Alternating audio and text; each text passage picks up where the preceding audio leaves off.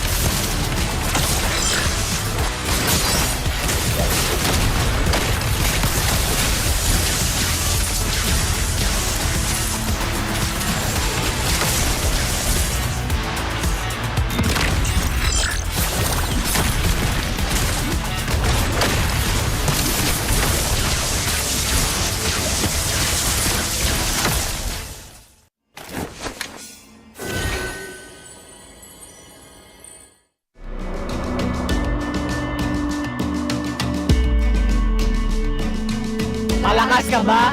Sali na!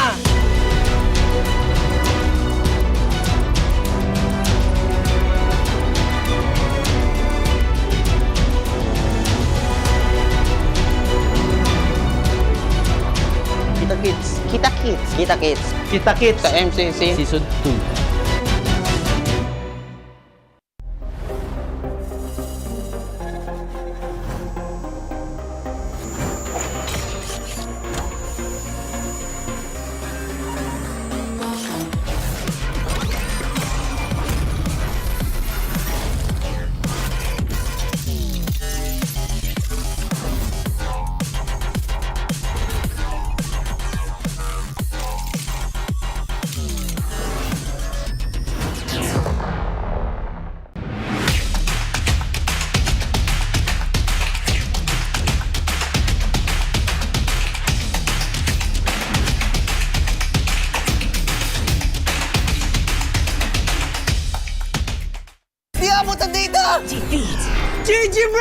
Don't worry! The Only with Smart Power All 99. Hindi bitin with 10 gig data to power your games plus only Facebook or only TikTok.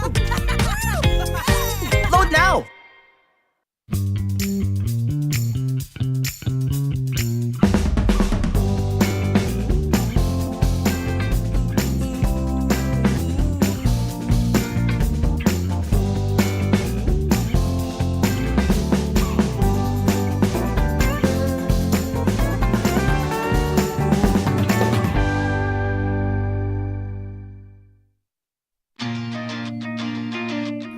To go to a concert when you can own that stage with your friends. Enjoy a night of impromptu bowling tournament.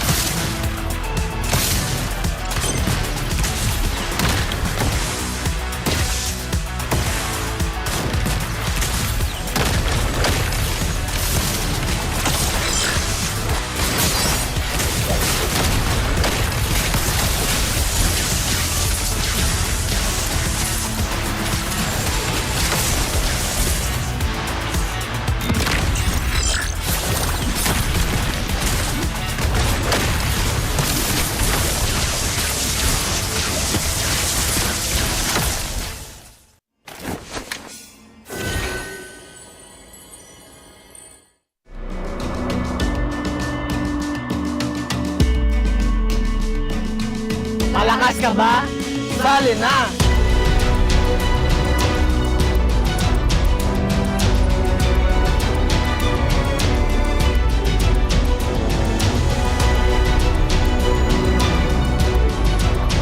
Kita Kids. Kita Kids. Kita Kids. Kita Kids Sa MCC. Season 2.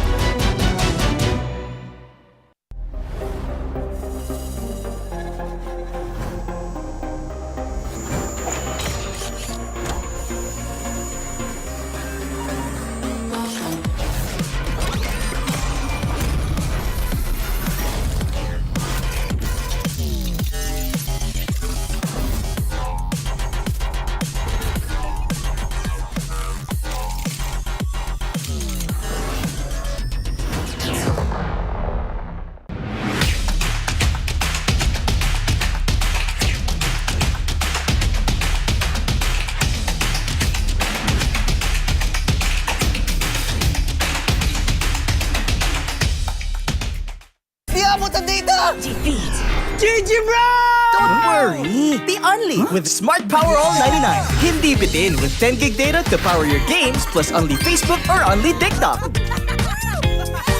Load now!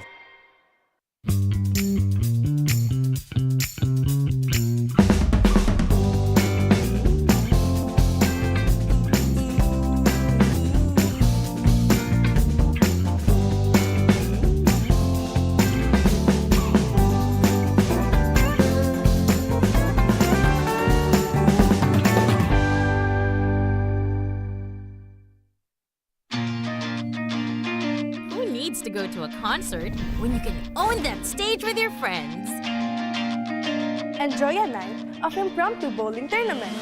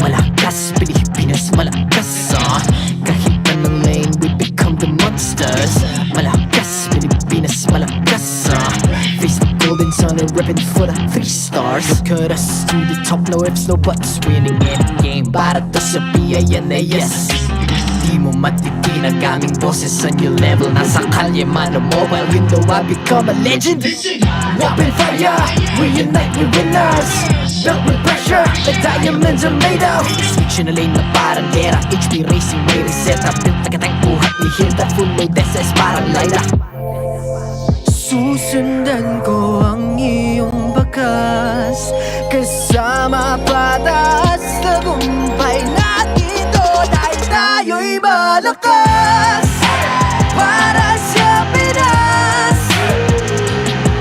Nasa amin ang alas Hindi tuwa atras Kinikilala sa taas Kasi kami ang malakas Para sa Pinas Nasa amin ang alas Hindi tuwa atras Kinikilala sa taas Ganito kami sa Pinas Wow! All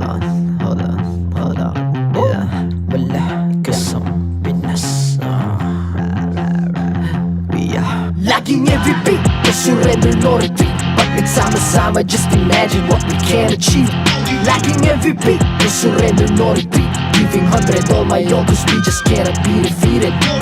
We are unstoppable, immune and invulnerable. Ready ang equipment, lahat frozen, malak crowd control. Pakita ko na jab like pow, beast of the southeast.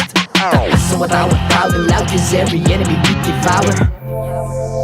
Susundan ko ang iyong bakas, kasama pataas, tagumpay natin ito. Dahil tayo'y malakas, para sa Pinas. Nasa amin ang alas, hindi ko aatras. Kinikilala sa taas kasi kami ang malakas, para sa Pinas. Nasa amin ang alas, hindi ko aatras. Kinikilala sa taas, ganito kami sa Pinas. Wow.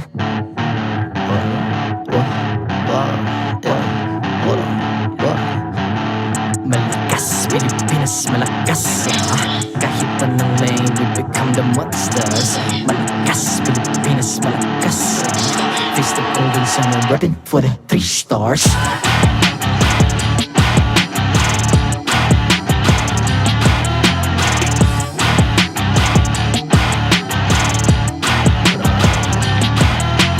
Ang lakas ng Pinas, we unite, be the stars. Ang lakas ng Pinas, we unite, be the stars. Ang lakas ng Pinas, we unite, be the stars. Ang lakas ng Pinas, we the stars. Ang lakas ng Pinas, we unite, we the stars. Ang lakas ng Pinas, we unite, we the stars. Ang lakas ng Pinas, we unite, we the stars. Ang lakas ng Pinas, we the stars. The 15th season of MPL Philippines is brought to you by the following sponsors. Infinix, the MPL official tournament phone. Lakas sa laro with Infinix. Smart, the official telco partner of MPL Philippines. BPI, the official bank partner of MPL Philippines. Mas magandang bukas, buksan sa BPI. Our partner in esports, Time Zone. Join the fun at Time Zone. TT Racing, for those who dream, work, and play. TT Racing has your back. Don't miss any MPL action by following our official Facebook and subscribing to our YouTube channel. Follow MPLPH on TikTok for more content. Experience the Lakas ng Pinas of MPLPH Season 15 action live at Green Sun Hotel. Grab your tickets now via official MPLPH website. All the regular season tickets are now available at 200 pesos. MPL Philippines is monitored and supervised by the Games and Amusement Board.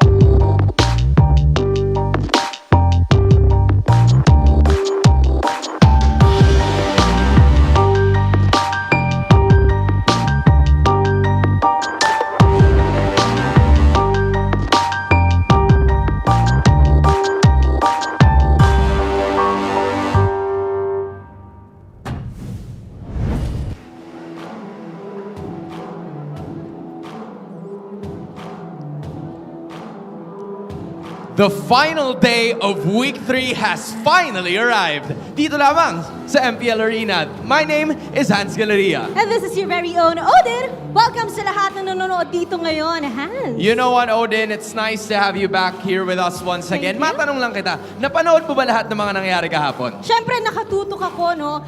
At talagang nakaka-excite, especially when Team Liquid beat Onic Philippines at isa pa. Aurora Gaming is still on win streak. Na mapapanood natin, maya-maya lamang. Paano naman yung Twisted Minds? They also got their first victory last time. Siyempre, hindi natin pwedeng kalimutan yan. Grabe talaga mag-draft si Coach Bonchan. I can't wait kung ano pa nga ba ipapakita nila. You know, teams have won from yesterday pero hindi rin naman nagpahuli ang ating mga MPL fans because they also got some surprises courtesy of the MLBB Golden Month Celebration. Inaabangan din natin yan, Hans. Every Saturday, nakikita ka namin sumayaw. What na muna tayo dyan ngayon? Alright, hopefully we get to see you on that because the other co-hosts have done the same. Pero oras na para ibalik ang laban on the final day of week number 3. Oras na rin para ilabas ang tunay na lakas ng Pinas dahil ito ang MPL Philippines Season 15.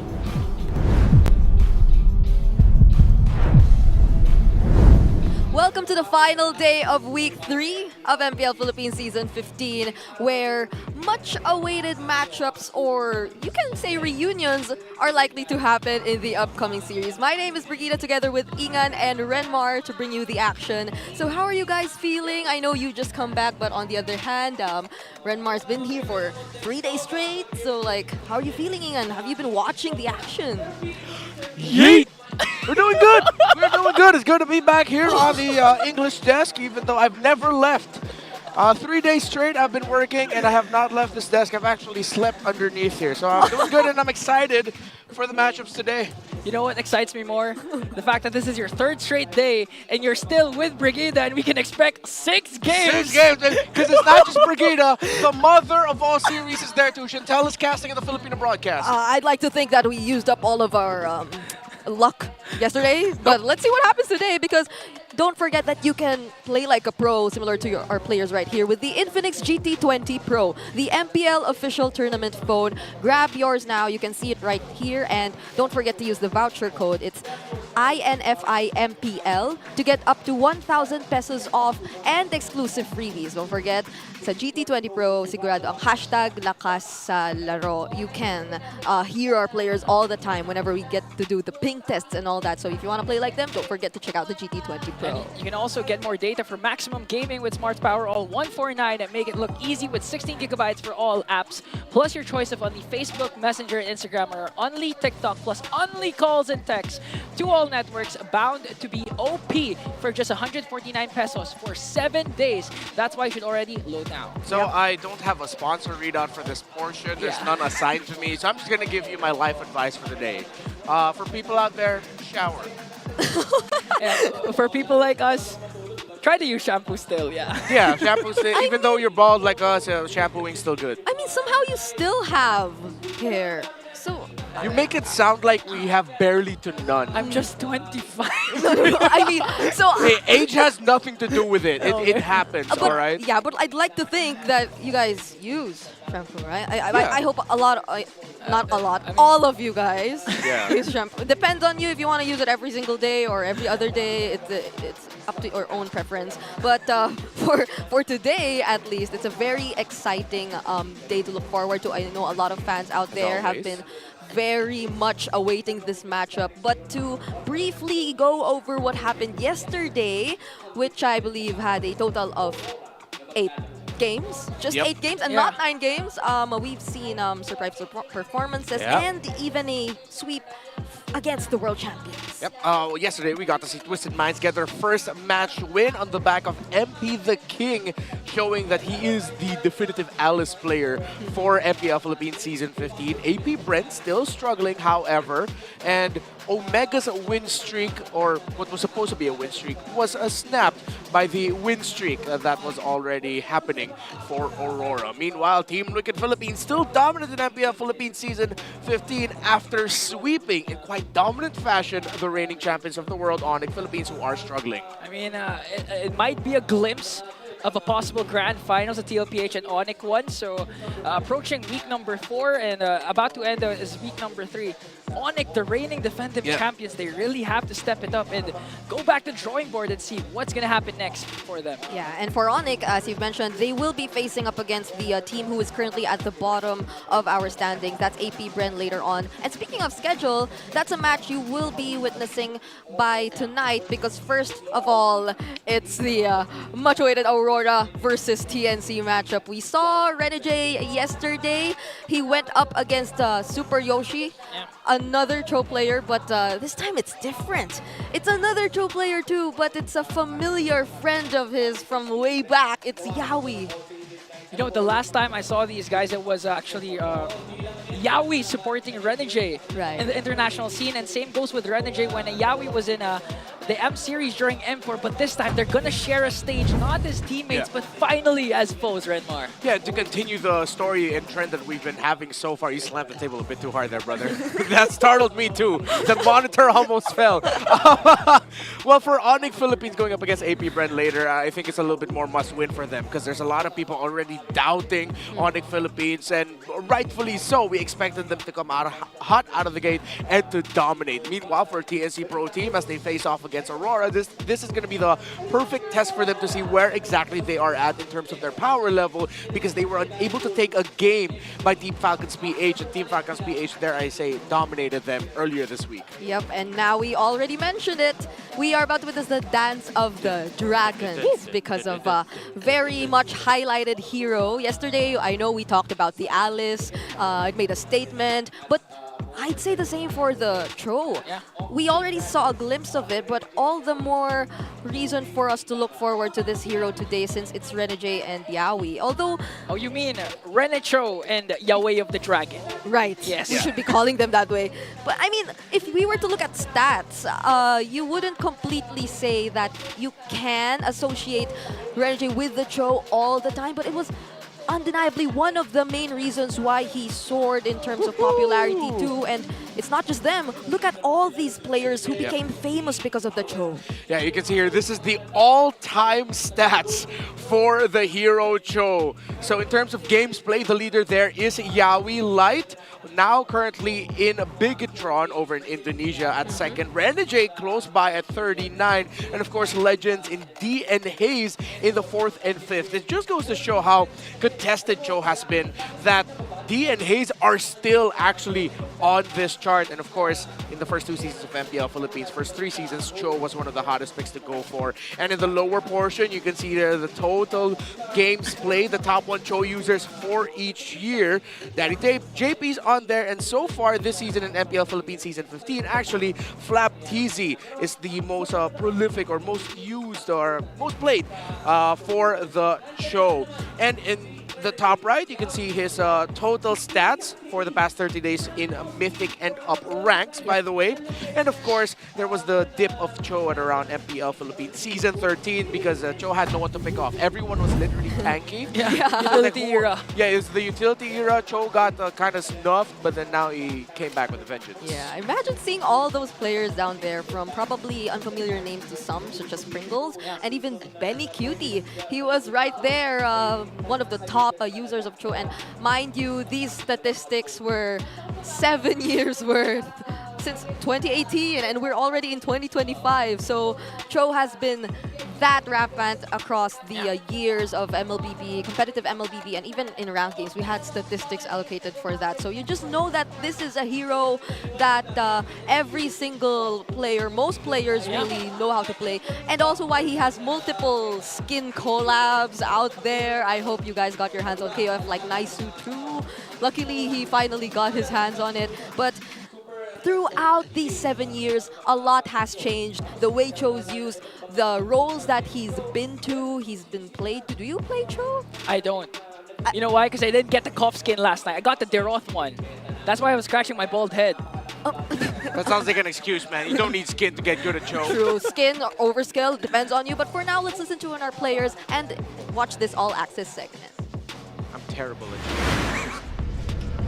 Thank you, casters. Nandito muna tayo sa All Access segment at kasama natin walang iba kundi the Hitman, the Hillman, dito lamang sa side ng Aurora Gaming, Renegade. Renegade, pumasok ako dito na feel ko na parang ang seryoso nyo dito sa holding area nyo. Kasama rin ang mga seryoso mong bossing sa likod. Pumasok kayo sa match na to na win streak. Anong nararamdaman mo ngayon? Actually po, sa ngayon kalmado lang kasi yung focus naman namin is syempre mabigay lang yung laro namin, mabigay ko yung best ko kasi excited ako makatapat si Yawe. Excited din kaming lahat na makita yan. At speaking of, nasa kabilang panig si Yawi, nakikinig sa'yo ngayon. Yes, For the sir. first time since Season 12 ng MPL Philippines, ngayon lang ulit kayo magkakaharap. Anong nararamdaman mo ngayon? Actually yun po, sobrang excited ko kasi si Yawe isa siya sa tinitingala akong rover since nung tank ko pa siya nung simula Season 6, 7, and 8. So ngayon makakalaban ko na siya. So tignan natin ngayon kung sino mas malapit sa atin. Mukhang titingnan natin kung sino mas malupit. Hans, nakikita ko na pinapaypayan mo na. at Pinapaypayan ko na. nahihilitan Narinig ko ang kasi. ating kabilang player dyan. Narinig ko kasi. Hindi ba kayo natatakot dito kay Coil? Hindi, joke. Kay Yawi. Hindi ba kayo natatakot kay Yawi? Narinig mo naman. Di ba? Sabi niya na, ikaw daw ang isa sa mga tinitingalaan niyang roamer mula nung season 7 tsaka season 8 kasi magkakampi kayo. Ano namang sagot mo doon? Excited ka ba na makaharap si Renny J? Excited na ako sobra kasi ito ba? Oh, ayun nga pala. Excited na ako sobra kasi kasi kakabal ko lang galing Indo tapos gusto ko matesting kung gaano na siya kabatak dito sa Pilipinas. Yan. Kung gaano ka na daw kabatak sa Pilipinas. May practice ka ba nung huli kayo nagharap? Wala, bigla lang ako pinasok nun Tapos ngayon? Ngayon, tignan na lang natin. Yan. Tignan na lang natin, Renny J. Tignan na May lang practice daw. na. May practice na, pre. Ayun nga. Renny J, kanina, bago tayo umere, sabi mo, nakita mo yung stats, parang lugi ka kamo kasi ikaw naka-damage, siya naka-roam. Oo nga Tapos kampi ko pa siya nung pinapatalo niya nung time na kampi ko siya, season 6, 7, 8. So mas mataas win rate niya sa akin sa Joe kasi nung di niya na ako kampi, nag-champion pa siya. Ay, pero nung hindi na rin kayo magkakampi, ang ganda na rin ng performance mo. Ano naman masasabi mo na may practice na daw siya ngayon sa paghaharap nyo? Kung sino makakuha sa atin ng Chu, galingan na lang natin. Naku, parang parang ready na ba siya doon? Wala, hindi kami Kung makuha papayag ni doon. Renny J yung Cho, ready na ba si Yawi doon? Hindi kami papayag doon. Men, si Yawi, kaya nga may Yawi of the Dragon eh. Di ba? Doon nga nakilala si Yawi. Yawi, pagalingan daw mag-show. Tapos sabi niya na medyo mas maganda daw yung performance nung di na daw kayo magka-ampi. Ano masasabi mo doon? Labas mo na yung show sa game 1, tapos lalabas ko saan sa game 2. So Game parang, 1, Game 2 ah. Game 1, Game 2. Para lang magkalinawan, Odin. parang magbibigayan daw kayo ng Cho. So any last words ang gusto mong sabihin kay Yawi ngayon? Kuya, good luck. Tapos kay Boss D, shoutout sa'yo. Pag kami nanalo, pengi din 10K tsaka AirPods Max ha. Ay. Okay, Bata mo rin ako, Boss D, kaya pengi rin. tingnan na lang natin kung sinong mananalo sa dalawang showman sa loob ng Land of Dawn. Any last words from you, Hans? Alam mo, iwan ko na lang para kay Yawi, we. Ano masasabi mo kay Renny J? Good luck. Bigyan na magandang laban ng fans. Yan. Yan. Maraming salamat, Renny J. Of course, Hans, Yawi. Balikan muna natin sa ating casters to get the showman started.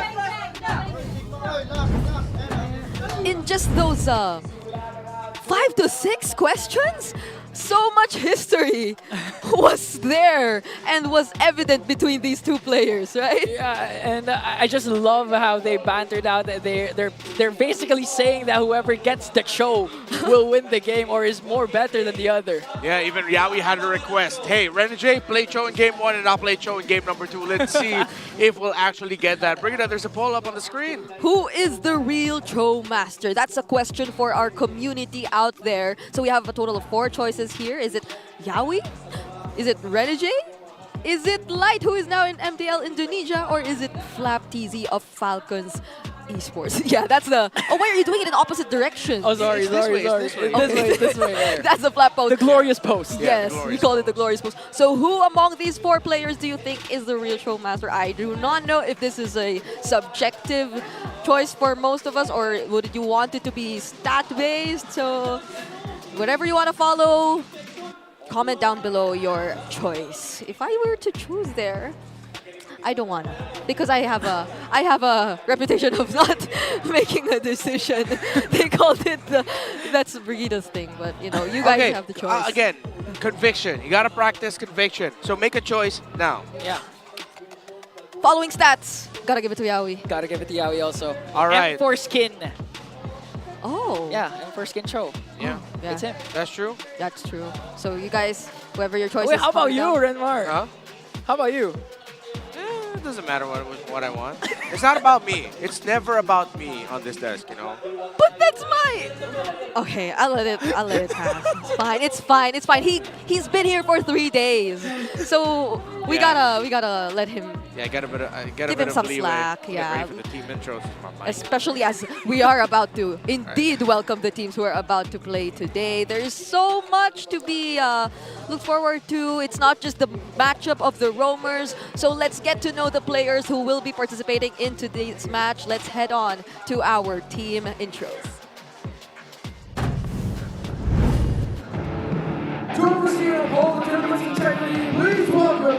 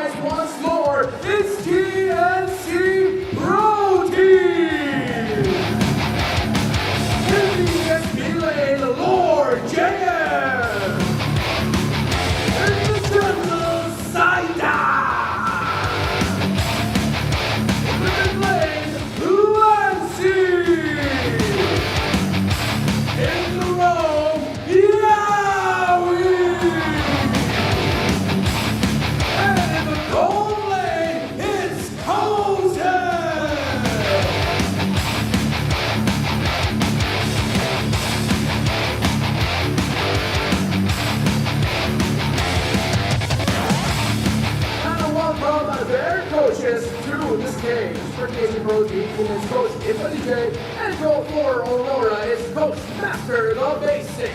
MPL Arena, get ready for the ultimate showdown!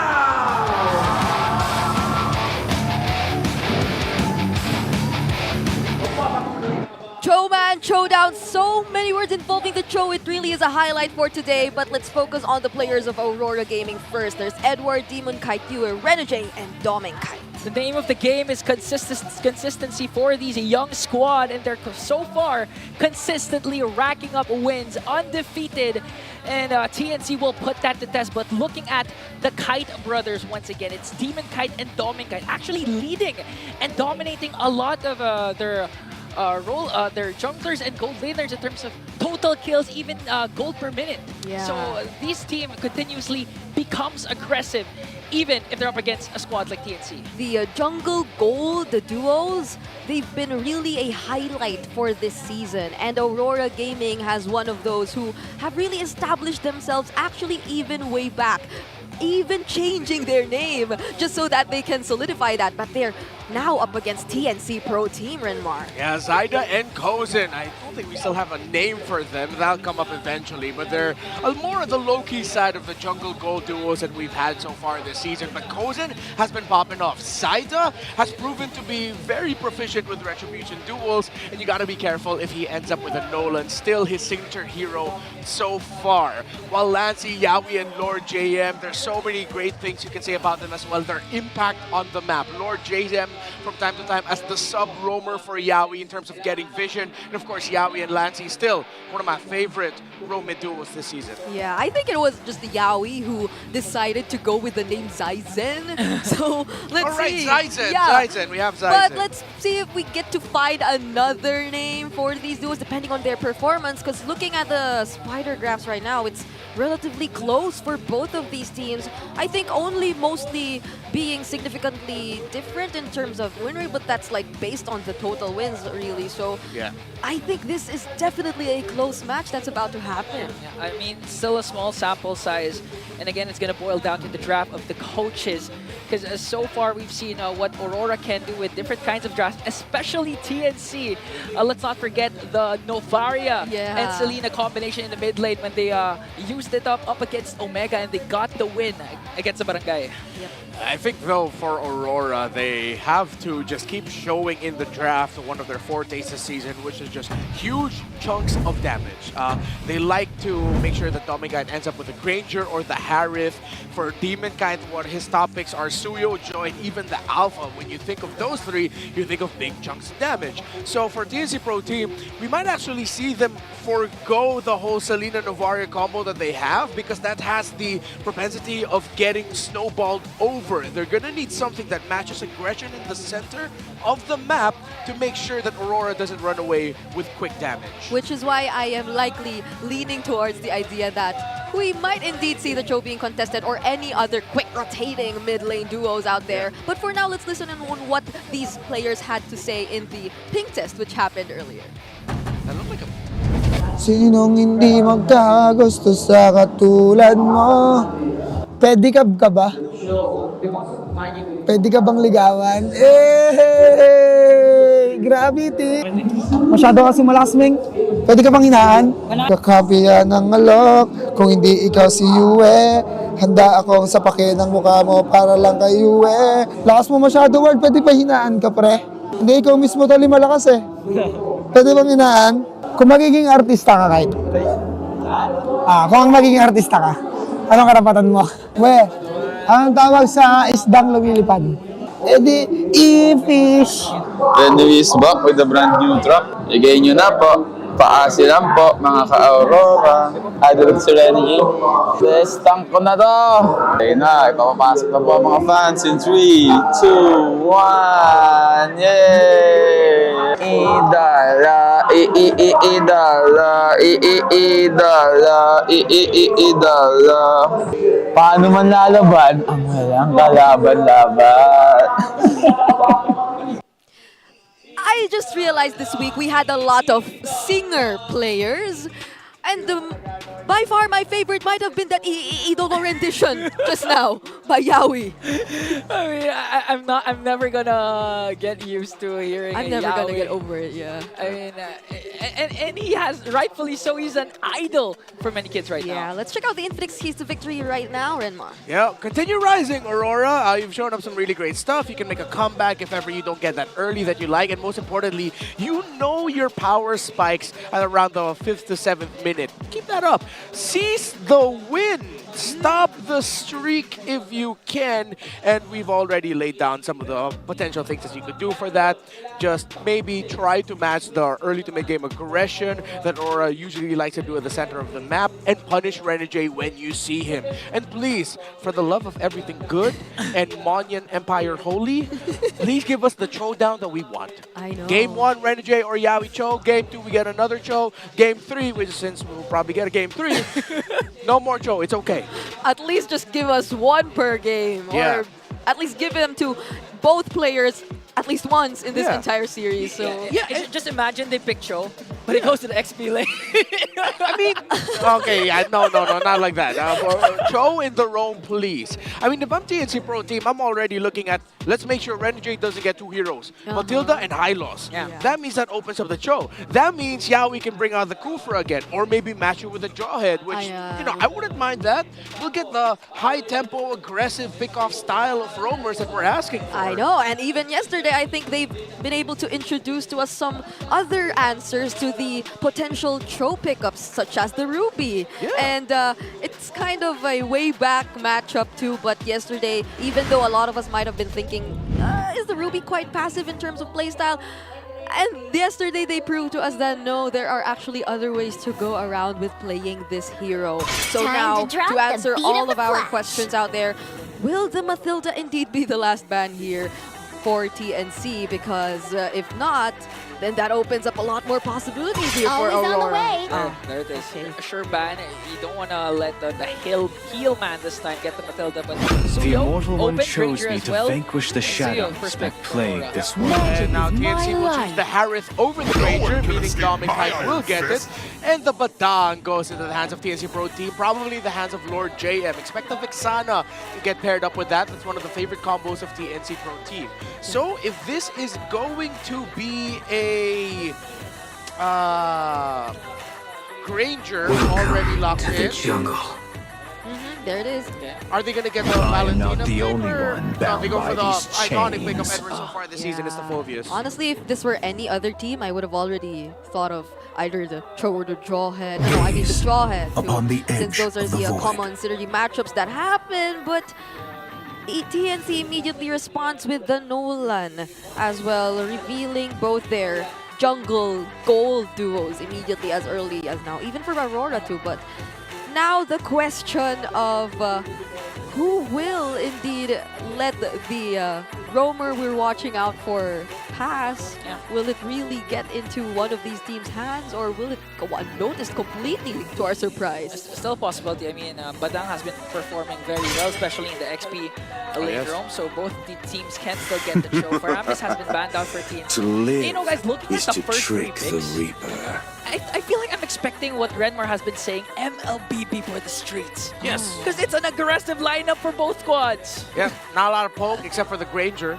And that's something TNC has to take into account as well, because if a Farsa and Granger end up in the hands of Aurora, TNC Pro Team, team fighting might not be that easy for them. Yeah, I mean, Lancy and Yue, considering these two mid laners and their ability to just synergize so well with their roamers, whatever hero they'll be deciding to pick up will be really interesting. Especially as now, the only hero taken out so far, or mid laner taken out so far in the second phase is Faramis, so that like still allows for a lot of the other options to be picked up. The Sicilian, All the injustice in the world. Seriously? Why? They banned it out? There goes our whole story. All right, you guys can two-man cast this, right? I'm out of here. Oh my god. I wanted to see it so bad too. But, well, I guess it is what it is. I'm kidding, I didn't leave. He did took off his headset though. Because for a moment, right? Who would have thought? not, it would really get banned out. So now we will be having to revert to either what the Jawheads, the Hyloses, the Tigreals. Farsa. Farsa for Lancy would be great, Yeah. considering that they also have the Nolan. Hope will find a way, Instead, even went when for the all is Vixana. forlorn. Yeah, I get it. The Deathly Grasp can delay the push that Aurora can do. Yeah, it's their combo, but there's so much range if Aurora ends up with the Farsa and or the Sicilian here. But then, you might even consider just picking up the Valentina. However, there's a lot of dive. Yeah, I think just go for the Farsa or the Sicilian and the Aurora. Then the roamer for Renegade should be...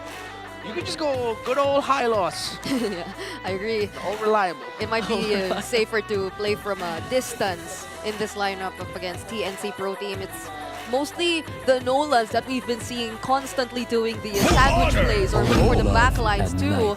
But they instead pick up a mage with somewhat reliable mobility once he casts his ultimate. And the Tigreal from Renegade, this is also somewhat of a signature, I'd say, considering his performances even last season.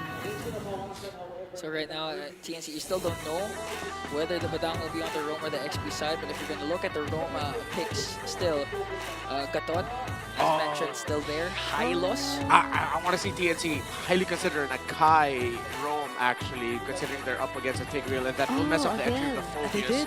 And they did already show up in Akai roam at one point this season, so maybe I'm just biased to Pandas. It will probably be a Gatot Kacha, as you mentioned, but I would like to see an Akai. You didn't give me the choice, just give me the Akai at least. I'm ready to say thank you. Something we've been looking forward which is surprising for us, since I think knowing that there's a potential Tigreal or that there is a Tigreal on the opponent's side, you wouldn't always consider going for a Jawhead. Yeah, to be fair, that's one of the heroes that we brought up earlier in terms of their trading. Cho, Kufra, Jawhead, one of those two. So TNC Pro Team, as much as we didn't get to see the Cho and I didn't get to see the Akai, at least we'll get the Jawhead. That means they'll be able to be aggressive and set the tempo if they're on time with the rotations. If Lancy and Yawi aren't afraid to blow up anyone that they see initially, the TNC Pro Team might be able to take control of the first 4 to 5 minutes of the game. But knowing Aurora, they still have that inevitable comeback in the mid-game. Yeah, I agree. TNC might have learned from what we've seen yesterday for Aurora too. So long as Renegade is still yet to get his hands on his ultimate, then he might be a go-to target for pickoffs in the early game. If we're talking about TNC and their possible rotations. One final look at the lineups for both of these teams. Welcome to Mobile Legends! Number 1. So let's see if Renegade will indeed play this carefully, and if Yawi will decide to target him constantly from minute 1 onwards. Alright, so Yawi going for the start that's opposite the Nolan. So when the Nolan gets there, it's going to be an easy orange take. Should expedite the process of the farming.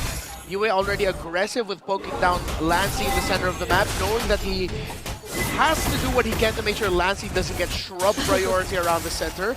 Well, Yawi and Renegade already exchanging TPs. You'll have to see the Little Wanderer will be going to Zyda. You know, my fear for TNC right now is literally time isn't on their side. Again, they can control the 4 to 5 minute mark for the side of TNC, but at the same time, if you let this go to a late game, Aurora's gonna have an easy time. Stackers are gonna pile up for Dominica, and at the same time for Yue. Yeah. Interesting thing, by the way, Renegade picked up Pull Yourself Together as one of his talents for his emblem set. So that means he'll be able to get his flicker a little bit quicker. Yeah, so could this be a much aggressive playstyle really for Aurora, that they will not be waiting for the setups from Yawi instead, and they'll be deciding to going in at, and especially during the objective takes that are about to happen later on, because for now I feel like it's been a quiet early game so far for both of these teams. They're just really patiently focusing on the farm. It might be really the first objective before we get to see anything. Yeah, and when the turtle spawns, I'm waiting for the MLBB for the streets, because again, they can't play passively with this kind of lineup, especially for TNC. Timer, the time is not on their side right now. Aurora starting things off. Lord JM onto the back, trying to make sure to get vision. Here comes the throw from Yawi onto Edward. Edward popping his Infernal Pursuit.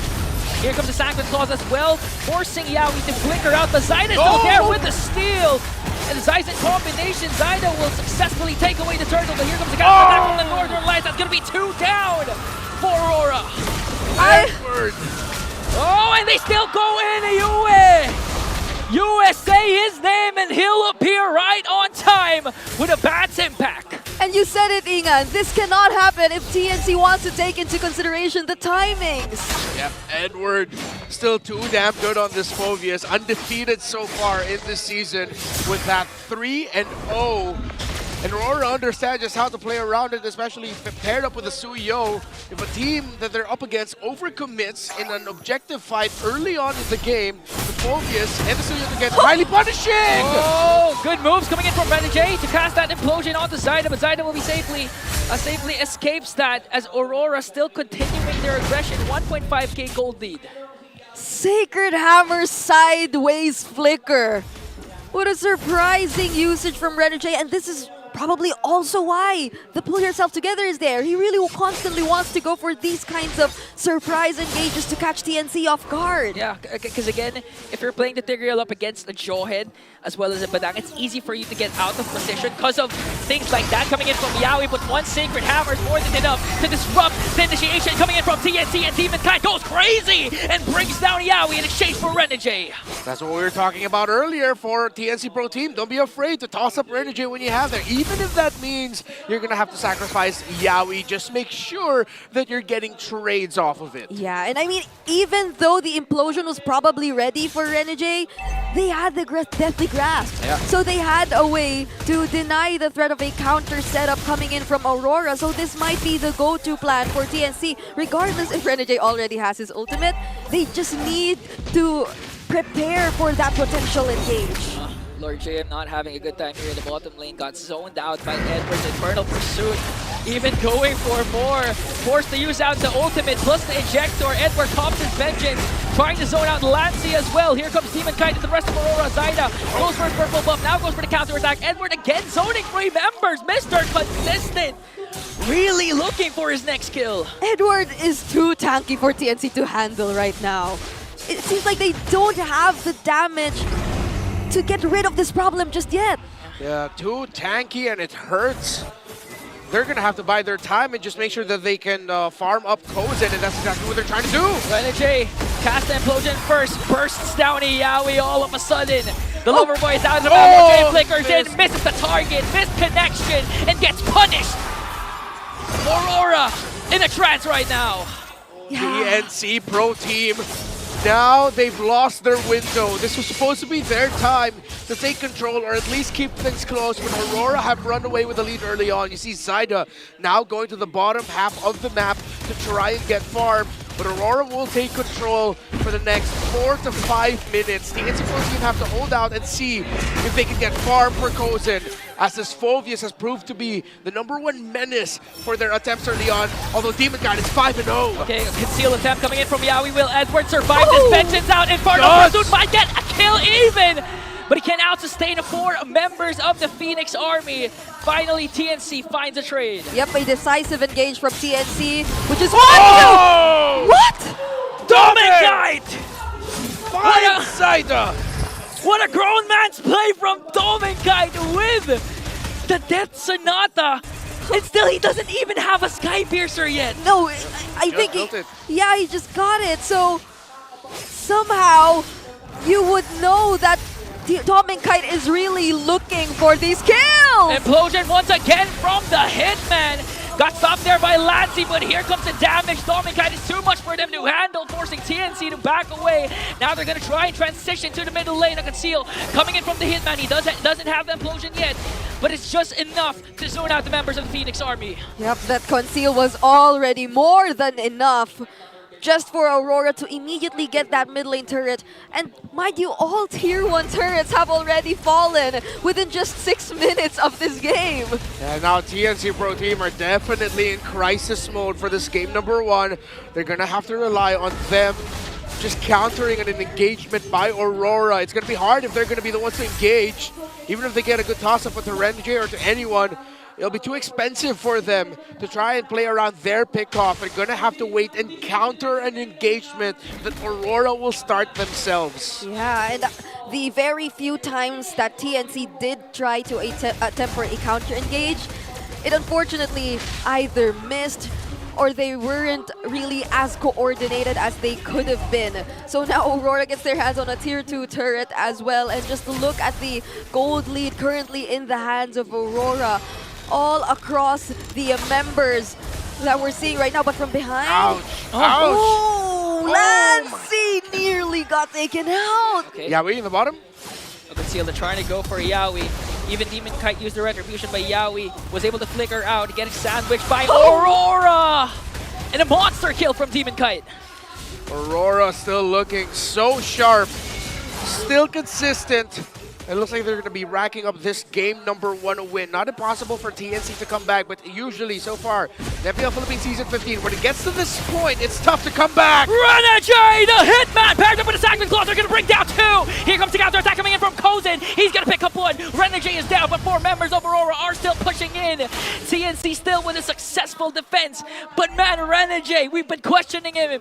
Is it the hit? Is it the miss? This time, he secured the play. And how often do you see a successful clash under a turret still with the holy shields intact?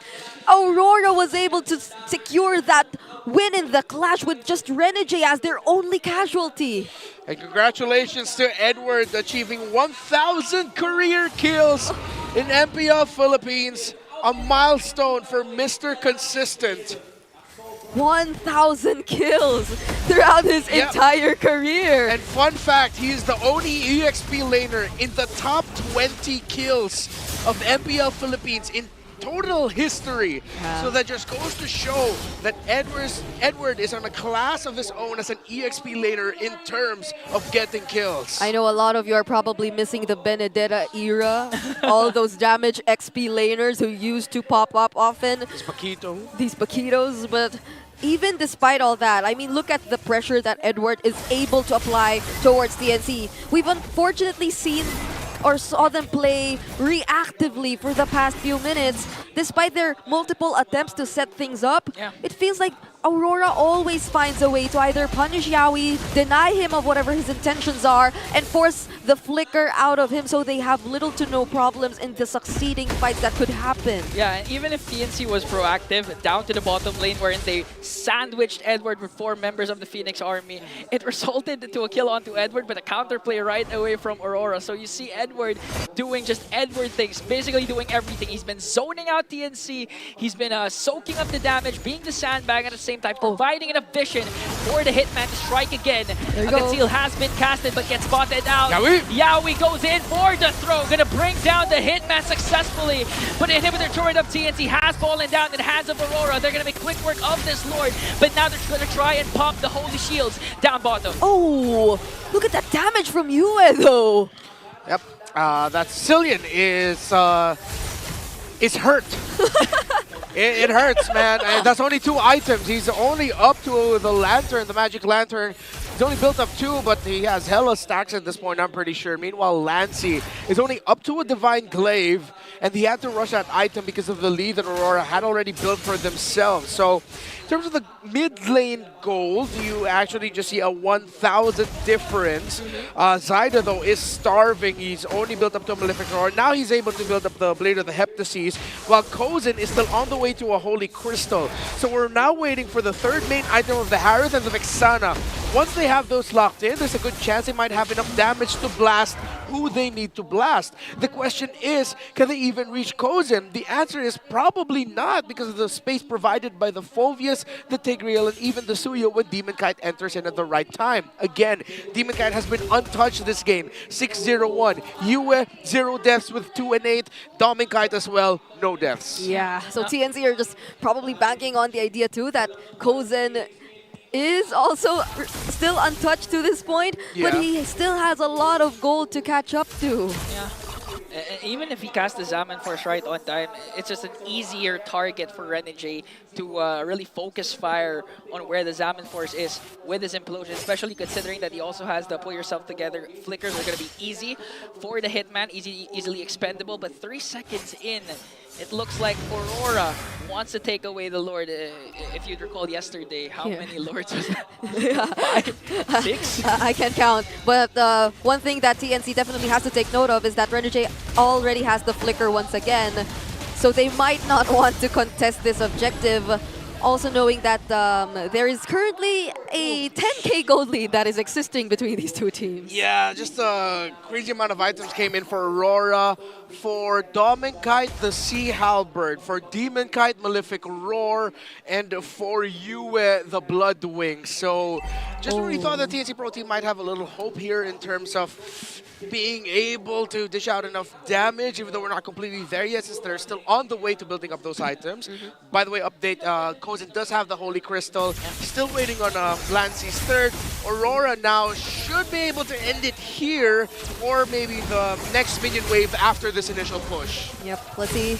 Because for now, they will be focusing on taking down the remaining base turrets. And TNC successfully clears out the Lord. So what will be the play for Aurora this time? Renegade seems to be cooking up something! Yaoi flickers in first, but Renegade goes in with a conceal plus the implosion play flicker combination. But Renegade is the first man down in exchange for Yaoi. A godlike kill coming in from Demonkite. The Kite Bros in a trance, forcing Kozin to walk away from his Zaman Force. A fat minion coming into the middle lane. 3 members are left to defend for the Phoenix Army. Zyda gets blasted out of the map, and Aurora shines bright as they take down the Phoenix Army. The first win of the series will be handed over to the Northern Lights. And that was a quick game. That was a 13-minute game, which they just were cleanly able to execute cleanly from the first minute up until the very last moment. Yeah, that wasn't handed to them. They earned it. And a good way to cap it off, and a good snapshot of what this game was that last play when Yaoi decided to go in with a flicker to try and eject her Renegade away. Renegade clicked conceal so that Yaoi wouldn't be able to toss him, which allowed Aurora just a little bit more time to slightly readjust to answer that engagement. Since TNC didn't get the engagement start that they wanted, it was Aurora setting the tempo and calling the shots in that final fight, which they eventually ended. You know, even if there wasn't a Cho present in the game, clearly Micro didn't lack with those kinds of amazing plays from both roamers. They really set the tempo and made the game exciting. There were so many clutch decisions that came into play here, even starting off with the emblem builds that were previously discussed, which resulted in a constant flicker threat coming in from Renegade. I feel like even the other members of TNC Pro Team really found it hard to find the perfect position, even despite us discussing that they were indeed going for a dive composition. None of them seemed to be confident enough to actually dive against the members of Aurora earlier, just knowing that there is Renegade who can use the implosion, and that on the other side of the map there is Edward who can just keep zoning you out. Yeah, unfortunately, the times where we did get the TNC Pro Team in the earlier portions of the game look confident to try and engage and do something. Aurora sidestepped or Aurora countered. My mind goes back to when Lord JM went for the flicker, thought he could get a big fist break, fist crack combo, but it was sidestepped by Aurora. He just had to readjust it and point them towards the wall they were already beside and just smacked them, but that didn't lead up to much for TNC Pro Team. Yep, it was a very difficult situation for them, so let's see if they can find their way back. But for now, who is the MVP of that game? Hey, hey, hey! 1-0 for the Hitman. Again, well-deserved the performance of his Tigreal, going instead for the pull yourself together. Sacrifice tankiness, but he made it well worth it because of the amazing sets that he did, even down to the first turtle. The first implosion was amazing. Yep. Yeah, he knew just how much value he would get out of his flicker. So instead of waiting for 120, he'll just have to wait for around 110? Yeah. Like 110 around 100 seconds almost 15 to 20 seconds less time for him to be able to use the flicker again, because he knew he'd be the target of the toss-ups of Yaoi. It'll be important for him to reposition with it. You're not just thinking of it as, oh, I have an aggressive set tool. It's, I have an aggressive escape tool, if that makes sense for you. Yeah, and sometimes those escapes actually bring him closer to other perfect targets as well for TNC Pro Team. And so really, Renegade stood out to us in this entire game, and multiple times, even after he dies, the trades are just so worth it for Aurora. They get something big out of every single time that Renegade goes down, but this was the sequence where we talked about Lord JM missing the fist break and the fist crack combos.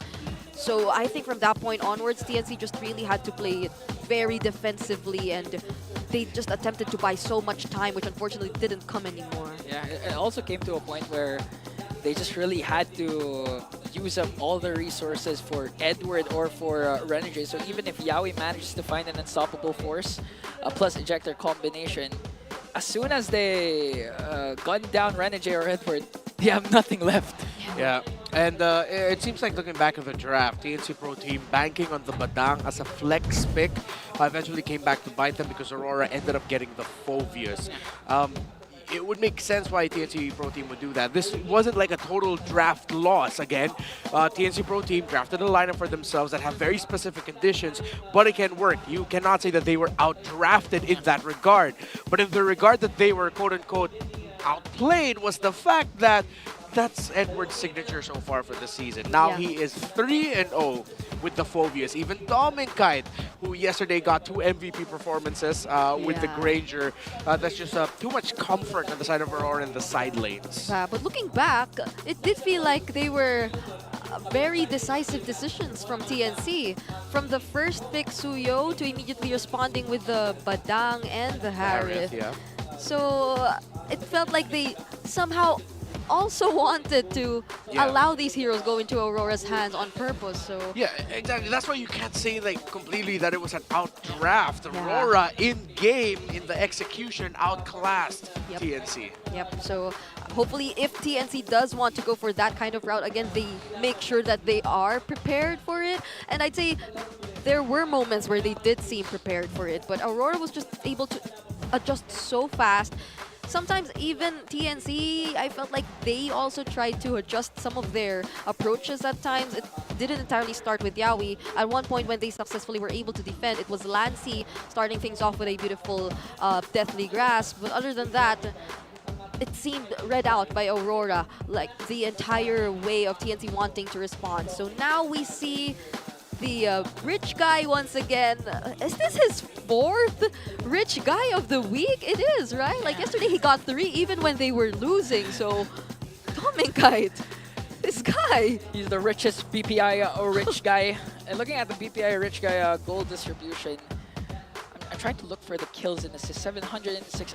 I just really can't forget about the play where he just literally sniped Zaida with the Death Sonata early on in the game that set up the tempo for Aurora. Yeah, and I was already surprised that by that time, he already had his hands on both the Hunter Strike and the Piercer. Yeah. This is I was shocked. Dominkite's most played hero this season. If I'm not mistaken, he should be 7 out of 9 already, with around an 80% win rate for the Granger. Just goes to show when it comes to the draft, Aurora are willing to trade the Harith and all that. They really just want to make sure that they get the Granger. The other gold laners that Doming have played, it's only 2 games with the Harith, 2 games with the carry, now 9 with the Granger. Yeah. So he's just played 3 so far. Yep. And most teams still let him get his hands on the Granger. So yep. I don't know if I'm hoping to see TNC adjust in terms of that. So for now, while the players prepare, I'd like to invite you guys to join the MSL Collegiate Cup Season 2 first, because a whopping 500,000 pesos prize pool with up to 1 million diamonds is waiting for you. And an opportunity to qualify for the prestigious MDL Season 6 this August. Don't forget, AP.Bren came from MDL as the defending champions. Now they're going to defend their championship in MPL. But visit the MSL Collegiate Cup Facebook page or go to the website to register now. Yep. No, that's crazy. After the end of this year, we're already going to have 6 MDL Philippine seasons. Oh, Time actually. flies. It's been 3 years already. Yeah, I think I was still in sophomore year when When you won the junior back-to-back. Yeah. No, and when MDL started, I think that was like my junior year or something. But it's not just the MSL, it's not just the MDL that you have to watch out for. It's also the Athena Cup, which is happening right now. So this is an exclusive league for female pro players and the official qualifiers too for the MLBB Women's Invitational. The tournament will take place from March 7 to May 27, so let's all support this growing league that empowers more women to be esports pros. You have a message for your fellow women? Yeah. Bring it up. Yes, my fellow women out there. I just saw even Team Liquid launch their female team. Oh yeah, Team Liquid Aqua. They even had like their own like fighting movie, like action movie style roster reveal. Yep. So who knows the other franchises who are looking to build their own female teams, because there are a lot of tournaments coming up which would allow for these female pro players, my fellow women, to actually shine. And it would be so nice if I could too, but I know my limitations as a human, so... As a human. As a human being. Fellow women. As a fellow woman. As a yes. human. And so I'd be glad to be sitting here alongside my co-talents. But yeah, going back to the match, it was indeed somewhat of a one-sided one. So speaking of rosters, we have to also highlight another roster. It's the Rosa-led powerhouse from Turkey that's now under Aurora Gaming. Yeah, I cannot imagine a better organization to take the former Ulfidnar to get this roster of powerhouses from Turkey.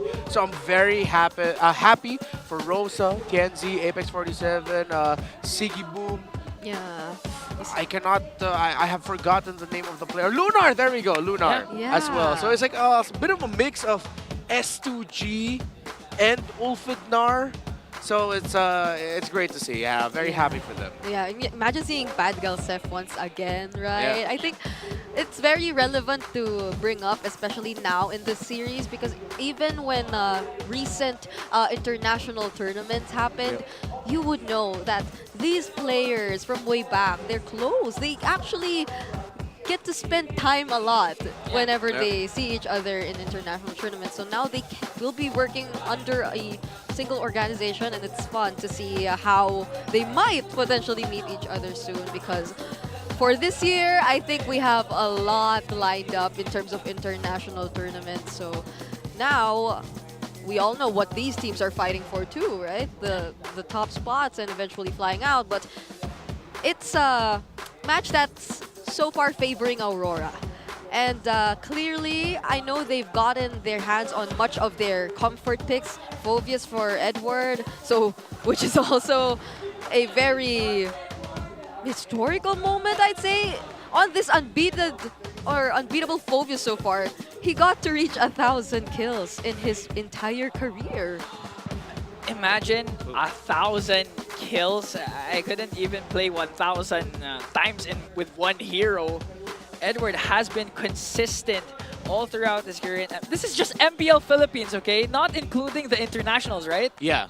So this is just MPL Philippines stats. Yeah. So congratulations to Darth Edward for making it this far. Yeah. He may have joined the Lions, but it seems like he's also joined the dark side. I like this look for Edward. Yeah. Makes him look menacing. He usually looks very young, and I don't know. This vibe makes him look a bit more serious, mature or something. But blue side, it will for now go into the hands of TNC. I wonder if they're planning to switch things up. They will get a chance to secure their priority picks. But even earlier, I feel like their main priority ever since it was really Harith for Kuzen. But would they really want to let it pass again and allow the Granger go into the hands of Dominkite? Because I feel like that would be a great adjustment to look at or to start from if we're thinking about how they want to move forward in this series. Honestly, I feel like just go get Granger, open up Joy, let them use Joy, you go Suyo. You don't want to pair up Joy and Harith, so it could be literally battle of the drafts for TNC Pro Team, but this time, let's see, because Doming, as Renmar mentioned, he hasn't lost a single match with Granger, right? Yeah, I don't think so. And he's gained multiple MVPs, rich guys from it, so that's one thing to note for sure. But now, Where looking there's at the light, drafts, there are the also bans so far, shadows. I don't think we're seeing any of these gold laners being taken out just yet. Why they didn't take out the Granger too. So TNC, if they do not prioritize the Granger, I don't know, Aurora might be really happy with this development so far. So Aurora last bans show. Who's still open? So Yo, Granger, Joy. I feel like they won't ban any of the junglers anymore. Just trade it out for each other. Yeah, the usual power pick trades are still on the board. TNC Pro Team has to wash out Aurora, potentially picking up Lucas at some point for Edward. Because if it's not the Phobius, one of his more aggressive options is the Lucas. But of course, you can't take away the possibility of Edward just picking up the Edith later into the draft. So those are things that TNC needs to consider in the back of their mind. So, Suyo Joy is what they're thinking about. They might consider picking up the Joy so that Aurora doesn't end up with a Harith and a Joy. However, that means Harith and Suyo. But I also wouldn't suggest TNC rush picks the Harith. I think Aurora would be okay with giving that up. Just choose between the Suyo or Joy and lay on it. Yeah, I feel like a rush the Granger. That's true. It seems like they're also really thinking about which choice to go for. So for now, it is going to be the Suyo. Yeah. I think TNC Pro Team are trying to signal to Aurora, it's like, hey, Joy and Harris look so good, right? But nah, they're not going to bite that bait. They will rush the Granger. Great choice there. And of course, that turns off now an even harder time, potentially for a Farsa pickup for TNC Pro Team if they want to go for that. I think for the first two picks alone, Aurora have already really checked TNC Pro Team in the draft. So now they adjust. They pick up the Harith for themselves, and it's still going to be a Badang. It's a very similar draft to what we saw in game number 1 so far. For TNC, at least. Yes. But at least that they kind of switched things up a bit and had their hands on the Suyo, because earlier it was the Nolan.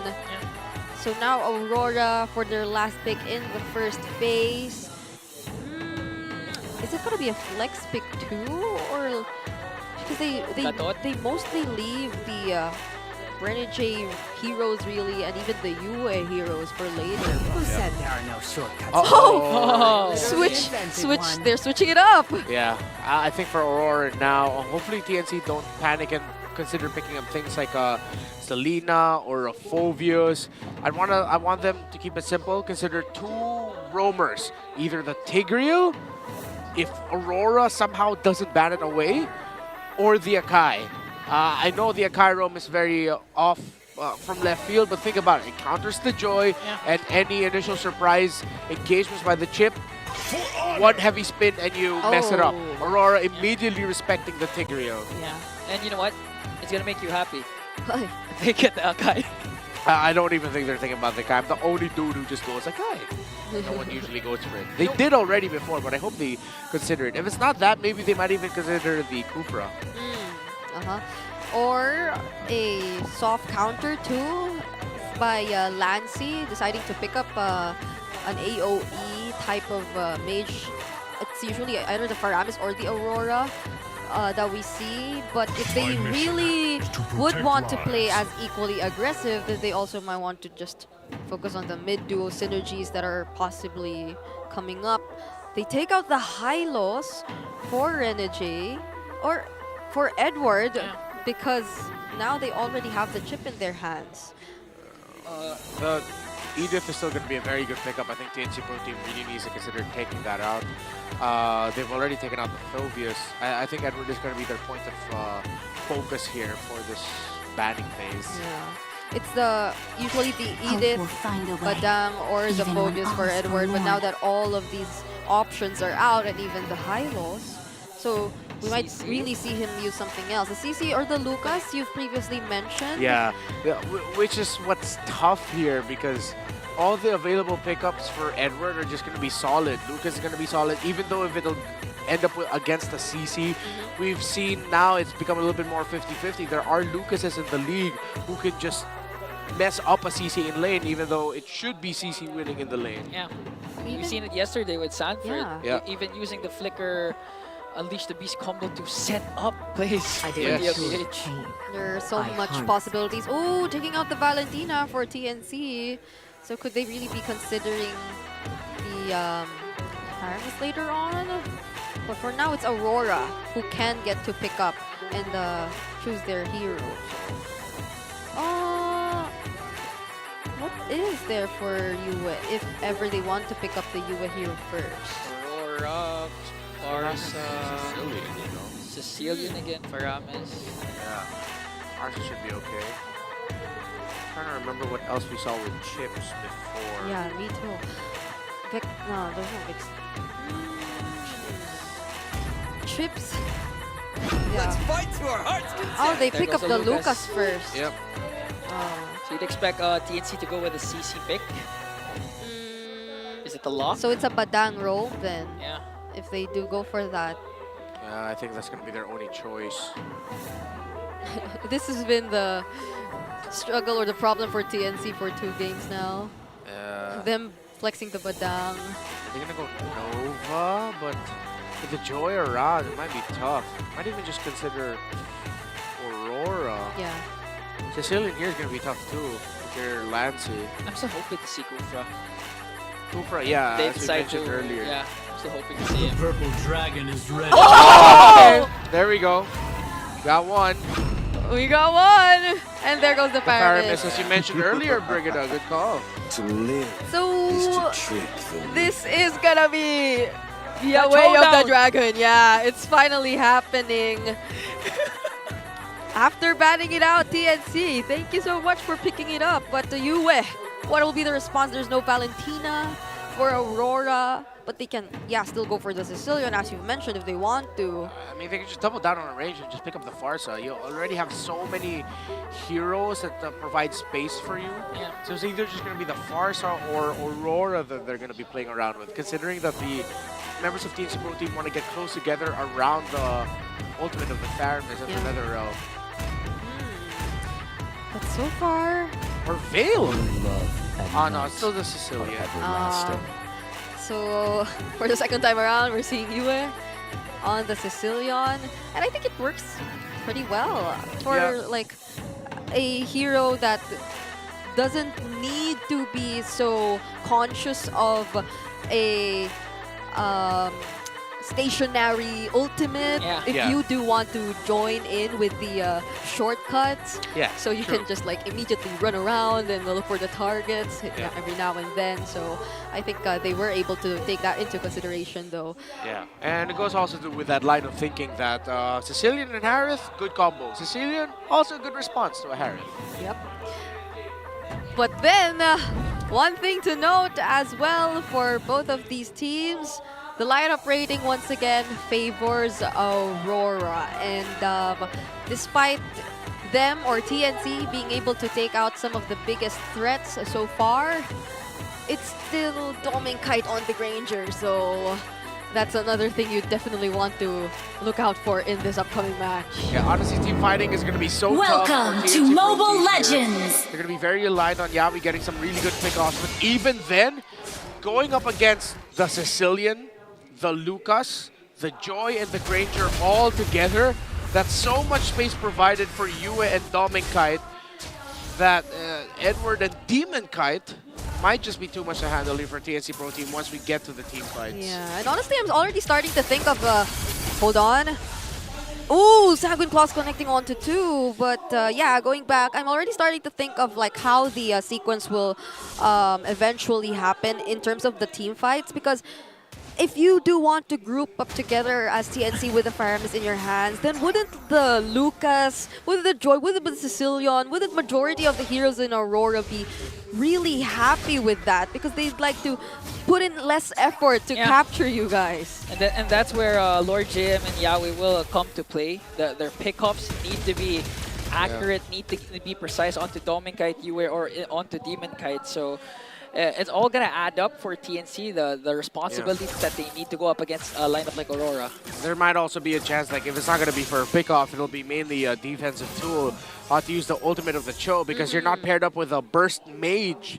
You're paired up with a mage that can, if you kick someone back, will probably pull someone back, and then you're just going to change that crowd control interaction. So this is probably why we also see Zaida constantly being there alongside Yawi in the early stages, because he is the main source of damage so far at this point. But even then, Aurora, they're not really showing themselves. They're just being extra careful with the patterns that they're showing us. But for now, let's see what happens in the first turtle take of the game, because who's setting it up? Is it Aurora? Oh, looks like Lancey goes in right after 3 to zone them out, cast the ultimate already to make sure to secure the first turtle for the Phoenix Army.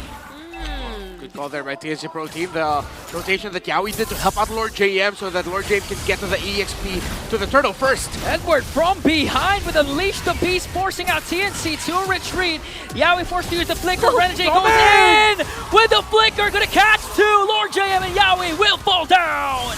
Kozen's here using the Zaman Force. Lancey also goes in! Lancey with a pull, feeding him off to Kozin, and Zaida picks off the kill as Renegade also gets one more. He's trapped! He's trapped! Demon Kite from behind, just like yesterday.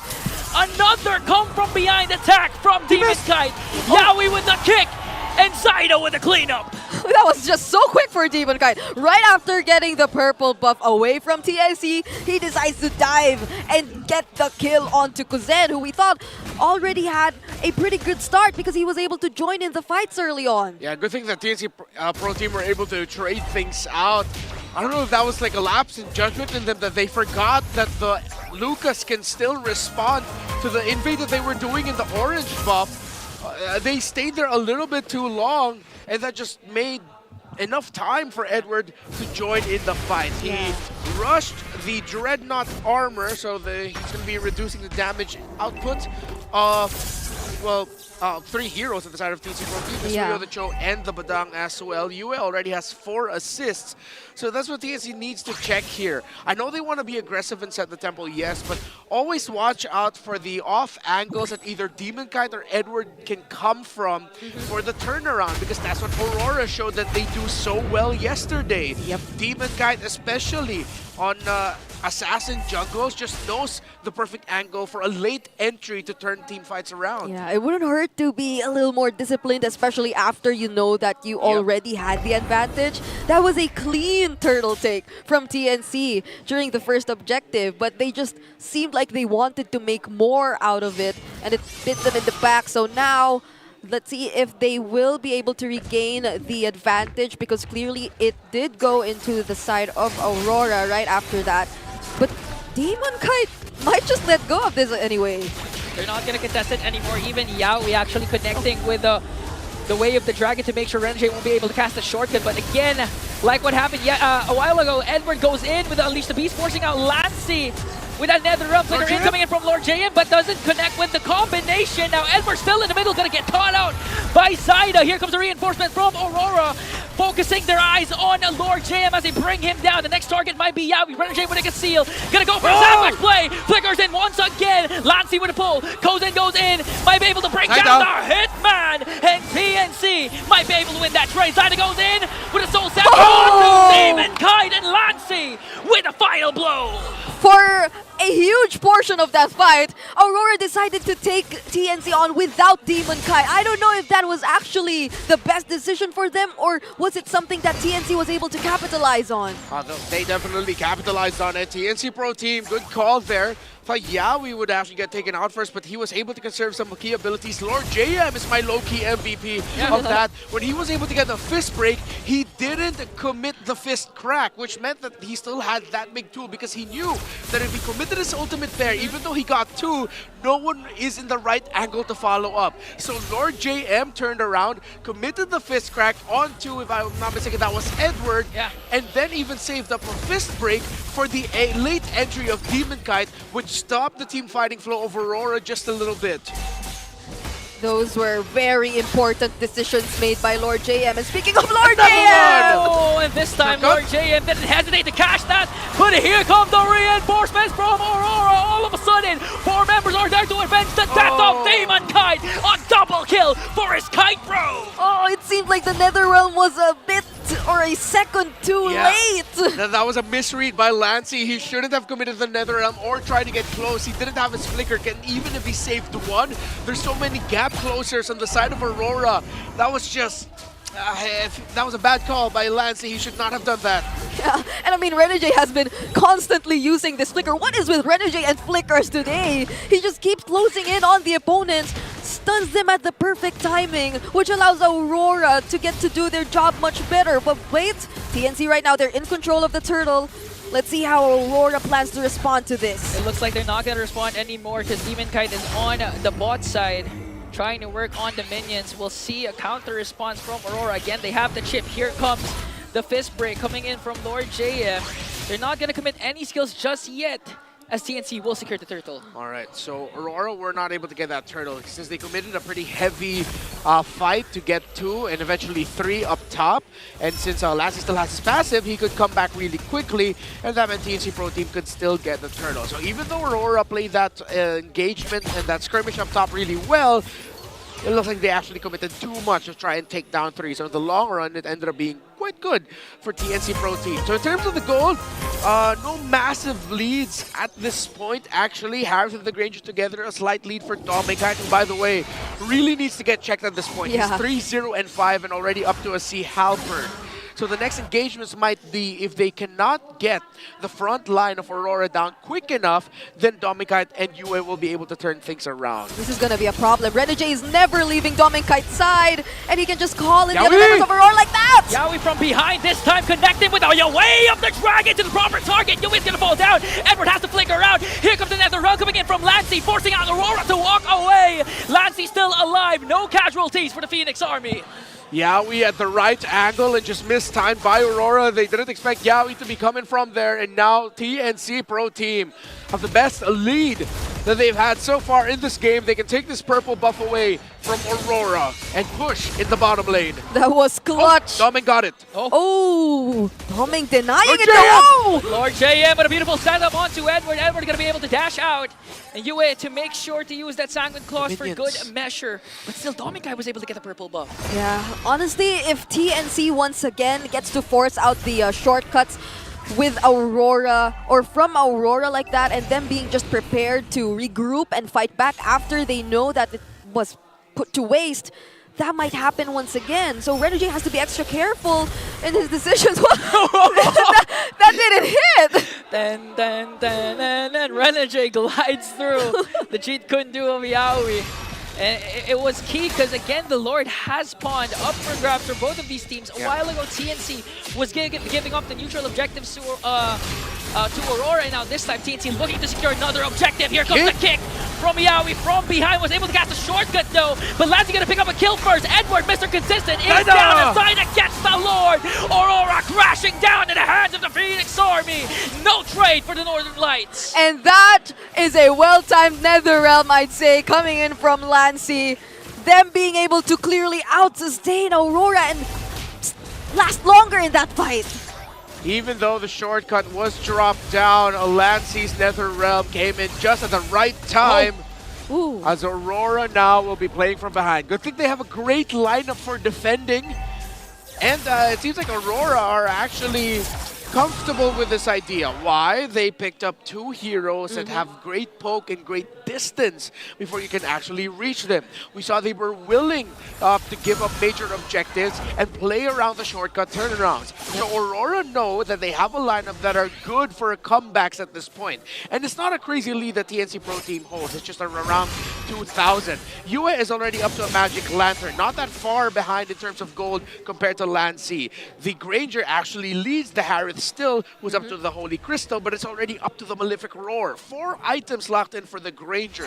So this is still very, as they would say, comebackable for Aurora. And not to mention, aside from that wave clear they have in their hands, Renegade can just come in with the crash courses and deny whichever engage TNC wants to go after, but they might just be playing it a little more safer for now, considering that they did indeed haven't established that much of a lead just yet up against Aurora, so they have some catching up to do. But at least for them, map control is clearly on their side right now, and Kozen is finally leading in terms of damage dealt. That's why I like what TNC decided to go with, not forcing anything anymore. Again, even if Aurora's lineup can scale up towards the late game, if they secure another major objective like the second Lord, they can take down a lot of inhibitor turrets and render the lineup of Aurora useless. Yeah, the discipline TNC is showing us right now was the complete opposite of what happened in the first hurdle. They wanted so much more from that, but now they clearly know that they have to take care of this advantage. Yeah, one of the trade-offs of Aurora and their strategy in this game is that the Lucas was not able to get the condition that you want for a Lucas in terms of being able to snowball quickly in the game. Usually you want to at least get 1 or 2 of the turtles and stand toe-to-toe in terms of team fighting early on if you want to play around a quickly scaling Lucas. Since they played a little bit more defensively, this Lucas will turn into more of a utility and set option when it comes to the defenses. As TNC Pro Team, I like how they're positioning. They're slow pushing and not managing the top wave. They're focusing bodies at around the mid, looking at the minions of waves that they have. Magic Sentry spots them out, so now that means TNC will have to be careful around the upper quadrant. Yaoi gets the information, but Aurora will get the position first on this objective. They show themselves here and will push Aurora back. Renegade holding strong though. Ultra Instincts from the Hitman. Both of them use the flicker. No engage for TNC, but also no flicker for the Hitman. Look at these two. They just know each other so well. So it seems like TNC will be able to position themselves somehow. Okay, both ultimates has been casted for the both roamers. Here comes Edward with Unleash the Beast. Oh my god! Omega kill brings down the lover boy. But look at the Lord JM with a beautiful setup. Aurora still alive. Lassie flickers in. Dominguez is in a trance. This man is crazy. As Aurora has 5 members left. TNC forced to back away. A conceal from Renegade. I smell blood in the water in the river, but the clash will disperse. All right.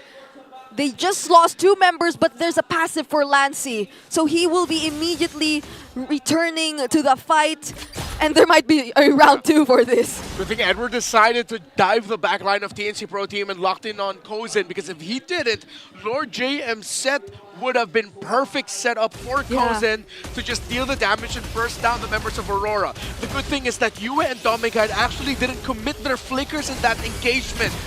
So they still have escape tools here if TNC don't check that. Here comes another initiation from Lord JM. Renegade, will he be able to sustain this? He's gonna get bursted down by Kozen. Lancy might be the next target, but another clutch, another round. Edward and Unleash the Beast will be tamed by the members of the Phoenix Army. Aurora backing off right now. Zaida with the Lord. Yaoi blocking all these bullets from Dominguez. And TNC eventually securing the objective. Great team fighting by TNC Pro Team and great retribution, or great take on the Lord rather by Zaida, as both junglers looks like were not able to use their retribution at that moment. Brute Force Breastplate now built up by Lord JM. There's a lot of CDR and lots of utility and damage coming out from that Badang that Aurora now need to be careful of. Yeah, Lord JM's been doing so much in this entire game. I'd say, in a way, he's slowly getting that personal MVP for me. He's been denying so much from Aurora, and earlier even setting things up. So now Aurora will have to defend this Lord for now. Let's see if they're able to deny TNC of what they want, because Renegade will be spotted, and Yaoi's looking to get a setup! Another Yaoi of the Dragon! But Dominguez will get the counter kill. Here comes Renegade onto the back and force out TNC to walk away, but Kozen in the trance. Edward's gonna fall down once again. The pull onto Dominguez. Electrifying beat. He lives! Dominguez lives to fight another day. Yaoi, Edward will fall down. And he already got pulled pulled at that moment, but he still survived. Kozen just wasn't able to reach him anymore. But now TNC, they might just be much more confident to still pursue other objectives away from Aurora. Just goes to show how close this game is. But one gap closer, or at least one gap builder on the side of TNC Pro Team. Make that two Divine Glaives on the Tharamis and the Harith. Now at that point, Aurora in those moments where it seemed like they were able to escape with just a sliver of health might not happen as much. They really need to play around and conserve their flickers. Here comes TNC with the conceal. Hey, hey, yo. Oh. Hey, yo. Okay. A much needed breather. Yes, a must needed. Because honestly, I don't know what to expect anymore. No. That was looking like a clear intention to set up from TNC, but let's get back to that later, because for now we have to settle things first.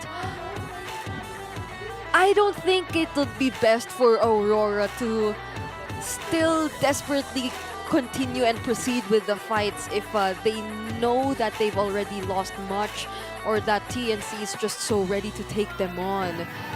It did feel like that was the case during the most recent team fight, where Renegade still decided to flicker in and land the shortcut.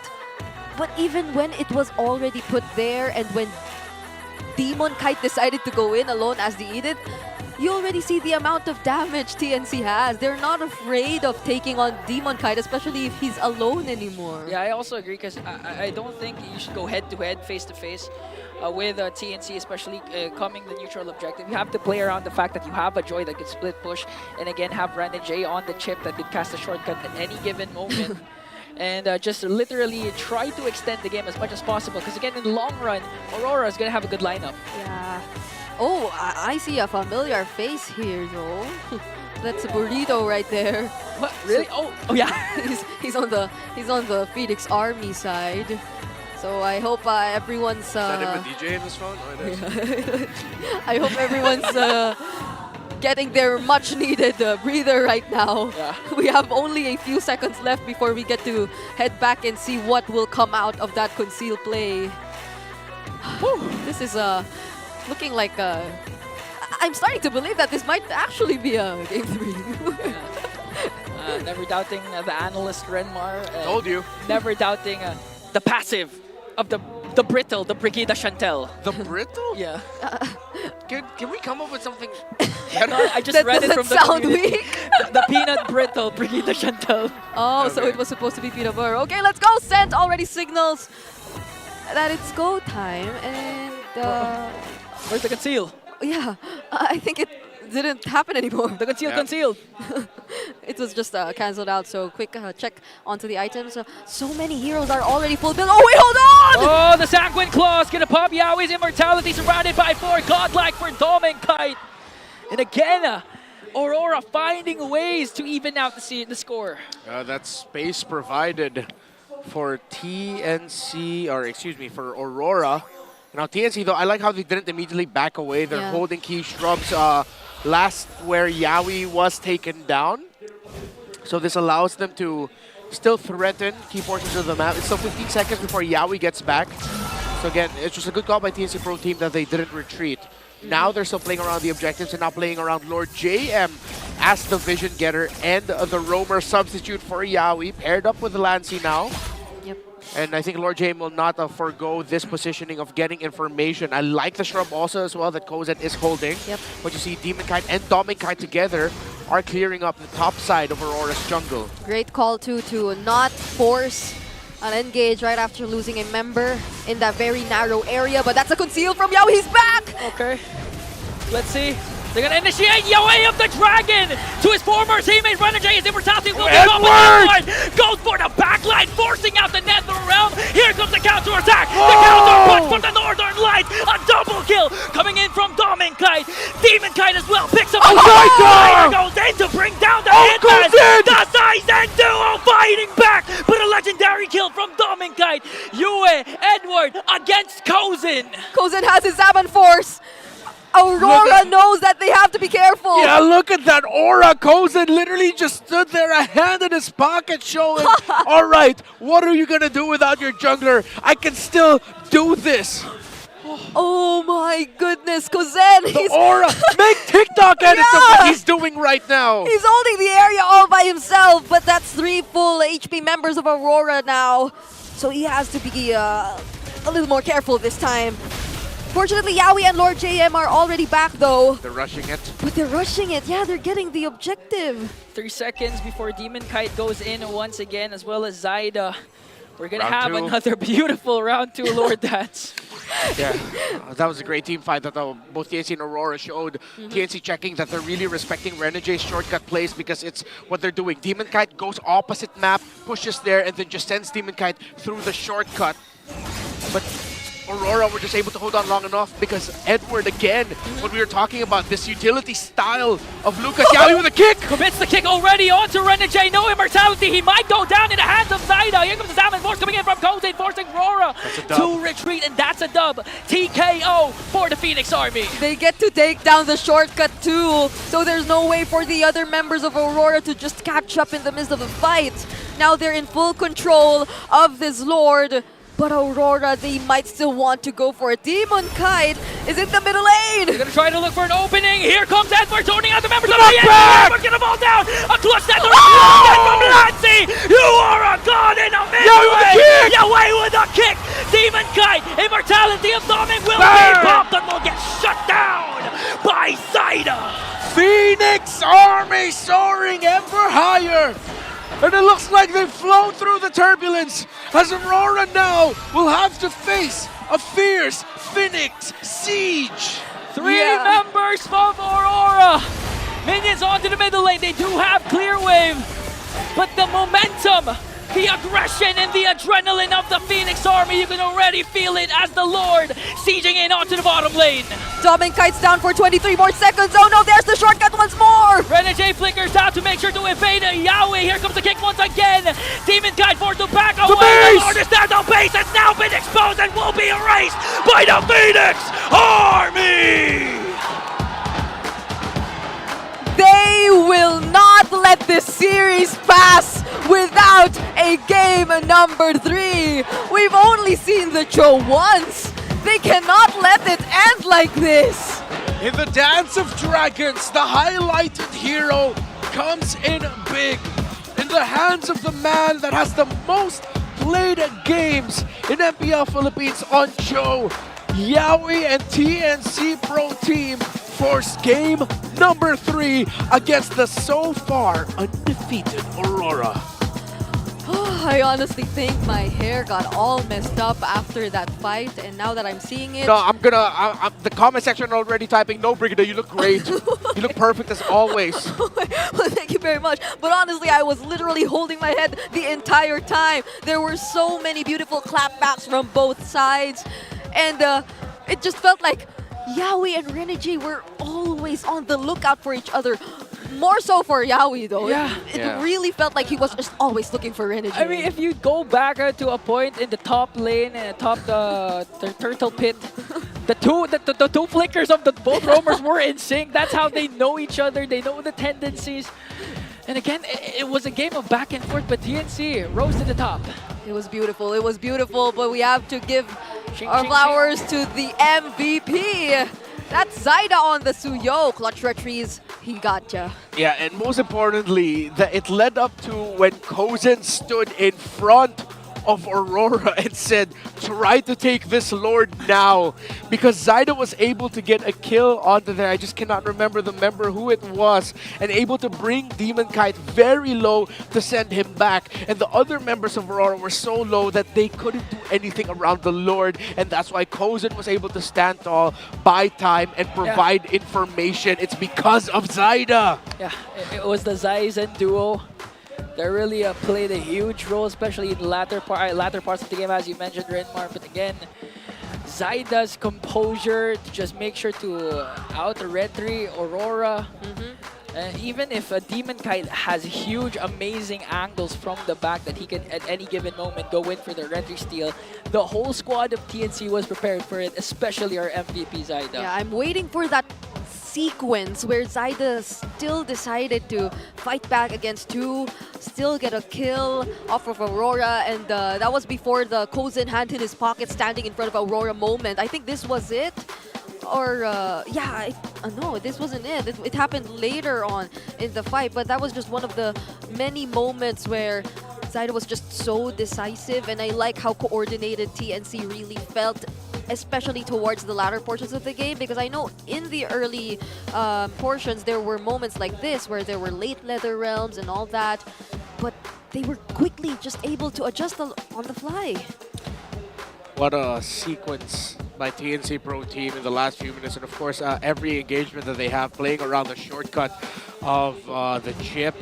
And Renjay played this chip very well. It's just you saw TNC Pro Team were able to pull off some key things, specifically Lord JM. Yeah. Even Edward had a fantastic game. Him and Edward were trading blows. If Yaoi and Renjay were trading, all right, who's going to be able to crowd control who and whatnot, Edward and Lord JM's entries also came in big. So look at Zyda here, the lower portion.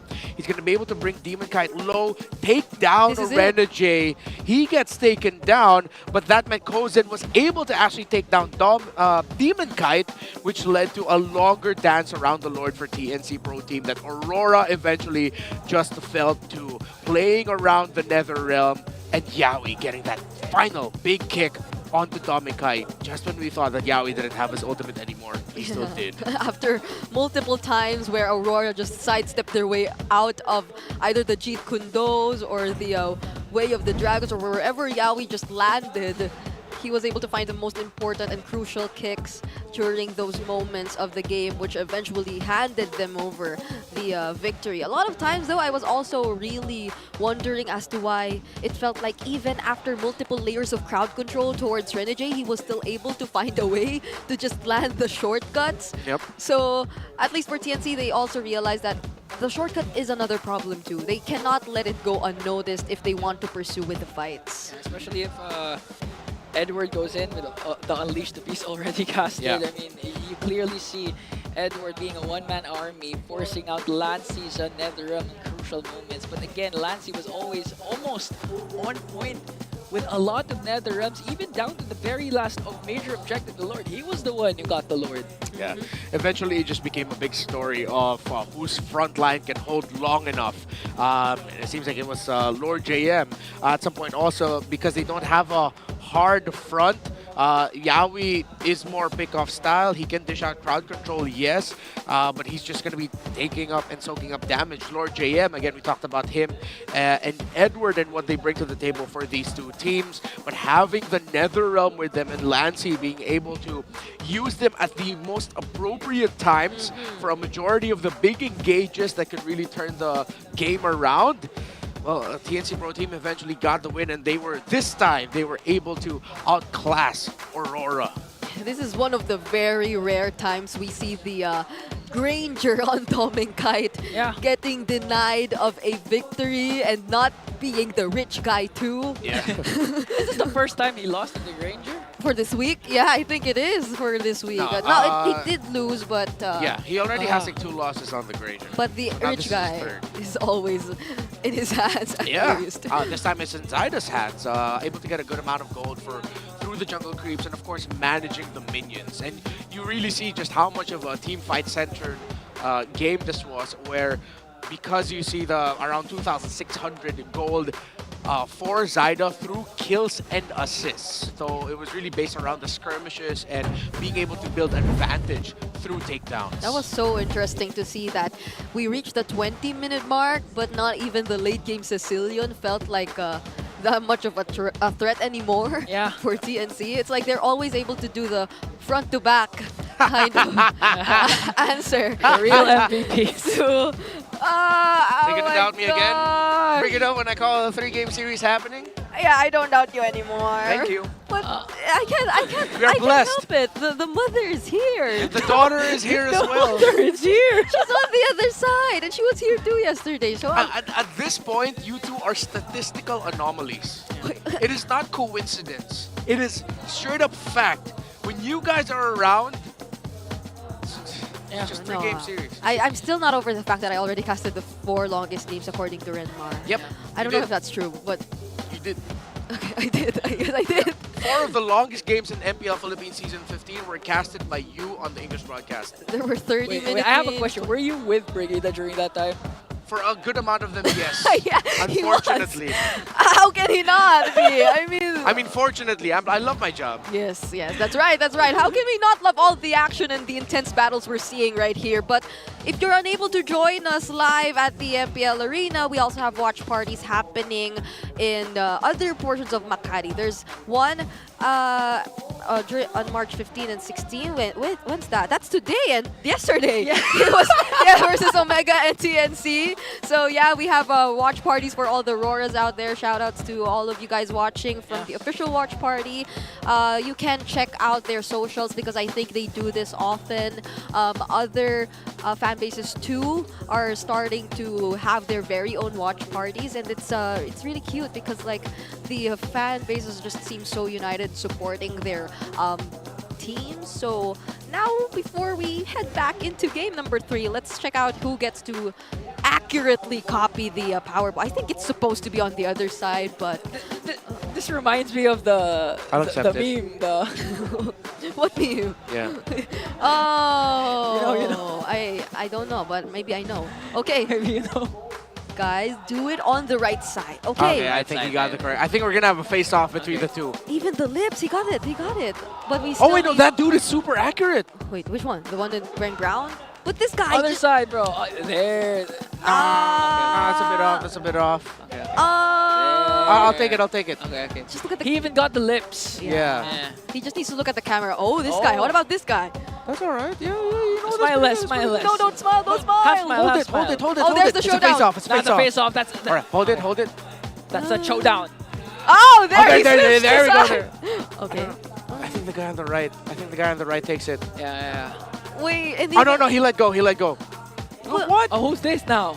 I think him. Okay. we have to give it to him because he's in the Phoenix Army side. He's in the Phoenix Army side. You see the orange lights in front of him. So he is going to be our winner for the power pose. Congratulations to you. You see us right here. That's me. Look at my hand. The other guy. I just had to let them know this is the Phoenix Army side. Yeah. I feel bad for the other guy. The other guy really worked for it, you know? I know. He even bought a whole get-up for his moment, for the power pose. Yeah. But he was on the other side. That man was. And he took too long to switch it to the right hand. So I can blame him. Congratulations to our winner for the power pose. We have a lot of giveaways in store for you if you do decide to watch on site. So don't forget to visit us if you can. It's a side down. Oh my gosh, here we are! It's a game 3. What's a side down? Showdown to Zaidown? Yeah, I get showdown. It's a play on showdown. Yeah. It's a side down. Maybe it's a play on die down. Oh. Nah. It doesn't make sense. Showdown to Zaidown. If you guys have theories, just put it out there. I'm on my hater era now. So like Skeptic Renmar. Yeah, I feel like Skeptic Renmar who gets happy every now and then, even though teams prove him wrong, like the Alice yesterday. Yeah. I think we were really happy with the outcome of things. So whatever Zaidown is, I hope to get to find out later on. But now we have an MPL ID update for you guys too. Oh, Emma! Damn, 14-0-3? And they swept Geek Fam? Wait, on a Beatrix? Yeah. With a Bea? We don't see that Whoa. here. We don't get to see that anymore here in MPL Philippines. I think the most recent unusual gold laner we've seen was the Claude. Yeah. But other than that, it's just mostly the Grangers and the Harris. Yeah. That's Eman for you. Yeah, just so y'all know, in MPL Philippines, there's literally only like, there's more. 1, 2, 3, 4, 5, 6, 7 gold laners played. But in terms of the most consistent, it's literally 4. Ranger, Harith, Irithel, Moskov. Yeah. That's where the trades revolve. Yeah. And then we had like a few games on Carry, Claude, and 1 Bruno game yesterday. Other than that, no, not anymore. Wait, still no Beatrix? No, Still no Beatrix here. Still no Beatrix, despite all the snipers who Yeah. know to be here in the Philippines. It's more of the Granger sniping right now. But that's interesting too, the Granger has a very high win rate if you're looking at statistics, but just now it lost. And I'm wondering if they are going to actually let Renegade use the Cho this time. Because I hope so. Yeah, that was what they mentioned earlier, like right? getting game 1. And it was Renegade. I mean, it was Yaoi. Yeah. Who said that? Yeah. So Yaoi should give way to Renegade. I don't think it's like in their hands that much. Then they could. Yeah, if ever go with Yaoi's player's probably gonna decision. tell his coach to say, Coach, can we just give the Cho? It's fine. I'll just be ready to counter it. Yeah, I mean, just week 3. Yeah. It's just week 3. And Yaoi... Hey, every week matters. Yeah, well, it does. And Yeah. Yaoi's Yaoi. He has the Akai. He But has the showdown matters also. Yeah. I want to see them throw it down. Yeah, we saw Yaoi do good with it. Now let's see Renegade. Hopefully. We all want to see that happen. And how poetic would it be if Renegade won too? Like, I can't wait to see the second time they'll be meeting each other this season. That's gonna happen a few weeks from now. But let's focus on the present. Aurora immediately gets their hands on the Suyo. So, is the option still gonna be Harith for Kuzen? I am not the only one bound by Oh, these they get the chains. Mobius. Experience. Oh, they switch it up. Alright. Okay. Gonna force out Doming Kite to use out a different hero. Can pick up the Harith right now because expect it to be banned out later on. But the Irithel as well, still an option for DK. Yeah, the thing with the Phobius getting picked up early, it's a soft no to the Cho. If you're Aurora, it's like you're thinking, can we really? So, yeah, I think we're gonna end up with a heel man pick. Oh! That high loss most likely going to the hands of Renegade, while it's the 3rd straight game on a Sicilian for Yue. And they pick it up in the first phase too. Yeah. So it's the gold laners which will be picked up later on. And Zyder reverts back to the Nolan for now. And we're yet to find out what the hero for Yaoi is going to be. But now we get our answers. Somewhat this might be indeed a Renegade high loss. Yeah. But it's still a flex in a way. I mean. I thought that could still be an option. And for the side of Yaoi, Johan is even still up for grabs. Yeah, if ever, we might just see Yaoi pick up the Cho again. For the second time around. Yeah. Yeah, if ever that might come in the last pick though, and they'll save the Cho pick to see if Aurora will actually pick up the Cho for Renegade and put Edward on the high loss. Or you could see a swerve from TNC, go with the Badang roll. Badang Rome. I think it's been more often used in the XP. EXP, right? Who said there are no But let's shortcuts see. in life? I literally invented Oh. one. Rora taking out the chip themselves too. So will TNC ban out another gold laner? Or will they ban out an XP lane? If they do take out the Harith Moskov, that'll be interesting. Or Yep. the Harith Airtown? I think they're gonna have to make a choice between one of the gold laners. I like the idea of taking out the gold laner pick. I think Irithel more is the one that they'd rather ban and just give up the Moskov. Just make sure that they can play well around that. Make sure that whatever Lancey doesn't end up with isn't so static. But they will respect the Tigreal instead. This is interesting. So at least for Domingkite, he still has his options. The Moskov Irithel still there, but Aurora, would they want to ban out one of Lancey's potential heroes too, or they'll just double down on the roamers since those are the those are the players to watch out for. Yeah, Strawhead maybe, or Cho. Cho, yeah. What did they ban it this time? Good, yeah.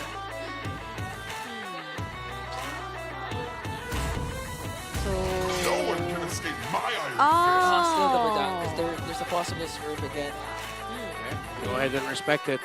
Lancey pick up for the 4th, hopefully. They don't pick the Yaoi pick just yet. I want to see them prioritize matchup for the Rome. You already see your mid lane matchup.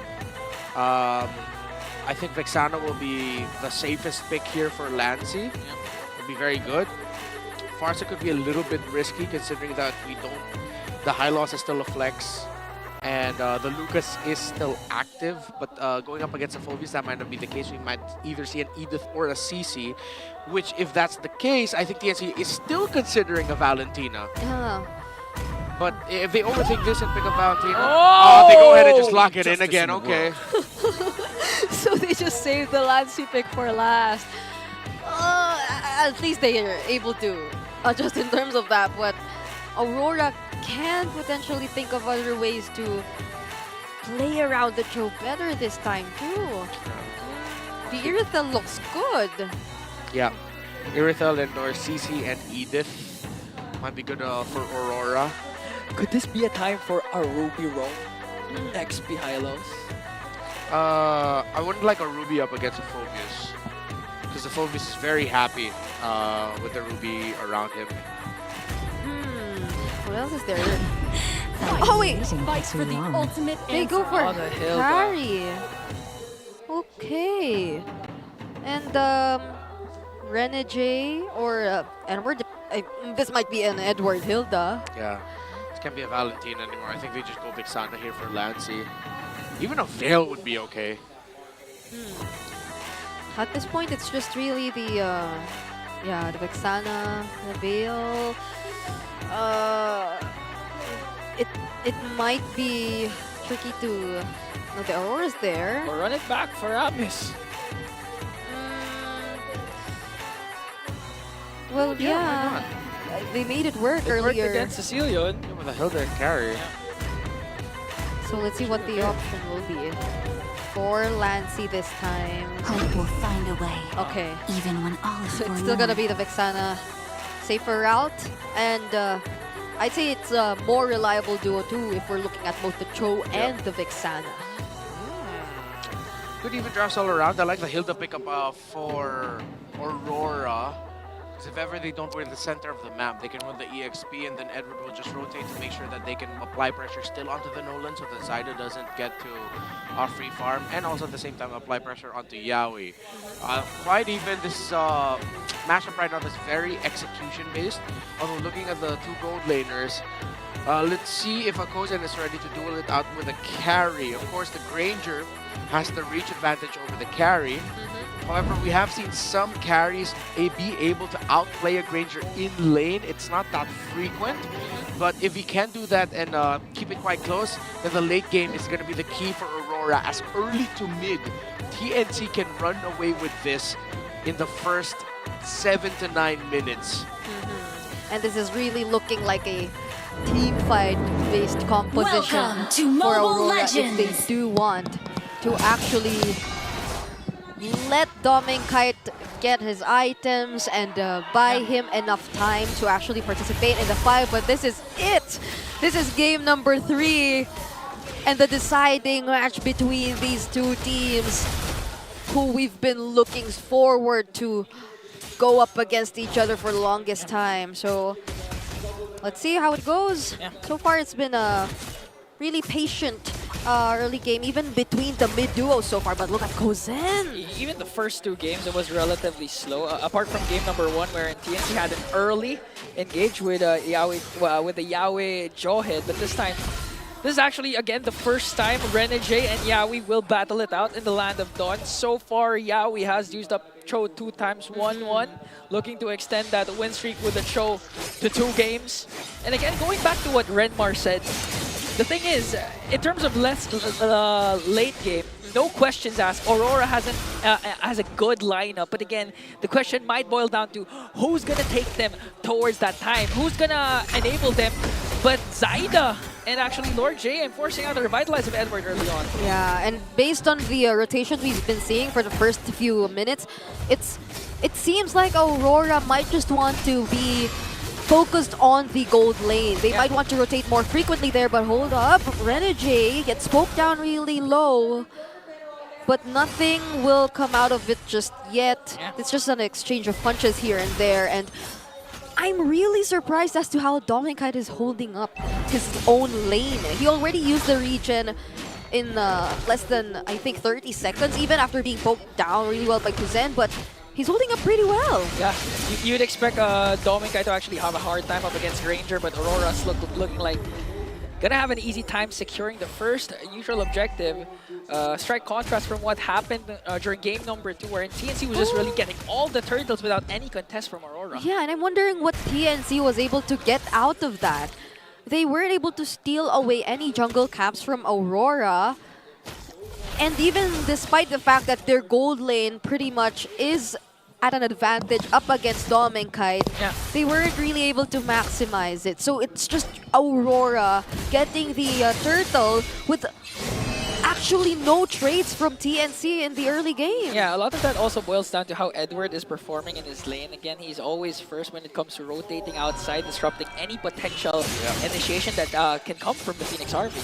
I think also TNC Pro Team are waiting for a better time for Zyda to be able to burst down, like actually get a sure 60 to 70% burst when he uses his fracture. As TNC Pro Team are trying to slow things down. It's not, they're somewhat allowing Aurora to set the tempo here. Because again, if they go too fast, that might force some reactions and put them in a state where it's a little bit too chaotic for TNC's taste. So they've taken a different approach for the early to mid-game spike, while they're looking more for the mid-game spike instead, actually, with a slower pace. So it got carried over, like TNC being that very disciplined team. Yes. After learning just from a single objective take in the previous game, it's hopefully something that won't entirely put them at a disadvantage, because if Aurora does indeed get to snowball, then it'll be really hard for them considering their lineup, but at least they're able to just maintain things as they are. But the control and the aggression is clearly coming from Aurora still. You know, TNC's mindset might be that we're not going to play as aggressive as we've been playing, because again, but hold that thought, because Lancey's poking a Demon Kite. All the while, Yaoi goes in with an off-angle way of the dragon. Renegade goes in with a glorious pathway to bring down a Yaoi, now forcing TNC to retreat. Yeah, good thing Yue was able to flick back. That could have been a sure trade favoring TNC Pro Team, but it ended up just becoming better for Aurora. Lord JM now forced to go back, and Aurora will get the second turtle of the game.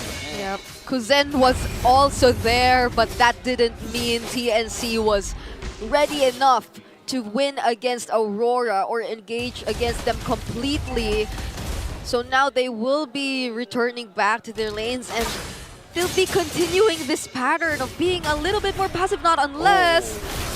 Okay, Demon Kite gets to touch that too. Yeah, I think I just a tad early for Yaoi. I think he was already thinking about where Demon Kite would end up, so the Demon Kite delayed his exit. Yaoi with a kick. Okay, they're gonna commit it onto Renegade, but Yaoi gets redded down by Demon Kite. The damage early on from this carry is just too immense for Yaoi. This isn't looking too good if you spend too much time without the follow-ups, without your other members. Dominkite will just have the time of his life. Yeah, and at the same time, Aurora are playing much better around the Cho. They're really respecting it. They're expecting that Yaoi's gonna kick Renegade every chance that he can get. But Yue and the rest of Aurora have been ready to respond to it every time. They're at the purple buff right now. Will Zyda get his hands on it? Look at these members contesting it away. Oh, it's going to be a 4-on-4, but Zyda might be able to escape though still. Who's going to get the purple buff? It's going to go on to Demon Kite. So where will the trades from the side of TNC come from? Yaoi goes in for the kick, but on the other hand, Aurora's just rocking the mid lane. Going to zone out the members of the Phoenix Army. Renegade is going to fall down, but TNC's first tier turret will fall also. TNC now have decided to play this game a certain way, and now Aurora are taking over the early game, the supposed window of TNC. And the late game lineup is more leaning towards Aurora. The Yue and the carry, or the Yue, the Sicilian, excuse me. Because he's been playing it 3 games Yeah, he in a played row. 3 games, so Sicilian and carry together are going to be much harder to deal with for TNC Pro Team than the Nolan, the Vexana and the Granger together. Another kick by Yaoi. Gonna come in onto Renegade. He has a revitalized. Glorious pathway still up for grabs. Tanky Renegade, the hitman. No, call him the chunkiest man in the land of Dawn. Soaking up the damage. Coming in from TNC. Yaoi goes in, wants to go for more after Demon Kite. A flicker from Yue. No, not Yue, but still Zaida gets JM. the turtle. Here comes Lord JM, forcing Aurora to retreat, and now the trade TNC is looking for is here. Well, TNC Pro Team found their timing finally at around 7 minutes in. That's exactly what we were talking about. They knew they couldn't take the next turtle down, lying down. They needed to try and contest for it, which they did. They got it, and now they have more room to breathe around the map. And that was pure respect from TNC too, seeing that Renegade was just so tanky, they just really couldn't take him down. But at the same time, that was multiple resources that they were able to burn. That was the Revitalize the Glorious Pathway, and so they were able to set up a bit more for that turtle take. But let's see now, because it's still Aurora getting the better conversions, getting the turret objectives away from TNC compared to them. All right, let's see where the Nolan is at. Already at a Hunter Strike, on the way to the second item. Already 2 for the Suyo with the War Axe and the Hunter Strike as well. Kozen already built up to a Malefic Roar and also has a Sky Piercer, so that's 3 core items for this Granger. Definitely TNC are online, and look to seeing them being more aggressive and to really trying to win trade-offs, as Lord JM also just built up an anti-Cuirass. Yeah, although this is the moment where they have to get past Edward too, since he's already being part of the rotations. Yeah, because of what Edward has been doing, Yao is forced to go for those off angles just to make sure to try and reach for the back lines, as Dominkai just going for the turret damage. TNC can't even defend anymore. They're out their turrets onto the top lane, while Kozen wants to go for a trade onto the bottom lane. Yeah, it's a map wide split, and Yaoi's actually covering the area so that Kozen will know when to go back. Kozen should know to go back already, as Yaoi was able to block off the downwards rotation of Renche and Dominkite. Demonkite will show himself in the map, so TNC have a very good idea as to where Aurora are. All right, we're already seeing the first Lord spawn for this game. And you mentioned the TNC, they're already online. So they're looking to contest this. They're looking to fight. Oh, Demon Hunter Sword already built up by the carry. TNC Pro Team need to really try. If they cannot break down the front line fast enough, they at least need to bring Dominkite low so that he gets forced back. Oh, Yaoi! Yaoi of the Dragon plus the Flicker combination onto Mr. Consistent, but it looks like Aurora's just too much for them to handle. Zaida might be next on the chopping block. One member down for TNC, and Aurora was miles ahead over the Phoenix Army. I don't think TNC can afford to not get the perfect target this time. Dominkite's just too much to handle with all those free hits and the late game damage. Yeah, and Lord JM, good control on him actually. It seems like TNC Pro Team saw how fast Yaoi was going down, and Lord JM decided not to just keep jumping onto the members of Aurora, and he uses Dark Wave defensively since he wasn't able to get a really big one that maybe led to 4 members getting knocked up on the side of Aurora. TNC Pro Team just decided to go back, and now we'll try again through another pickoff. However, Aurora did get the first Lord of the game, and this could be a devastating push for them, as again, the Sicilian of a Yue still untouchable. Same for the carry of Dominkite. Oh, and not to mention he still doesn't have the Wishing Lantern too. He only just has the Glowing Wand. So once he gets his hands on those items, that'll be a lot more for TNC to consider. And they really will have to say goodbye to their outer turrets. Definitely looking at Aurora's control. The Great Wall of Renegade and Edward. Again, we're gonna go back to the question or the problem that Yaoi has to face. He has to go for those different kinds of angles if he can't rely on the flicker, because Edward and Renegade has been doing a phenomenal job in zoning out and giving vision for Aurora. Lord sieging in onto the top lane. They're going to save their holy shields at the top, but they're going to lose their holy shields in the mid. Oh, they might just say bye-bye to it now too. So there's only the holy shields down bottom that's left, but we're also nearing the 12-minute mark either way. Interesting itemization, by the way, for Yue and Renegade. They both decided to go for Crystals because they didn't want to go back. They wanted to maximize the mana region that they could get from those items so that they don't lose Shrub and positional priority against a lineup centered around the Cho. It's a very, very small detail, but it's fantastic itemization by Aurora. On top of Yue getting his hands on his very own purple buff 11 minutes into the game, so he can sustain the fights a little bit longer. And it's not like TNC are actually able to stay that long too. The damage that's coming from Dominkite at this point, again, one wrong way of the dragon from Yawi, one miscalculated play, they could just get immediately deleted by Dominkite. And Dominkite already has the Malefic gun as well, so it's going to be even slightly harder to get that carry. 540 stacks on codes and 12 minutes in. He just built up a BOD. So again, we already mentioned it earlier, TNC has been online for quite some time. So despite this being a 5k gold lead for Aurora, this is actually within the realm of a comeback possibility for TNC Pro Team. When you're at around this point of the game and the course of your lineup is well farmed, a 5k gold lead for the other side isn't much. Okay. Because we are looking at the second lore now, and hopefully they both get to take into consideration all of these factors from both sides. Lord JM has some sort of vision, but they're just really waiting for TNC to show up. And Renergy, he's about to get all the necessary information. You have found where Yawi is, and now that's a recalibration for TNC Pro Team. They decide to show Lord James. They go for a conceal. They're going to go for the wraparound. Okay. They're going to go for the black. Gonna try and go for Demon Kite. The kick is there, but it's not going to be a follow-up.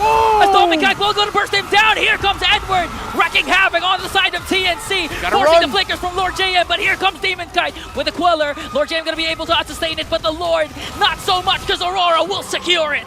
Just a moment too late. For the release of the Deathly Grasp and combo by Lancy. By the time he was finally able to bring it out, Demon Kite already threw the dagger out to iframe and escape. A good attempt by TNC Pro Team, but better responded to by Aurora. Yeah, a very devastating sequence, especially for Yawi. Unfortunately for TNC, they're able to retreat. I think the Dark Wave that was well-timed had a lot to do with them escaping Aurora chasing after them. But now they have to think of their defense. There are 3 waves that are in sync, marching towards their base. Okay, Zaida attempted to go for the purple buff as Lord sieging in onto the middle lane. So gets his own buff. Aurora still sieging. Relentless as they are, they're waiting for the minion waves. Team Shield for Edward and TNC are still holding. Aurora taking the very disciplined route. I don't think Dominkite ever had to use his Purify just yet. In this entire game. No one's able to reach him. Yeah. There's a 5 things untouchable on the side of Aurora. Demon Kite, Dominkite, Yue, Edward, and Dominkite's Purify. No one gets to be taken down at all. But now, at least for TNC, they still have 2 base turrets that are currently intact. And this is discipline coming from Aurora as well. Yeah. They will not force anything just yet. They might just be playing this by the book and waiting for the next objective. Because again, it's all going to boil down to what Renmar has been saying. The 5k gold lead, not so much, as long as TNC, their cores, have sufficient enough items, can hold on long enough. Lord JM and maybe Yawi can soak up the damage, be the sandbag for a counterplay coming in from TNC. So one mistake can turn things around for Aurora, but can it also turn things around for TNC? Yeah, and another thing that we're seeing is as long as Yawi doesn't get the right angle or they get the right pick off, Lord JM doesn't go aggressive, and they have to keep holding on to that mentality. Lord JM don't fully go and commit up until they immediately get the -1. Once that happens, that's when he can be aggressive as a Phoveus. Again, this is a flicker Phoveus, not a vengeance Phoveus. It's a flicker meant for the counter set and being able to maximize the dark wave and the crowd control he gets from that.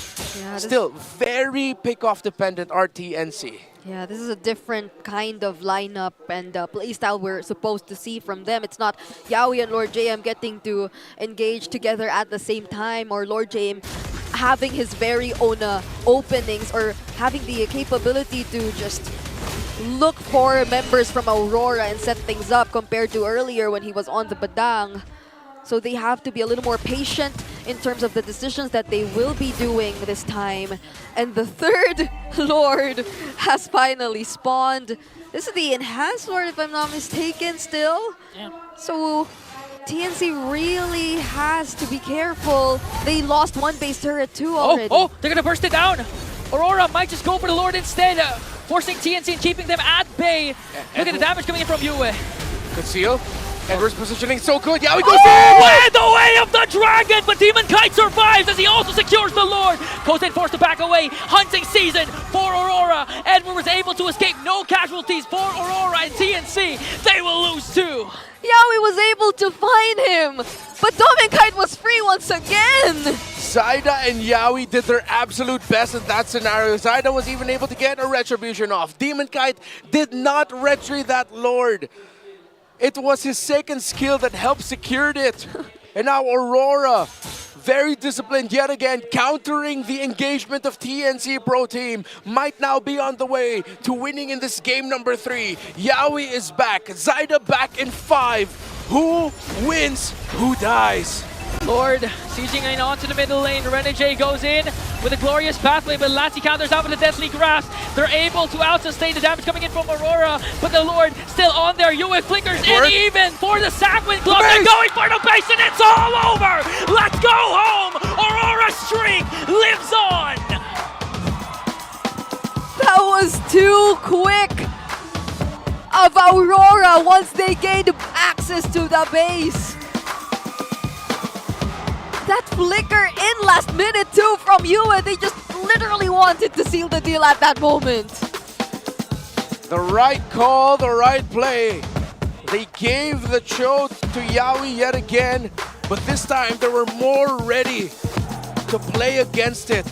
A hell of a game, a hell of a series, and we might be seeing the next big rivalry here in MPL Philippines. A very friendly one at that, because of Renegade and Yawi and even Kozen's history with the team. You really feel the history between these two young men. We're gonna go back and rewatch what happened. They know their tendencies of each other. They've been doing a good job. And speaking of doing a good job, TNC, the Phoenix Army, still, still in a good position. And again, they will always continue to rise. Very commendable performance from TNC, getting a game off Aurora, and still showing us that kind of mindset, the way they're able to just reintroduce themselves in this season. And despite this loss, I'm pretty sure that they've learned a lot once more and are bound to bounce back stronger than ever in the coming weeks. But if it's just consistency we're talking about, if it's just who performed better and cleaner in this match, Aurora once again, multiple times, just constantly adjusting, changing things that'll benefit them in the long run on the fly. So I'm looking forward to see and hear what they have to say. Let's head on over to the stage and listen to the winner's interview. After that intense of a series, standing at a 5-0 record, it's Aurora Gaming! What a performance. Again, another thriller. Umabot na naman tayo ng 3 games, Odin. Siyempre, at rinig na rinig natin ang mga audience. Likes within! Alam na alam nila yan, Hans. At ngayon, gusto kong tanungin si Rene J. Rene J, nasa iyo kasi yung spotlight today. Rene J, another win to extend the streak. Ano ang gusto mong sabihin ngayon kay Yawi at saka sa TNC Pro Team? Unang-una sobrang saya ko, tapos last din nila talagang sobrang nahirapan kami kaya umabot ng 3 games yung laban. Kumbaga, pero paano ba yan? Talo na kita Ayun na nga. Sorry Tsaka nakakabitin. Kasi yung pinag-usapan nila, ano yung pinag-usapan nila? Kanina kasi, bago tayo mag-match, diba, sinabi ni Yawi na ibibigay daw sa yung show ng Game 1, kanya yung Game 2. Pero the whole match, hindi namin nakita na ginamit mo yun. Doon ba nanggaling yung gigil mo para matalo mo sila sa match na to? Hindi, plano ko talaga, 9 games ko si Yawi sa interview Sabi ko magchuchu ako pero hindi talaga. Para gamitin niya. Yun pala yun. All part of the plan pala. Okay, so it all worked out. It all worked out, right? And Rene J, with your win streak here, ito na ba yung full form or full force na Aurora na inaasahan ng sobrang daming mga fans? Or feeling mo, mas may lalo pa kayong kayang ibigay come the next weeks? Tingin ko po, mas meron pa talaga kaming mailalabas tsaka maipapractice. Katulad nung game 2 namin kanina, medyo pangit pa yung execution namin. Kumbaga, may mga kailangan pa talaga kami improve kahit nanalo kami sa mga series. Kaya lagi umaabot ng 3 games. Pero okay lang, 3 games, mas maraming laro, mas maraming natututunan. And actually, I love that. I love that. Kasi Coach MTV, hindi na ako lalayo kasi nandito ka na rin naman. We were talking about those 3 games. What does that say about your team? Kasi, what do you think of 2-1 na nagiging resulta? Mas gusto mo ba na 2-0, 2-1, in your opinion? What is this Aurora team looking like in terms of form? Siguro gusto talaga naming 2-0. Pero ngayon kasing regular season, lagi ko naman sinasabi, every season to, kailangan namin i-test talaga yung mga ginagawa namin sa scrims. So kung matest namin siya at effective siya sa scrims namin, syempre itatry talaga namin ilabas. Then syempre alam naman natin, gusto rin ng fans ng bago. Pero yun nga, hindi lahat talaga ng tinatry is magsasucess. Pero ang importante sa amin kasi is matry namin para at least marami kaming baon. At ang mahalaga, sumakses pa rin kayo. Diba? You love to see it. Sumakses pa rin sila. And Coach MTB, I know that you guys are already at 5-0. But in terms of anything for a significant amount of improvement, ano pa ba sa tingin mo yung kailangan i-improve ng team kahit nahawak nyo na itong undefeated record? Siguro hindi kasi namin tinitingnan na undefeated kami. Ang goal pa rin namin is magpalakas pa rin. Kasi kahit na undefeated kami ngayon, meron talagang team na sigurado dahil nasa MPL pitch tayo, siguradong aangat at aangat yon. So kapag naabutan kami, yun yung pwedeng maging cause ng talo namin. So dapat hindi kami magpahabol sa kanila. There we finally have it. Coach MTB, very well said. Boys, just one final question. Ano ba yung mga suot nyo and where else can we find everything else? Right? Patingin nga. Patingin, kailangan may mag-flex na isa. Kailangan may mag-flex na isa. Timon Kate, ikaw na may hawak eh. Ikaw na may hawak eh. Okay, harapan mo na. Harapan mo na. Okay. Okay. Wow! Asan yung likod? Sheesh, ang ganda ng font. Saan ba nabibili yan, Demon Kite? Itong jersey namin guys available sa Shopee. Tapos sa mga online and offline supporters namin, try nyo rin manood ng watch party namin sa KMC. Maraming salamat guys. There we finally have it again. Your undefeated Aurora Gaming. Congratulations, gentlemen. You may now take your walk of victory. What a match, Hans. What a match indeed. For your 5th win, you may now take your bow. Aurora seizing those wins once again. Renege, nanalo kontra kay Yawi. What else can we ask for here? Well, a lot of surprises pa ang naghihintay sa atin in the coming weeks. Pero bago tayo tumungin dyan, ay meron pa tayong match after this. Yeah, but for now, we're gonna take a look back at our casters para malaman kung ano ang thoughts nila. So casters, back to you. Aurora sitting comfortably at the top alongside Team Liquid Philippines and other teams who are still currently on a win streak. This team keeps getting stronger by the week, but who is our MVP after that game? I wonder. Okay. The Hitman, he won the showdown without using Cho. Yeah, he said earlier in the interview, I said I was going to use a Cho, but I actually wasn't going to. So I got him there. Yeah. He said it was all part of the plan. He just told Yawi that he will, but he wasn't. And apparently, they were also ready to fight back against the Cho from Yawi the second time around. Yeah. Again, Renegade was checking the rotations of the Cho. You want to be placing yourself in a more aggressive positioning if you're a high loss going up against a Cho so that the Cho doesn't get to the key shrubs first. And Renegade and Yue understood the assignment. Again, the itemization to go for both the crystal so that they, elegant gem, there we go. Both going for the elegant gem so that they don't need to go back to base as much to regain their mana. And at the same time, Aurora were also able to successfully check the rotations and executions that Yawi wanted to do. This is one of the bigger ones. He was able to get the kick onto Demon Kite, but Demon Kite found himself in a better position. Zyda wasn't able to win the retry, and Demon Kite was actually able to use his second skill to get that Lord down. At the same time, the difference between the two EXP laners, the Phobius and the Hilda, where we saw Edward placing himself in the backline of TNC more than Lord JM was actually able to reach Dom and Kite or Yue, because Lord JM knew that he also had the other role of being the tank for TNC Pro Team if Yawi goes down. It honestly felt like it took so long for Lord JM to get out of his lane Yeah. compared to Edward. And that is indeed, I think, the primary objective of Edward heading into that game, picking up the Hilda, which solidified the idea of the walls that Aurora had in their lineup. In the very few instances we saw someone get past these walls, it was mostly just Yawi all alone with no follow-up from his teammates because they were being blocked off really well. Yeah, and exactly that's why you questioned a while ago, or you were asking, how come we haven't seen Dominkite even pop his Purify? It's because, again, of Edward being able to clear out his lane first and provide vision, and as Renmar mentioned, the elegant gem pickup, so they have mid control.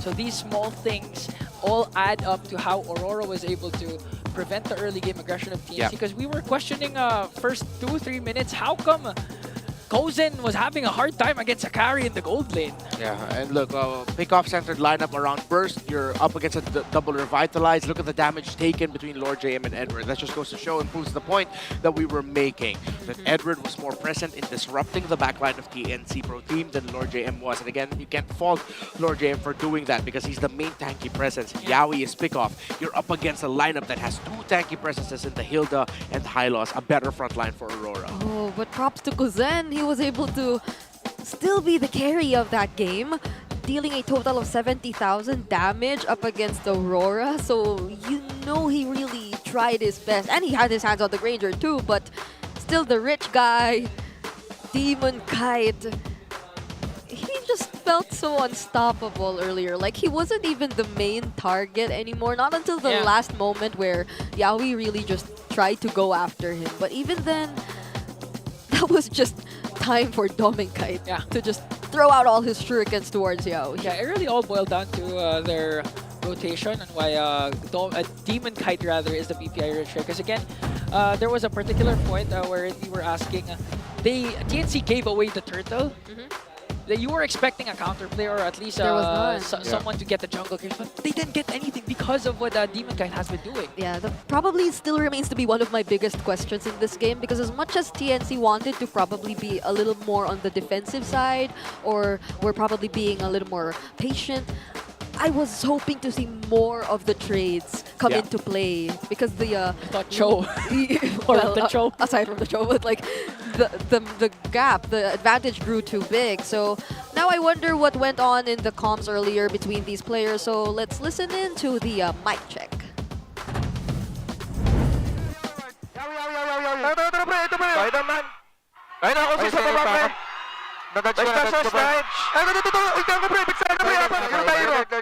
Sinipa ko yung...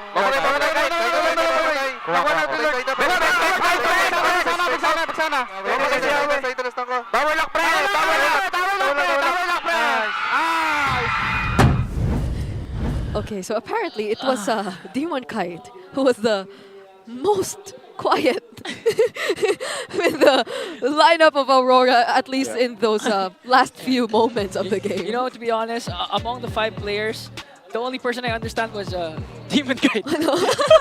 I can't even understand what they were saying anymore. Even you, I was just so talkative. Yeah, sometimes silence is louder than words. Yeah, I agree. Oh, we have a community shout out here from Jeff Larona. Battle of the Undefeated, get ready. TLPH versus Aurora.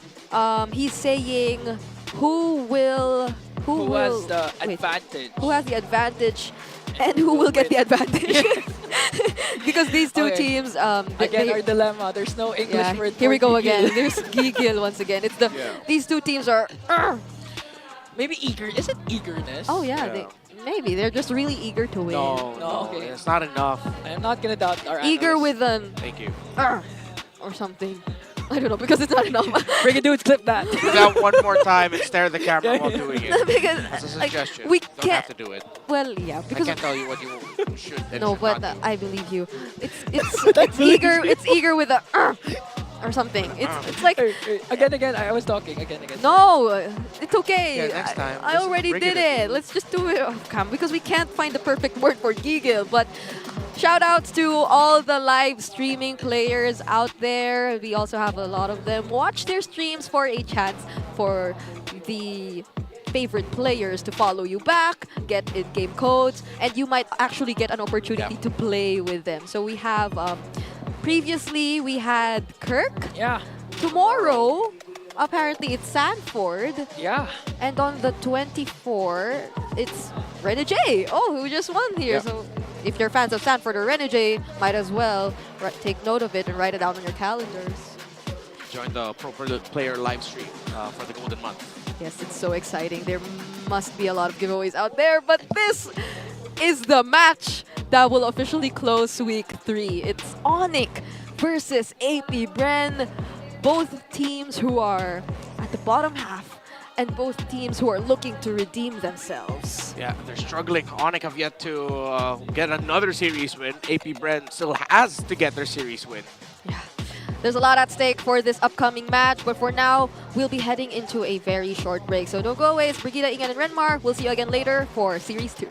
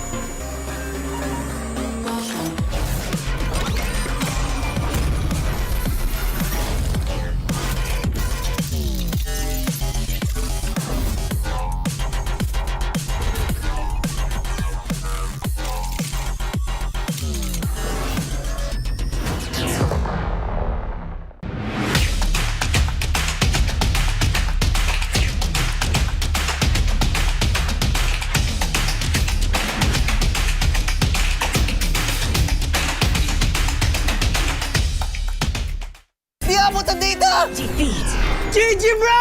Don't worry. The Only with Smart Power All 99. Hindi bitin with 10 gig data to power your games plus only Facebook or only TikTok. Load now!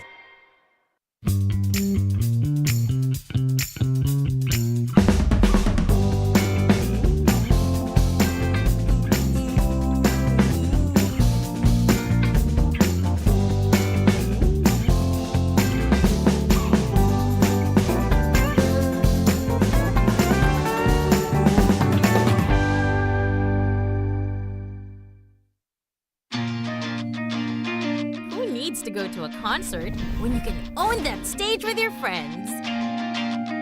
Enjoy a night of impromptu bowling tournament.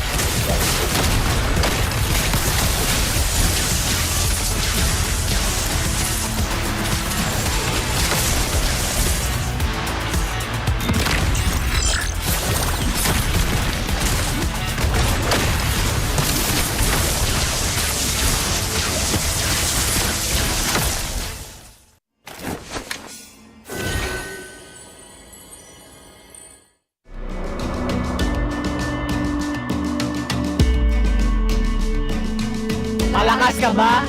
Sali na!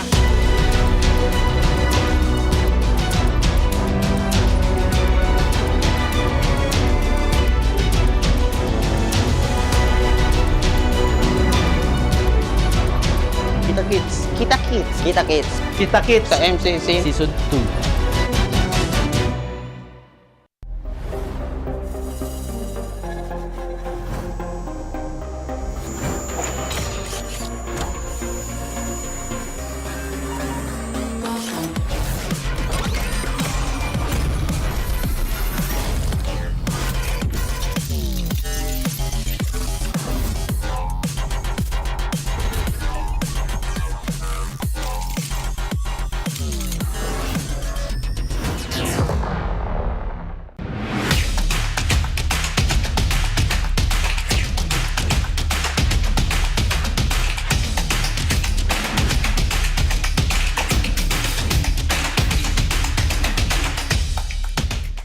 Di abutan dito!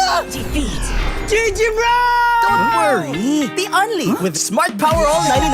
Hindi bitin with 10 gig data to power your games plus only Facebook or only TikTok.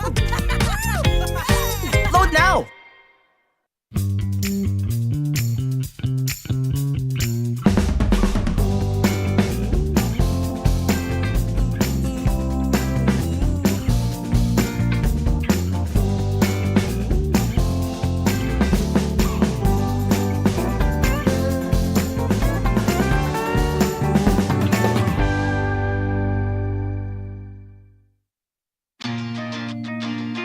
Who needs to go to a concert when you can own that stage with your friends?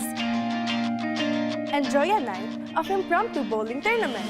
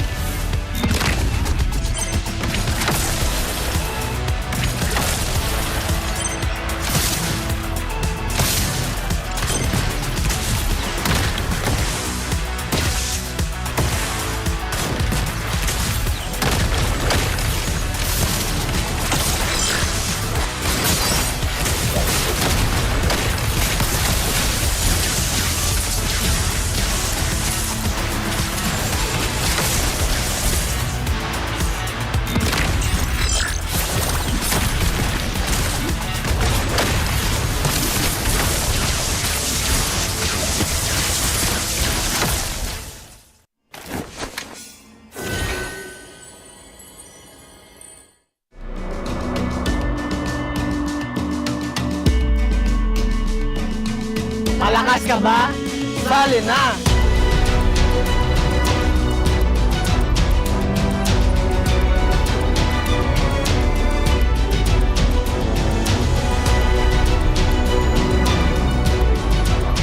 Kita Kids. Kita Kids. Kita Kids. Kita Kids. Sa MCC Season 2. Sinong hindi magkakagusto sa katulad mo? Pedicab ka ba? Pwede ka bang ligawan? Gravity. Masyado kasi malakas, Meng. Pwede ka pang hinaan? Kakabiya ng alok, kung hindi ikaw si Yue. Handa akong sapakin ang mukha mo para lang kay Yue. Lakas mo masyado, Ward. Pwede pa hinaan ka, pre? Hindi, ikaw mismo tol, malakas eh. Pwede bang hinaan? Kung magiging artista ka, kahit. Kung magiging artista ka, anong karapatan mo? We, anong tawag sa isdang lumilipad? Edi, e-fish. Renue is back with a brand new truck. Igay nyo na po. Paasi lang po, mga ka-Aurora. Idol si Renny. Bestang ko na to. Okay na, ipapapasok na po mga fans in 3, 2, 1. Yay! Idala, idala, idala. Paano man lalaban ang walang kalaban-laban?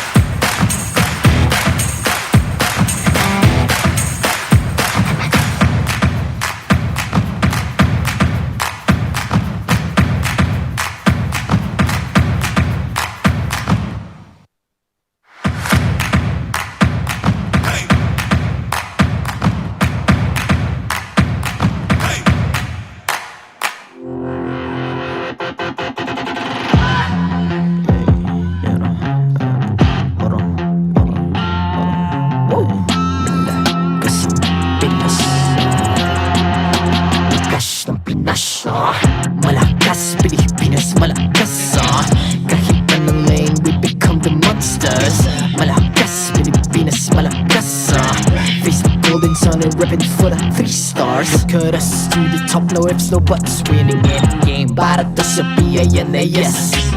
Di mo matitin ang aming boses on your level. Nasa kalye man o mobile, you know I become a legend. Open fire, we unite, we winners. Built with pressure, like diamonds are made of. Switch in a lane na parang gera. HP Racing may reseta. Built tagatang buhat ni Hilda. Full load SS parang Lyra. Susundan ko ang iyong bakas. Kasama pataas, tagumpay natin to. Dahil tayo'y malakas para sa Pinas. Nasa amin ang alas, hindi to atras. Kinikilala sa taas kasi kami ang malakas para sa Pinas. Nasa amin ang alas, hindi to atras. Kinikilala sa taas, ganito kami sa Pinas. Wow!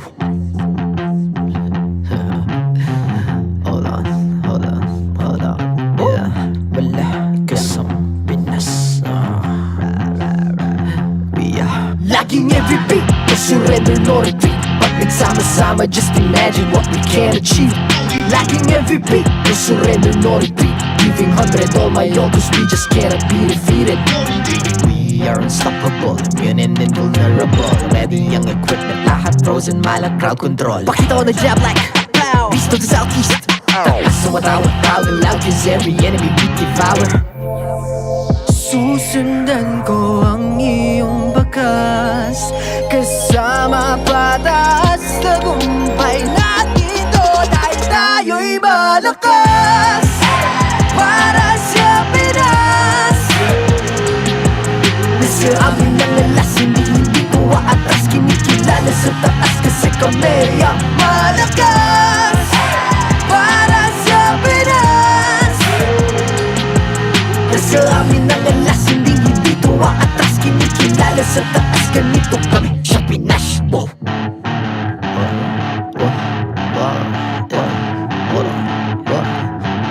Malakas, Pilipinas, malakas. Kahit anong lane, we become the monsters. Malakas, Pilipinas, malakas. Face the golden sun and repping for the 3 stars.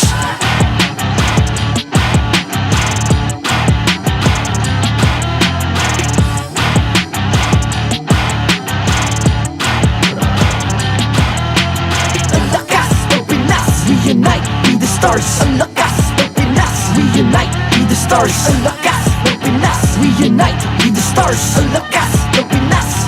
We the stars. Ang lakas ng Pinas. We unite, we the stars. Ang lakas ng Pinas. We unite, we the stars. Ang lakas ng Pinas. We unite, we the stars. Ang lakas ng Pinas. We the stars.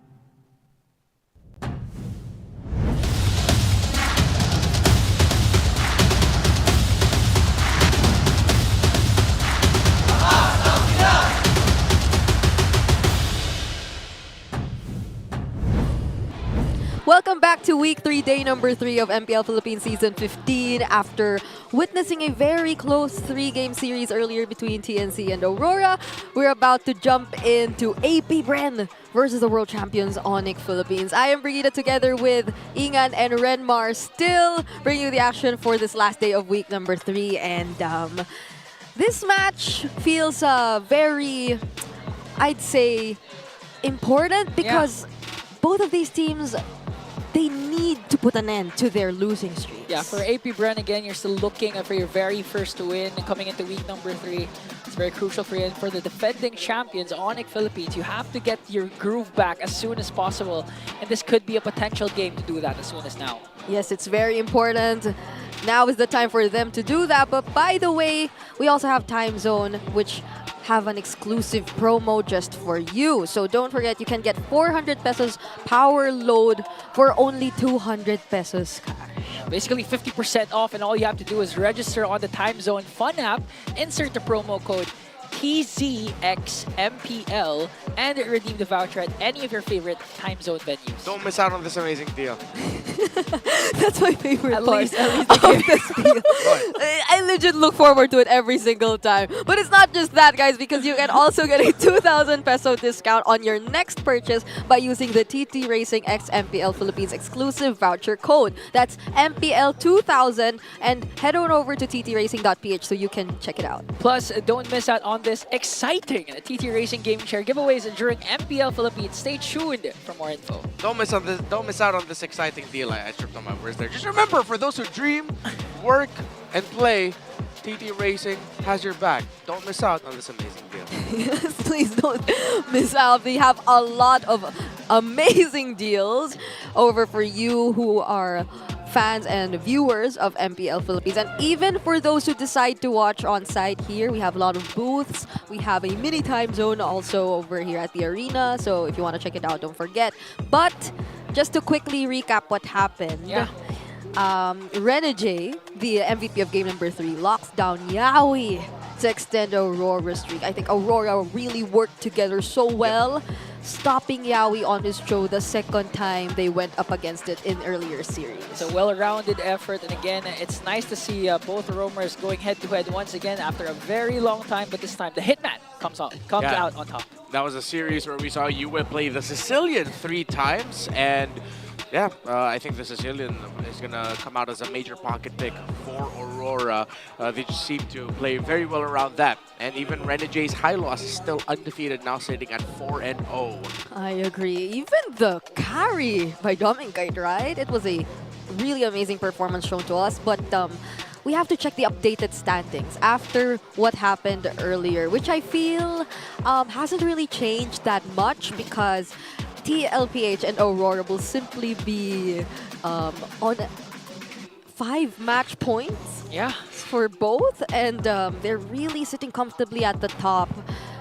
This winning streak, I wonder when they meet each other, right? That's another thing to look forward to. Like, whose winning streak will get broken or get put to an end? But what we're watching out for this time as the final series of week number 3 again, it's the bottom team AP.Bren up against Onic Philippines.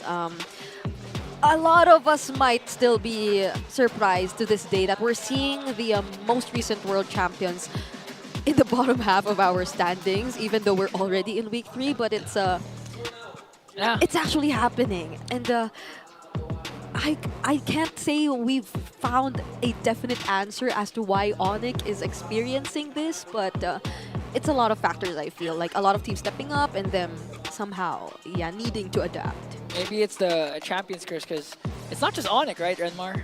Yeah. I mean, they're going up against champions today. Those are the champions of MPL, and they shared, well, their boot camps weren't shared. Their boot camps were like across each other at one point. Like literally, neighbors. The houses were side by side.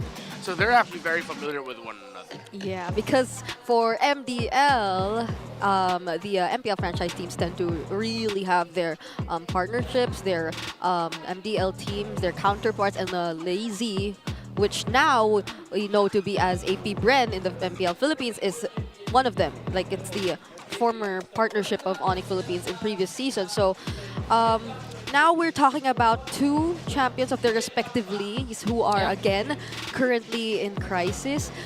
Onic on a 3-match losing skid is a very unusual scenario for a lot of us. This hasn't happened since season 12. It's been that long since they've last encountered this. And it's not just them, as I mentioned by Ingan. Even TLID in Indonesia. I mean, you don't know what's going on right now because the champions, I mean, they've been in the spotlight for so long. The champion curse might be real. And again, teams have continued studying these guys because, again, they're on top of the world. And at the same time, they are the meta shapers. And it looks like when it comes to the metas, they're falling back behind. Yeah. When you're standing on top of the world, there's a lot of eyes on you, and it seems like the rest of the world have met the bar or have reached the bar that these 2 teams set for the past few months, as now they are struggling in their leagues.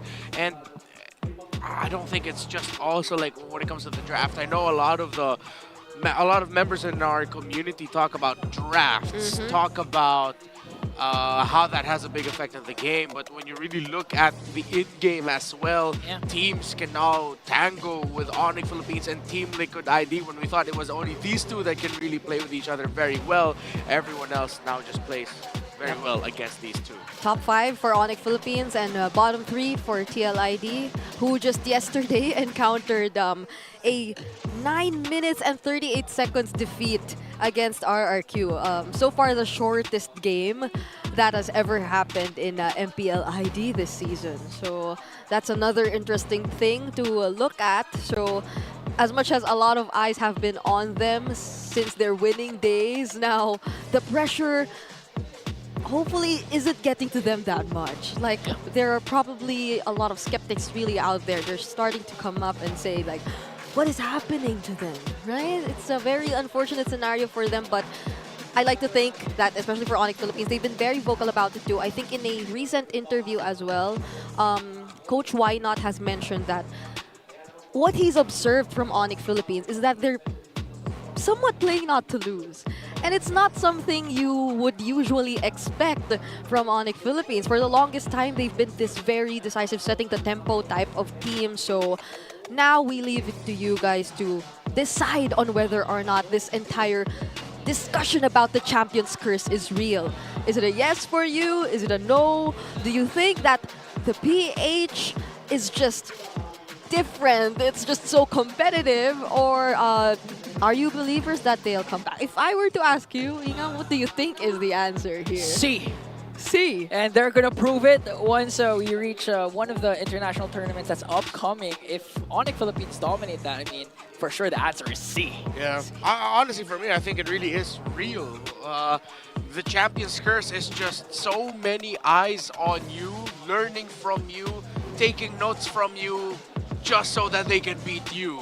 It's the rest of the world adjusting to these top teams, the former champions, and it just goes to show how volatile wouldn't be the word I'd want to use here. It's just how quickly teams are able to adapt to a certain bar that's set, that they can quickly reach that bar. Yeah, and if it were indeed to be the case, Onic Philippines, they really have to step up to get out of this, to deny that curse from happening, because it's looking like it is really affecting them, especially as we're about to close week 3 and they're yet to get their wins.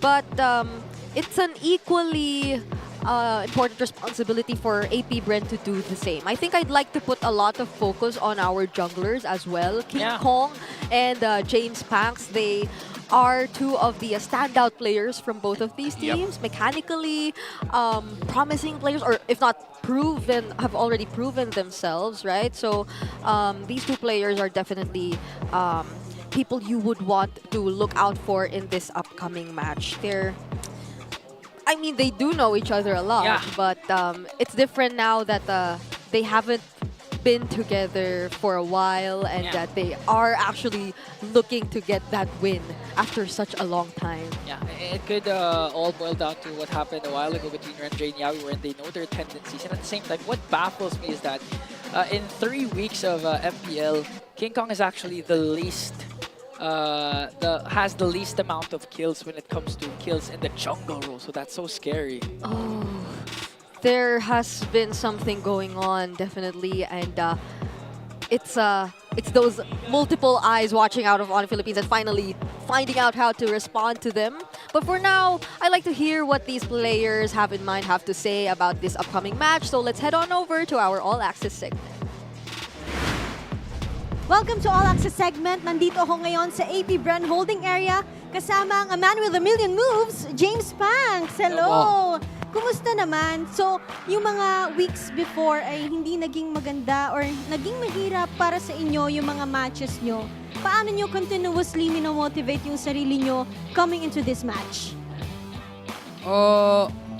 Sa amin po, kinakausap lang kami ng mga coaches, tas ng boss namin, hindi pa, sinasabi nila na hindi pa naman tapos yung season eh. Hanggat may chance, babawi kami ng babawi. Yun lang. And that's right. Before tayo mag-ere, alam ko na may tinuturo kayo kung sino nagmamotivate sa'yo. May matuturo ka ba ngayon? Ito si Coach Pacbet, oh. Ayun, nagtatago pa si Coach Pacbet. Bakit si Coach Pacbet? Pag nakikita ko kasi yung mukha niya, mumotivate ako eh. Okay. Okay.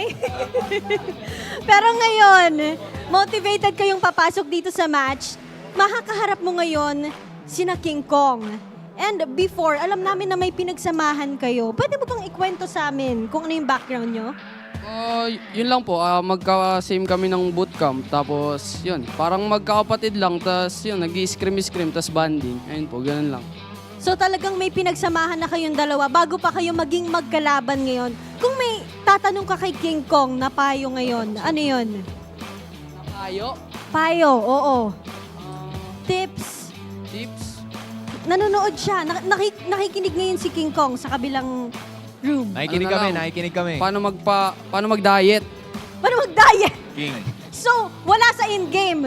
Talagang gusto mo na lang magbatak katulad ni King Kong. King, pakita mo yung muscle. Ayan na. Pakita mo yung muscle, King. Ayan o, yan Ayun ba gusto pala. mo matutunan? Pre, yan Yan gusto mo matutunan. Tinatanong niya kasi King Kong kanina, hindi daw tungkol sa laro eh. Paano daw ba mag-diet? Yan ang gustong makakuha ni James Punk sa'yo. Ano daw ba ang strategy? Bigyan mo ako ng tatlong. Number 1, ano ba ang kailangan gawin para ma-achieve ang ganyang lifestyle? Discipline. Number 2, Self-love. self-love. So may discipline, self-love. Ano ang pangatlo? Patience. Patience. Okay, nakuha mo ba yun, James nakuha mo. Punks? Nakuha mo. Ulitin mo, James Punks. Ay, may mic ka. Ayan. Ano sasabihin ko? Ulitin mo. Ulitin mo lahat na sinabi niya. Self-love, Yan. discipline, patience. Doon sa Yan. tatlong yon, alin yung wala ka? Lahat eh. Yun lang. Paano tayo yun kakaharapin si King Kong? So, doon sa tatlong yon, kung wala ka nun, ano naman ang panapat mo kay King Kong? Saan ka lumamang? Mas gigil ako dyan, tas mas pogi ako. Yun lang! Okay. King, hindi ko alam kung narinig mo yon. Wala ka dito, Hans! Teka lang, Odin ha. So, mas Sorry. gigil daw siya. Okay lang yun, papalampasin natin yun eh. Pero mas pogi daw siya sa'yo. Anong rebat natin dyan, pare? No comment. No comment. Yan, pre, clinose up na kayo. Clinose up na silang dalawa. Yun Hindi lang. na yata No natin comment. kaya to. Odin, walang comment. Wala Walang muna comment? kaming rebat. Oo. Bahala na muna si James Punk sa buhay niya. Alam ni King sabi Kong mo? kung anong Ano carry, sabi mo? pre. Teka lang, Hans, may sinasabi Sige, pa si ano James yan? Punks eh. Di ako nagsabi nun, King, nabulungan lang ako. Okay, bukod sa mas gwapo, masunurin si James Punks. Yan ang napatunayan natin ngayon, tama? Okay. Siya na lang sumagot. Sige. James Punks, ano naman message mo sa makakalaban nyo ngayon? Good luck sa inyo. Yun, galingan lang natin and bigyan natin ng magandang laban yung mga viewers. Teka, pinagpapawisan na kasi si King eh. Okay, King, ano bang mensahe mo para kay James Punks? Message ko para kay James Punks. Good luck. Good luck. Unti lang yung nasasabi sa'yo ni King Kong. So, James Punks, good luck. Maraming salamat. Hans and King Kong, pakita mo ang kagwapuhan mo sa camera. Okay, good luck to all our players. We can't wait kung ano nga bang aabangan natin sa loob ng Land of Dawn. Kaya naman, casters, yun na to. Alright, I don't know if it was legitimately coming from his teammates, but James Punks made a very bold claim in that interview. Would you mind translating to the audience what he just said? James Punk basically said, King Kong, you may be better, but I'm more good looking. James Punk's about to get destroyed, bro.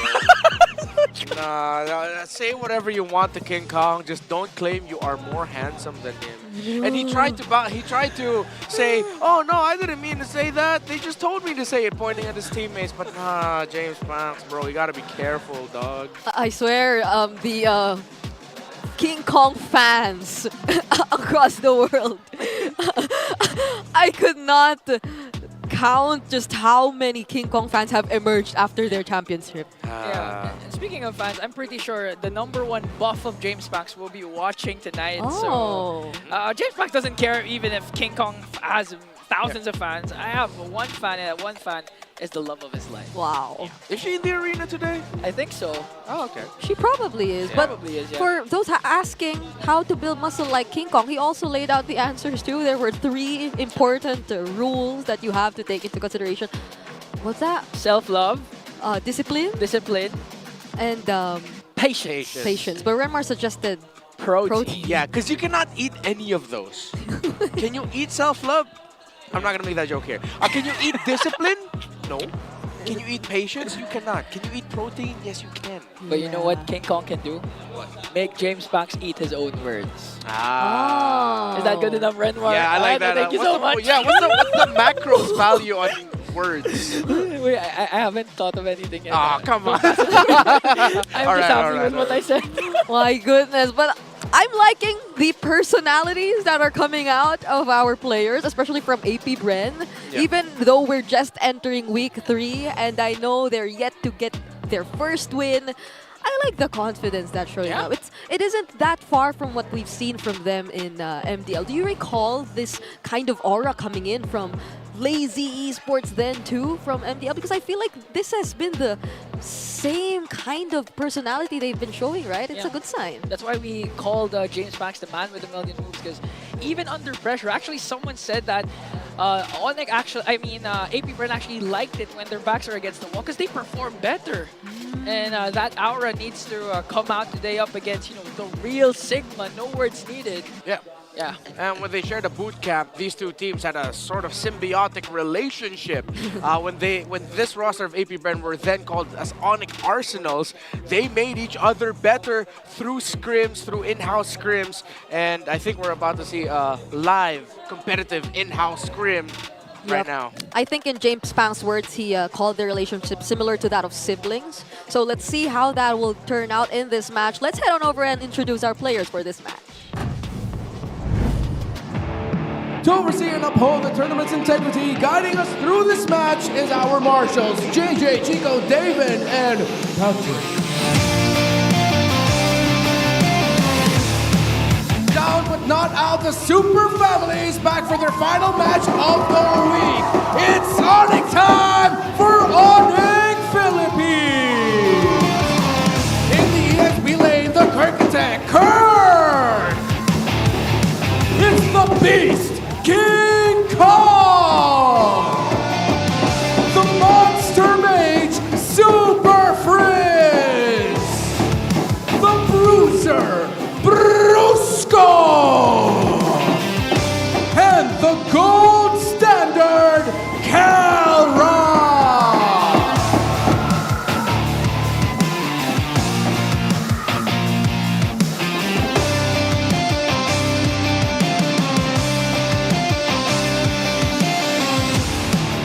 But can these young guns put a stop to them as they find their own way of redemption? The hive is buzzing for AP.Bren! In the EXP lane, he's dead! It's the man with a million moves, James Pang! In the mid lane, Chove Skirt! His partner in the mid, it's Rome Kekadai! And in the gold lane, the silent kid, Shizu!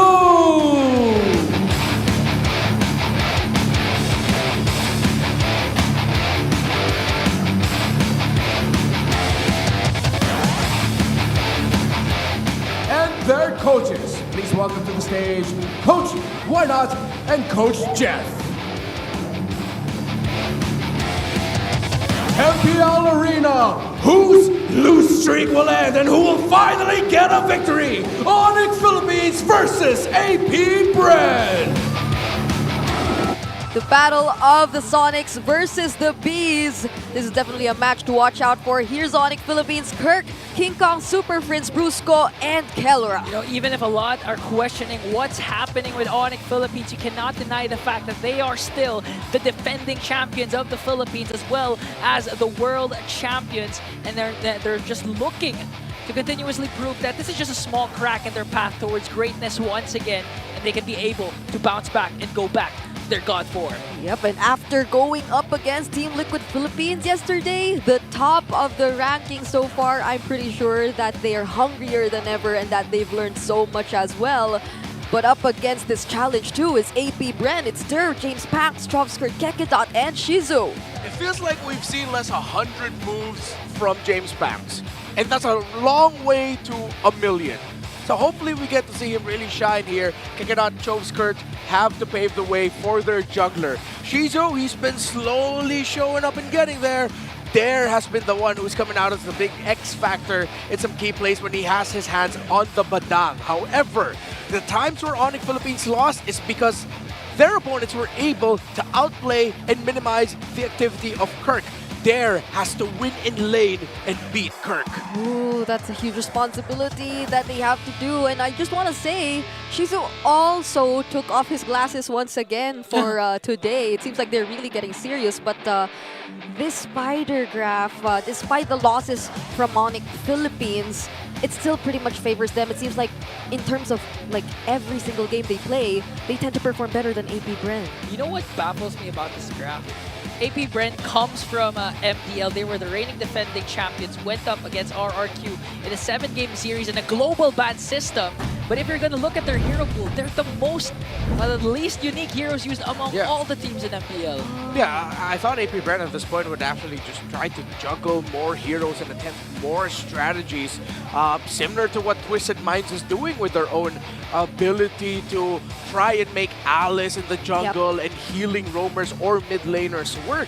So hopefully we get to see a little bit of that experimentation from AP.Bren today, but there's a chance we might not because they're looking for stability. They're looking for their very first win. Yeah, I mean, it wouldn't hurt, but let's see if they would take that into consideration, knowing the gravity of the current situation. So let's listen into the pink test. Oh, daling mo, sayaw na gusto ko, kaya igiling, wag hihinto. Remember, Jay, I promised you. You should have seen me win. Yun ang word of the day ko. Lahat ng mga bagay nagbabago pagkatagalan. Oo, pag puno na dyan, sa kabila naman kayo ha.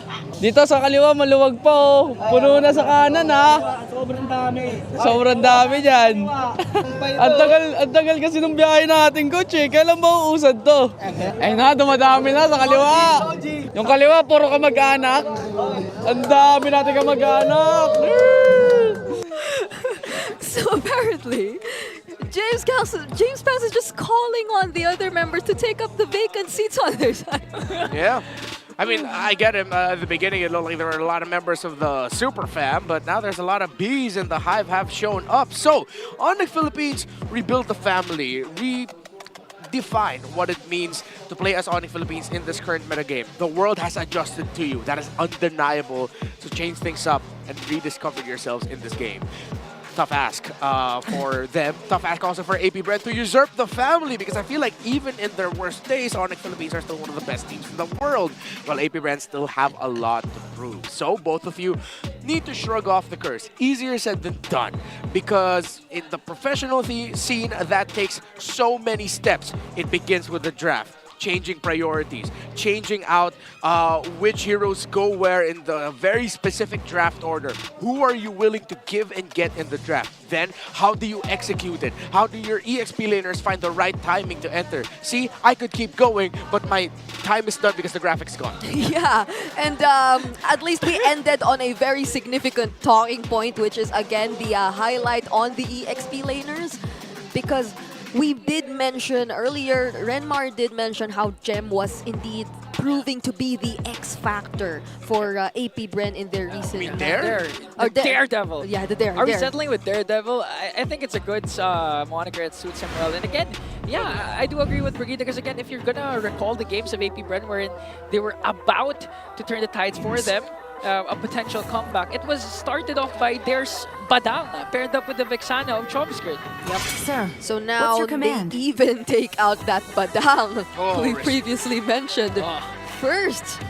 Yeah, and they're taking out the Phobius. Yeah, it just goes to show that Onic Philippines are respecting the hell out of Dare here, and they take away the roam from Kekadot. So the EXP lane trade might boil down to 4 heroes. Edith, CC, Lucas, and there's one more. Hilda, there we go, Yeah. thank you. Hilda might probably be... One of them. Where there is Okay. light, There it is. there are Okay, so they take also out the shadows. Louis. So this time, I actually like that both teams are respecting the The preferred Immortal One signature chose heroes. me to 'Cause, vanquish the shadows I would say that that the plague this one world. factor why they lost yesterday, both of them, was because for AP.Bren, they refused to ban the Alice, and for Onic Philippines, they actually refused to ban the Louis of Sanji. So this time, I think respecting the capabilities of your opponents might be the key in securing a victory. Yeah, but I mean, a lot of the other signature picks are out there too, which could potentially be picked up. I think Shizu could still potentially pick up the Ranger or Harris. And there you go. Speaking of signature picks, look at Chopskirt immediately picking up the Varsa. Yeah, taking away 2 mid laners. You instantly lock in one. That means Onic will have to choose with picking the Eve or the Vexana for Super Fritz here. But they forego that. They wait for their Super Fritz pick later. They pick up the Jawhead, so they get a very good, quick scaling, very aggressive combination of heroes in the first phase. They're going to be looking for mid lane and EXP lane matchup priority, which is the right play. If I'm AP.Bren, go ahead and pick your roamer up now too. Or your gold laner if you want to make... Oh, excuse me, that's already a Granger. Roamer or jungler, specifically, as the Joy is still open for AP.Bren. Yeah, the Joy still could be potentially picked up, especially as they did decide to go for the Granger instead of the Harith. We all know that we don't usually pair up the Joy and the Harith whenever we look for those jungle gold combos, just to kind of spread out the damage distribution. So there they will secure the Joy immediately, but this is where what you previously mentioned also. Oh, shoutouts to Coach Eb and his fiancée. Or are they? Were they already? They're married. They're married. Where yeah. are they married for quite some time? So, his wife. Correction. No, I mean the championship rings. I doubt he goes around just wearing those. Oh, he's wearing his marriage ring, I guess. Okay, fine. Yeah, that is the best ring that he has. Yes. Right beside him, yeah. I agree. Alright, so, okay. AP.Bren can now focus more a bit, but would they still want to ban out XP lane heroes though? We're kind of losing out on those possible trades. Yeah, I think they will show their EXP laner now 4th. If ever they could go for a flex pick, they can show like something like a high loss. Because it's good. The high loss supplements very well. It's a good anti-invade, and it's also pro-invade if ever the Jawhead paired up with whoever is going to get paired up with doesn't actually succeed. Considering that there's a Joy, Valentina might be off the board. I think, Vexana. I think AP.Bren would actually want to commit the ban on the Eve instead. Oh, and yeah. then force the Vexana to go on it. Eve is still actually open Or the other way around. for Onic, but... Oh, Wipe out all the injustice in the world. Take out the Cho, which is a common matchup too, the Jawhead and the Cho, but what else is... Will they really take out the Eve? Or at least one, since I think 3 of the XP laners we previously mentioned are still there anyway. It's either the Eve or the Vexana that they're going to take out, I guess. There's still a big trade around the EXP lane. Again, we mentioned the Lucas, the Hilda, and the CC. Yeah. I think AP.Bren would want one very solid, stable option. Actually, I'm okay with him rushing the Hilda 4th pick.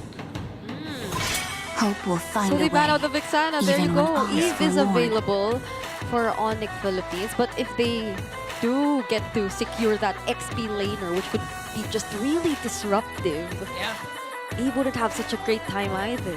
Yep, exactly. That's why the ball's on the court of AP.Bren.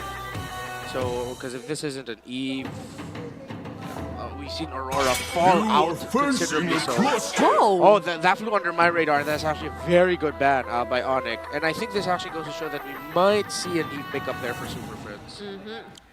That might just increase the chances. So there, knowing this huge task he has to fulfill, will they be revealing his hero now? Will they indeed decide to go for either the Hilda or the Lucas CC? Since, like, in terms of their current lineup, Yeah, it does feel like the Hilda could supplement so much of what's lacking so far from AP.Bren's lineup.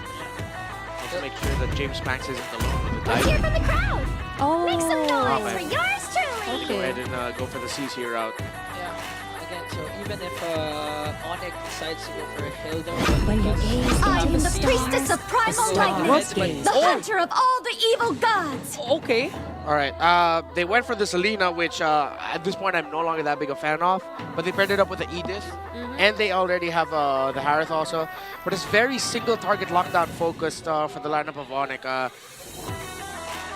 They decided to go with this. You know what? Why not? This is good for longer engagements, longer team fights, and they needed something that something paired up with the Harith in that regard. Now the roamer pickup though can just be very solid. It can be like a high loss, and you wouldn't mind because the revitalize would come in big time for them. Yep. I'm just thinking about the accuracy of or the timings of these crowd control skills that are in Onic Philippines lineup. Since look at the high mobility heroes currently in AP.Bren, especially talking about James Panks. I think even yesterday between Onic and Team Liquid, there were times where a Joy was just able to escape away from Onic Philippines with this very similar lineup too. So I hope they get to be more coordinated at least whenever they do decide to go for those kinds of attempts. But AP.Bren wraps up their lineup with the Gatot. I get the Selena because it ensures that Shovskirt's not going to have an easy time trying to go for Vision or pop the Feathered Airstrike. But at the same time, it's all going to boil down to if the Abyssal Arrow is going to hit. Because we've seen a lot of Selenas not doing a good job because if the arrows don't hit, what are you doing? What are you contributing to the team?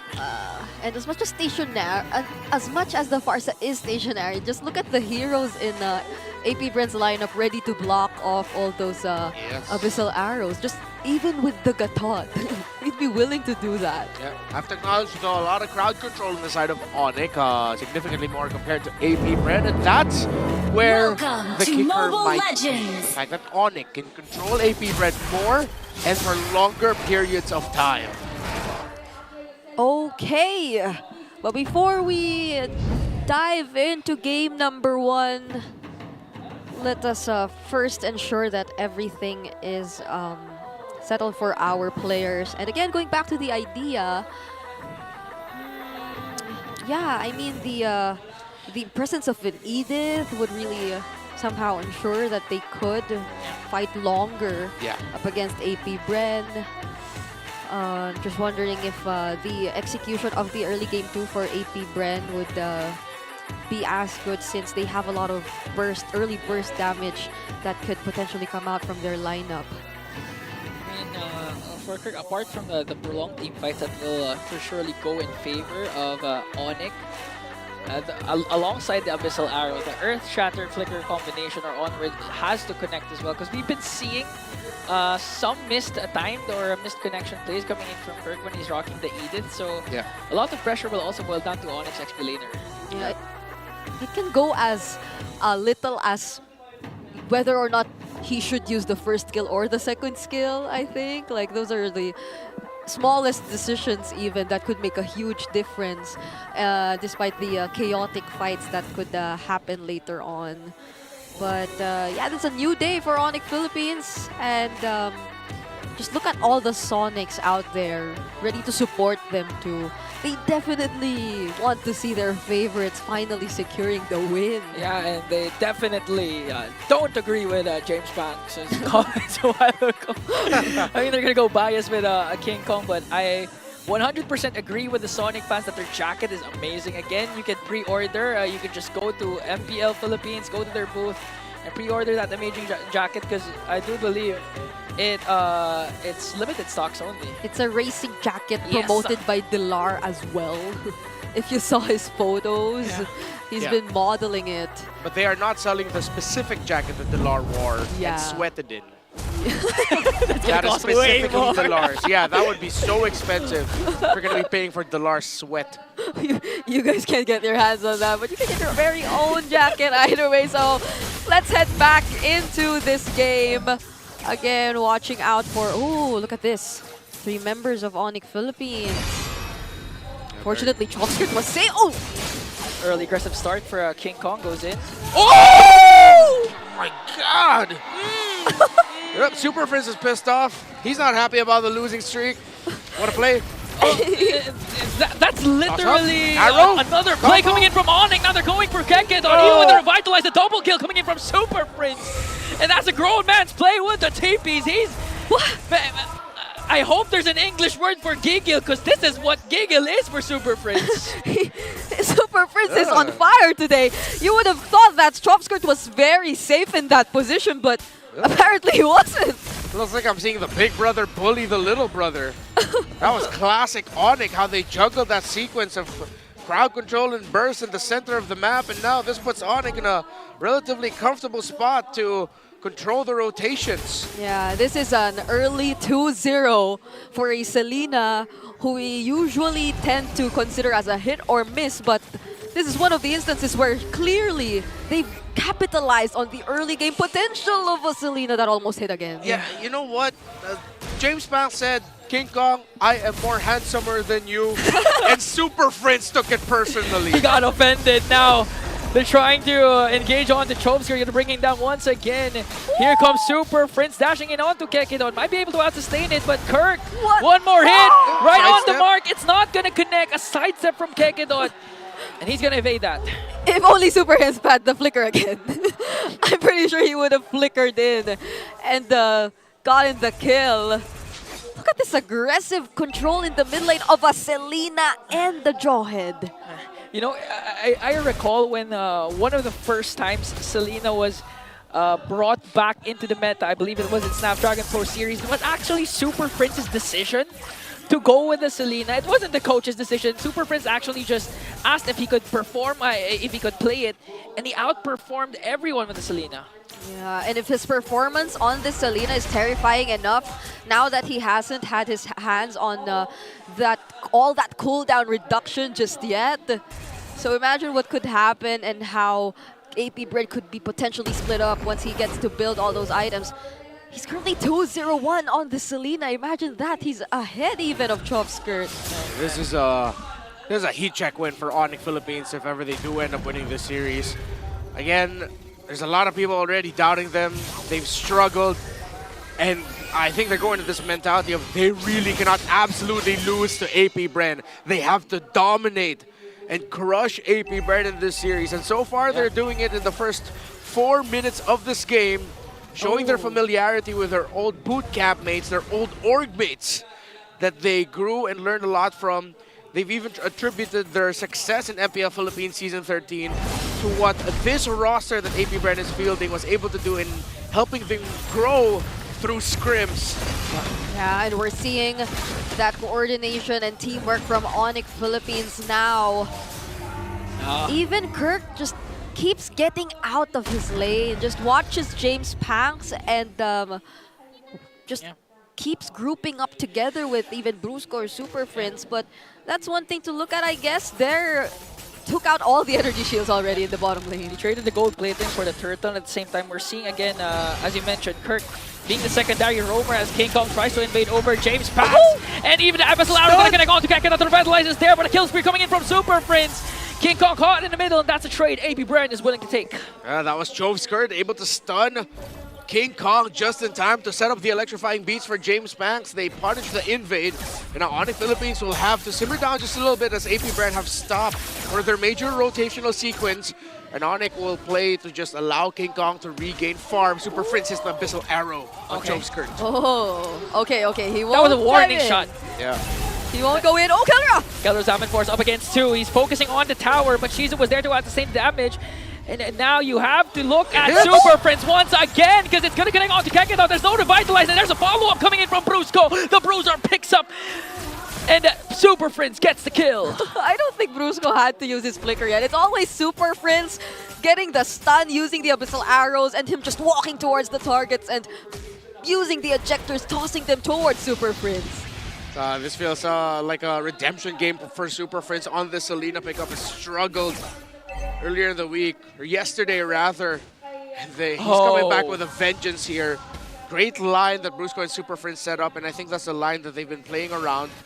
So Brusco get vision and Super Fringe just always be lined up perfectly so that the Abyssal Arrow will land. It'll be Brusco tosses first and then Super Fringe with the Abyssal Arrow. Conceal down bot. Okay, Conceal. They're going to focus their target onto James Pax. There's the ejector.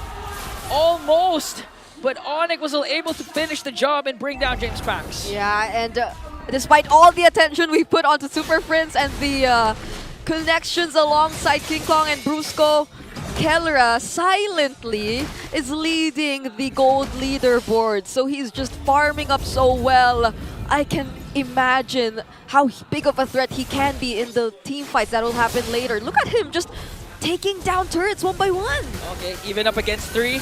Will Kellra be able to play? He even No goes way. in with his Zaman. No way! Oh, there, but Kellra doesn't need him. He's going 1-on-3. Brusco with the throw. Kakedot in trouble. And a double kill for the god in a gold lane. Kellra with no regard for human life under their tower. A double kill for Kellra. He wasn't afraid to do that! James Banks trying to look for the trade, but still, there's a flicker for Super Prince to survive. And with that, a total of 3 turrets are about to get taken down by Onic Philippines. Once again, we're seeing the Sonics in their nature. King Kong back to his usual rotations of taking away jungle creeps up against James Banks. That's a 2-level gap already for the junglers. And looking at the replay, oh my okay, gosh. tell me another gold laner all around the world who's gonna commit the Zaman Force up against 3. I cannot No tell you one. one. It's just Kellra I can think of. Okay, now Brusco soaking up damage. He does, however, use the flicker curtain to call? disengage. The curtain call is there, but the Zaman Force as well. Chop Skirt used the feathered airstrike, and it looks like a clapback coming in from AP.Bren as they bring down Brusco. But Kakedon as well is in trouble. Kirk still going in. Here comes the Abyssal Arrow. It's not going to connect. And a shutdown onto Shizu and a double kill for the Beast Incarnate, King Kong. That was close, even for Kellra, but he still was able to flicker away from a potential kill by James Pax, and James Pax just had to get away. He didn't pursue the fight any longer. That resulted in a 3-4-2 trade, clearly in favor of Onic Philippines. As you look at the Infinix hand cam featuring Super Prince and his Selena. Wow. Really got to see there the big value brought about by the Primal Wrath that Kirk brought down. It looked like AP.Bren found the perfect opportunity to counter. Derek got a beautiful curtain call in, and it was also a great entry by Kakedot with the avatar of Guardian.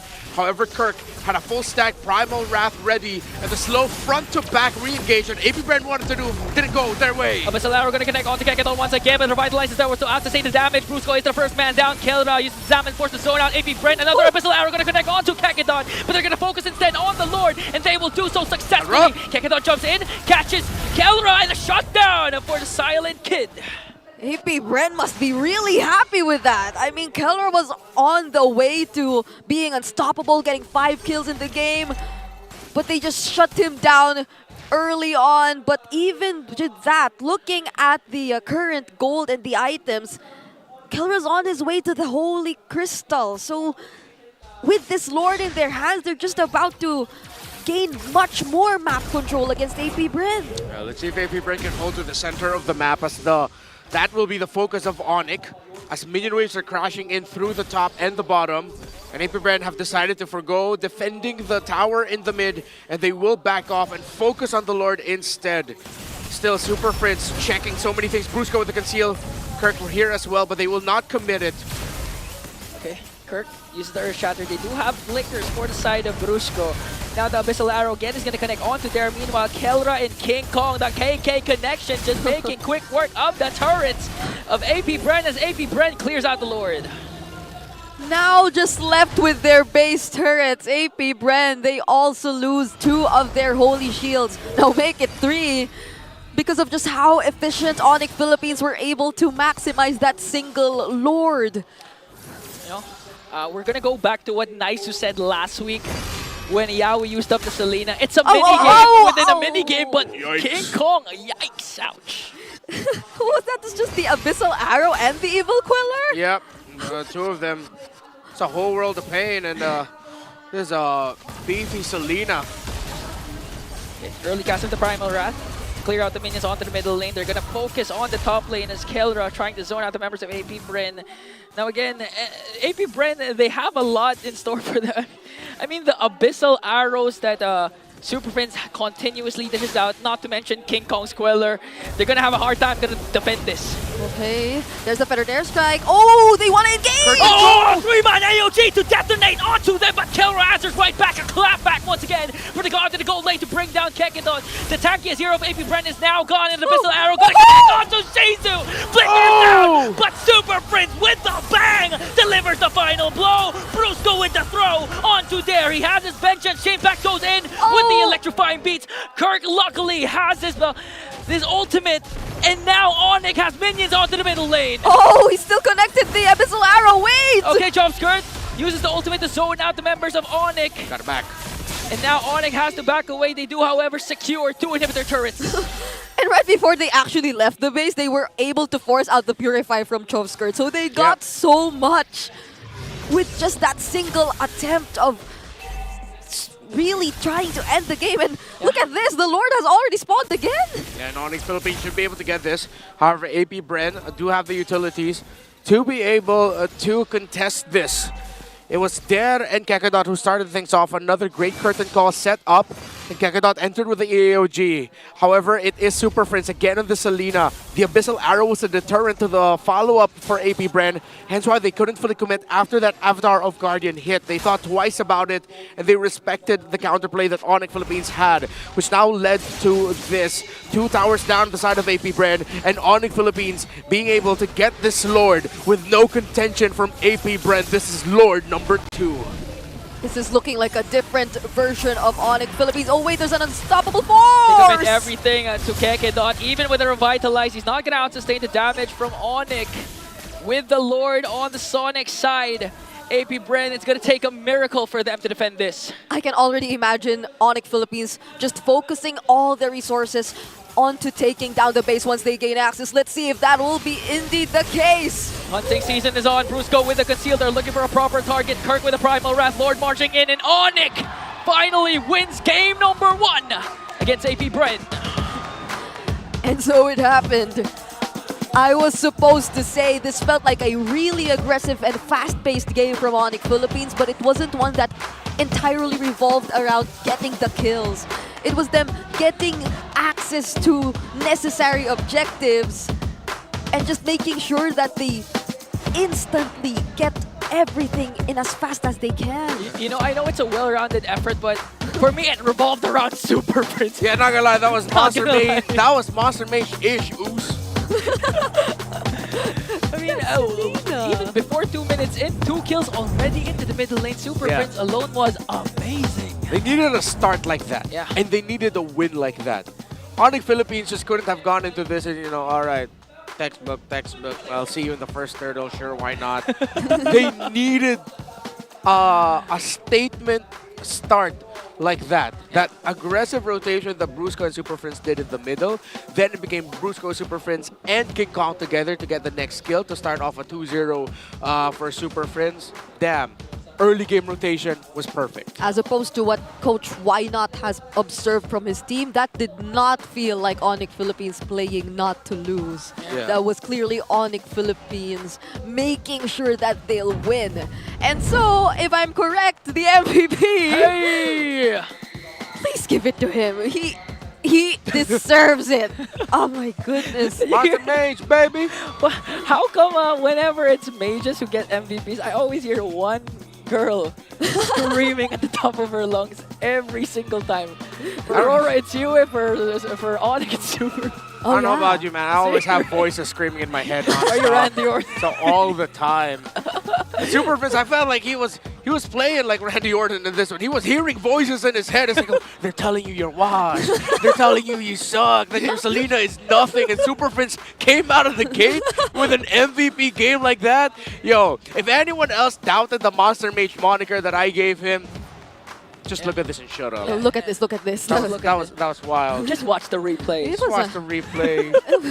Super Prince. And again, it's not even just the first few minutes, even down to the last play of the game. Who could forget the Abyssal Arrow that connected to Shizu?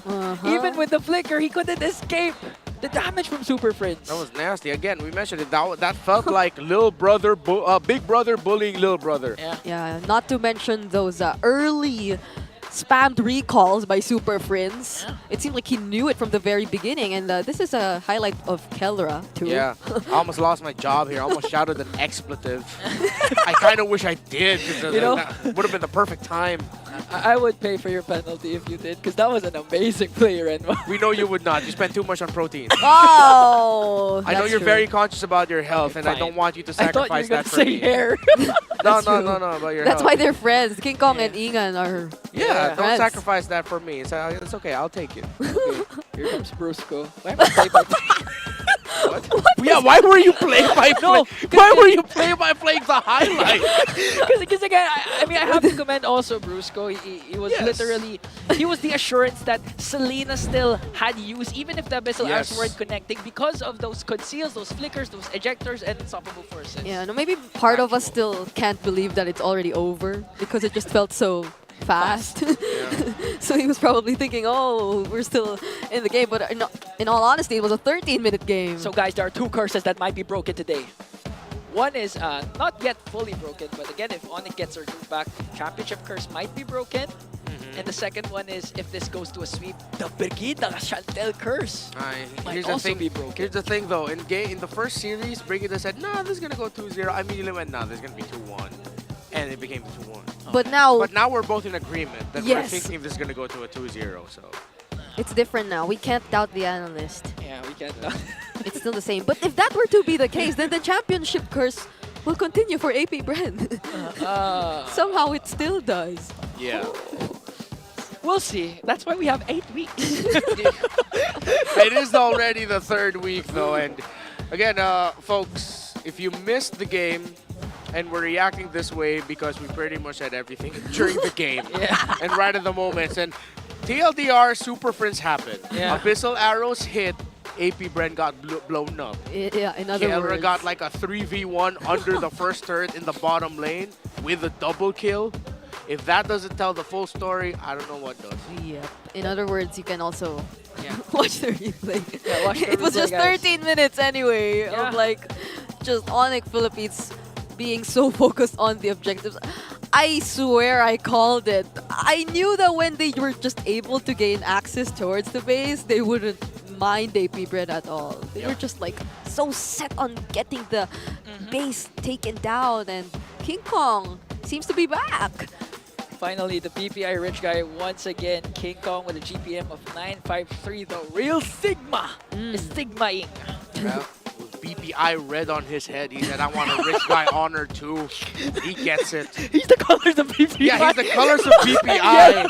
He's the most aesthetically appropriate BPI rich guy. I'm taking a picture. Being red and yellow. I can't believe it. Oh my God.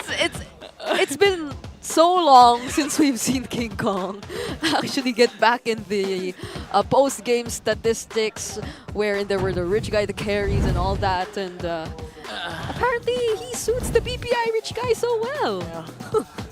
Honestly, when the first time I saw King Kong with red hair, I thought, and then after a few weeks, oh, it's actually nice. And then in the background of BPI, it's way better. But again, apart from the usual people that we commend, I also want to go back to Kirk. Because we've said that Kirk's been, kind of playing off. But this time he showcased how he's still the Kirkitech. He was in full control, even up against the C Senior and Edith. He was always out of his XP lane because he was being the secondary roamer for Onic Philippines. Yeah, I like how he sacrificed a lot, I'd say. I think the early energy shields which went into Dare's hands gave him the early war axe and the early damage output too. I think we saw it once when they were able to punish King Kong, but fortunately after that it didn't happen again for Onic Philippines, and they were just so dominating in that entire game. So I think just the same, it was indeed a fast game, but we still need somewhat of a breather. So for now, let's head on over to our hosts and check what they have for us in this All Access segment. Maraming salamat sa ating mga casters. Buhay na buhay ba ang mga Sonics? Let me hear you scream! You'll love to see it as Onic gets a victory in that game 1. At syempre, kasama natin walang iba kundi si Coach Ieb. Pero sorry, Coach, para magkalinawan lang. Okay, ang dami kasing nagtatanong sa akin eh, ano ba ang dapat natawag sa'yo? Coach Yeb? Boss Yeb? Raha Yeba? O Haring Yeba? Kasi parang ang dami na eh. Ang dami nang nangyayari. Ano ba dapat tawag sa'yo? Coach Yeb lang. Coach Yeb. Okay, mabuti ng malinaw. Mabuti ng malinaw. Coach Yeb, kamusta? Welcome back to the MPL Arena. Parang ang tagal ka namin hindi nakita dito, no? Last season, ano ba? Season 10, yung huling dalaw ko ata. Season 10, and now you're finally back here. It's been a while. It's been a while, but welcome back. I assume na you're here especially for Onic Philippines. We've seen them struggle in like the first 2 weeks. Kamusta naman ang rhythm ngayon at ang condition ng boys? Sa totoo lang, syempre, kita naman na namumblema yung both teams, Philippines and Indo. Pero ang maganda lang doon, alam namin kung ano yung problema. And willing silang lahat para baguhin yun. And those changes, right? Those improvements are some of the things na minsan hindi mo talaga matuturo sa mga players. What do you usually tell them, especially before the start of this matchup na lalo na ngayon, they're already leading? Ano ba yung sinabi mo sa kanila bago magsimula to? Sabi ko lang sa kanila, enjoy nyo lang. Tsaka huwag niyong kalimutan kung bakit nandito kayo at the very first. Pangarap nyo to eh. So, huwag niyong bitawan ng gano'ng kabilis. And you know, they're going up against a pretty familiar foe, right? I'm sure that you know all of them as well. Ano bang thoughts mo naman dito sa AP.Bren roster na to? Because they're very young and they're very new as well, right? Sobrang proud ako na nasa MPL na sila. Sobrang saya na nakikita ko sila dito. They're very happy to see you. Kanika na lamang. Kung may mensahe ka para sa parehas na teams, what do you want to say to both of them? Good luck lang sa parehong teams and enjoy. Bigyan nyo kami ng magandang laban. Oh, and we are gonna be expecting for that one very, very soon. And with that being said, mukhang yun na ang the last word. Anything you want to say to all of the people who are supporting MPL Philippines, Coach? Salamat sa lahat ng sumusuporta, lalo na sa Sonic. Ayan sila, oh. Dami nila, Coach. Yung misis ko dyan, sasakak namin si Anika. There we finally have it, Coach Yeb. Maraming salamat for giving us your time and for being here as well. We're gonna be tossing it right back to our casters. So casters, kamusta kayo dyan? We were just saying, Coach Yeb looks so fresh, stress-free. Yeah. I don't know why, but it's nice to see him. Plain and simple. I mean, we can't deny the fact that, yeah, aside from all the championship rings that you see him wearing, so it's nice to see him back here. It's been a while, he said, since Season 10. But also, don't forget, we just mentioned it, talking about King Kong earlier, bringing you a better tomorrow. BPI empowers Pinoy gamers with next-level banking solutions to help you level up in life. There's digital deposit accounts, insurance investments, loans, and many more. Yeah, so you can start saving for an epic future. Open up a #SaveUp account today via the BPI app. All you need is one ID, 5 minutes of your time, and then you already have an account. Open an epic future with BPI. That's the Bank of the Philippine Islands. Yeah, you can visit them here. They have a booth or your nearest BPI branch to get started. And this is one for all those Edith users out there like Kirk. There's a new skin, the Prismatic Sentinel. It's now available in-game with 30% off. You can also get it from a chest, so join Edith and experience MLBB esports charm now. It's not just Edith, honestly. There are so much skins available in store. Have you gotten your hands on either of the new releases, the Selena? I got the Selena one, but really? I had 10k diamonds now. Oh, you heard that? One. I have one left. Oh, no. No more. Okay, it's okay. It's okay. At least you didn't spend 6 million diamonds to get the KOF skin like Naisu, because that's what they always say. But side selection update as we head on back into the match. It's AP.Bren now on the blue side. Okay, so I don't know, earlier it just felt like they really wanted to go for their comfort picks. Yeah, honestly, there's not much to say in terms of the draft that AP.Bren did. It was a very solid draft. They were just straight up crushed. I'm sorry, no sugarcoating. They were decimated in that game. Yeah, literally blindsided. I mean, if you're AP.Bren, you wouldn't expect a Selena to be showing up again, especially it's in the track last pick. record, right? Exactly. If you don't want to get blindsided, don't pick a hero that in the canon is blind. Wow. So don't pick Farsa. No, but I'm kidding. The Farsa wasn't the problem. There was no problem with the Farsa, no problem with their drafts. They were just straight up outplayed by the Monster Mage and the rest of Onic. I think one major change could be the blue yo for AP.Bren. Where Max there has is been using light, it, and there are when it also comes to shadows. his Suyo, it's better than expected. So I think they have a fighting chance if ever they secure that Suyo for James Max. Yeah, and probably just some sort of Always on the way. a glimpse of why most mages do tend to come in later in the draft nowadays because of what AP.Bren did experience in earlier game number 1. But so far, AP.Bren surprisingly banned out the Badang themselves. It's surprising to see this. It's because earlier it was Onic Philippines really doubling down on the XP lane their heroes. So let's see how this goes. I mean, earlier still there got the CC, and I think this is also one of the picks he's really comfortable playing either Sir, way. But what's your command? oh, funny. Oh. Why does this look like a red side? Nah. It's gonna be a red side Harith? Or it's not gonna be a Granger. But there's a Suyo Joy. It's for sure Suyo. Magic is my Oh, life. so they take out Harith. Granger for Shizu? Huh. Are they really gonna take it up first? No, the stuff, they have to pick Joy first. There's... Yeah. If they want the Granger, they pick up Joy. But Onic will get the Suyo, Granger. No, yeah. Oh. Okay, so you block the Granger pickup potentially with a Joy. So it's going to be up to Onic if they're going to pick the Granger, even if there's a Joy on the other side. If they don't pick it, then they pick it. But they said, you know what, we want the Suyo instead. They hate me. That was personal. They heard you, they hate you. Now they're gonna show you that you're wrong, Renor. Yeah, it's okay. So it's a Joy Granger Phobius, maybe? The experience. You saw it on the device, didn't you? Were you looking at the phone because they showed it? Nah, it's the Jawhead. Okay. Oh. Still the Jawhead. Well, at least there's no Suyo. Oh, there's no Suyo Jawhead for Yeah. AP.Bren. But okay. I don't think AP.Bren will Phobius. Oh. I think they'll pick Flex, Roam EXP, and then their mid. Oh, no, they have to pick their gold laner as well. Eerie, Kari, Eerie Moskov. Yeah. I would like an Irithel, please. Irithel and the flex pick. Yeah. Oh, that's the flex pick. Yep. Okay. Very flexible, although it, I think history shows that's more of a Kekadot hero. Moscow! They hate me. I agreed with you, so I hate you guys. No, I just didn't say it, but I also would have preferred the Irithel. There's a trend. They hate people like us. What do we have in common, Redmar? Devilishly handsome. That's why they hate King Kong. Yeah.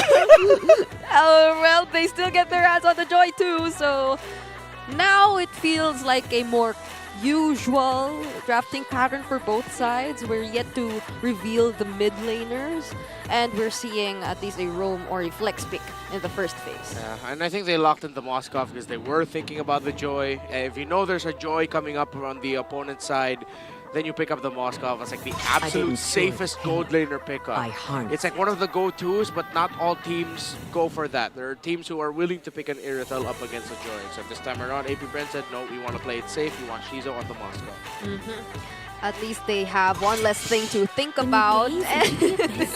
With the Selena ban, they get to take away a lot more possibilities for Onic. But I'm not sure if I'll be considering the Selena for Onic Philippines again, since they banned out the Valentina too. So there could be a possibility that Onic Philippines are looking to secure a mid laner that has a reliable ultimate, maybe. It could be an Eve or a Faramis.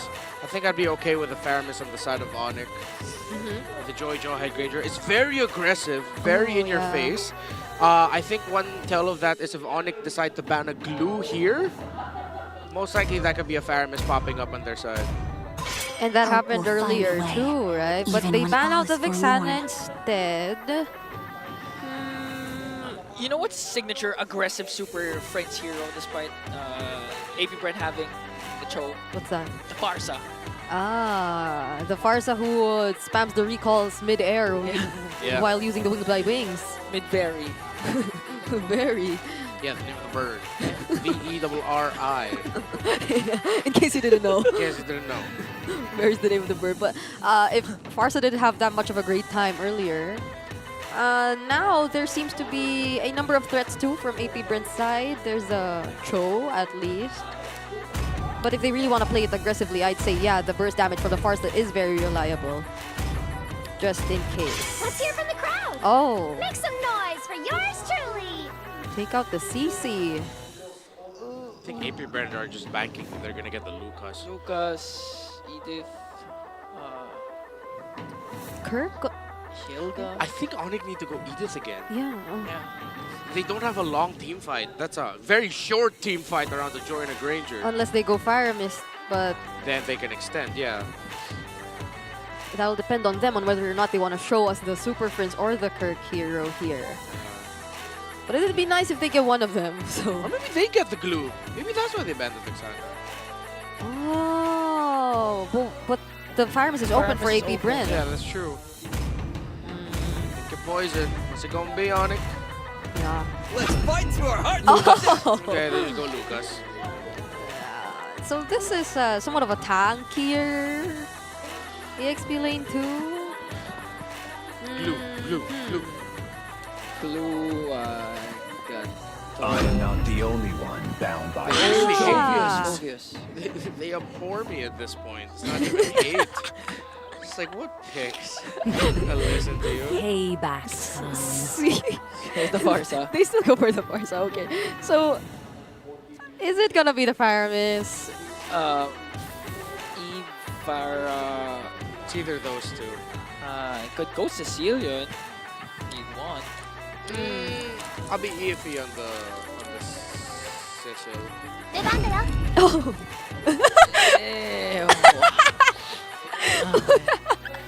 Compared to Super Friends Abyssal Arrows, we did not hit the mark.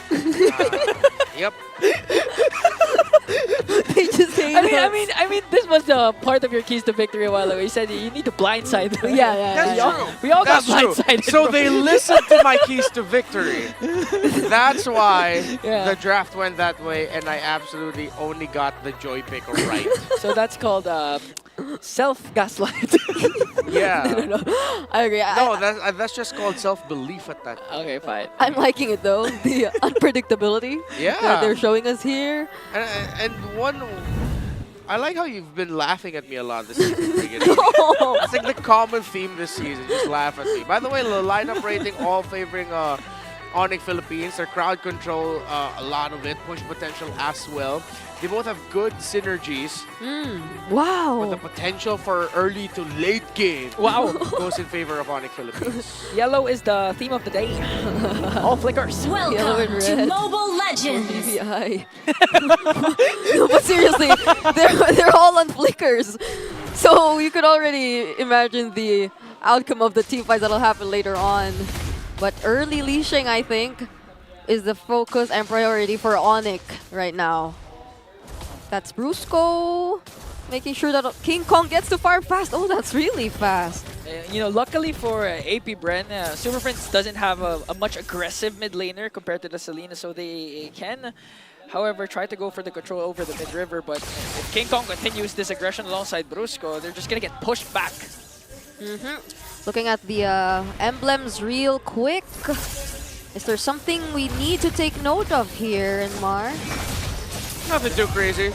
Might go for an early first blood onto Brusco, but he was able to flicker out. Here comes Keketot also.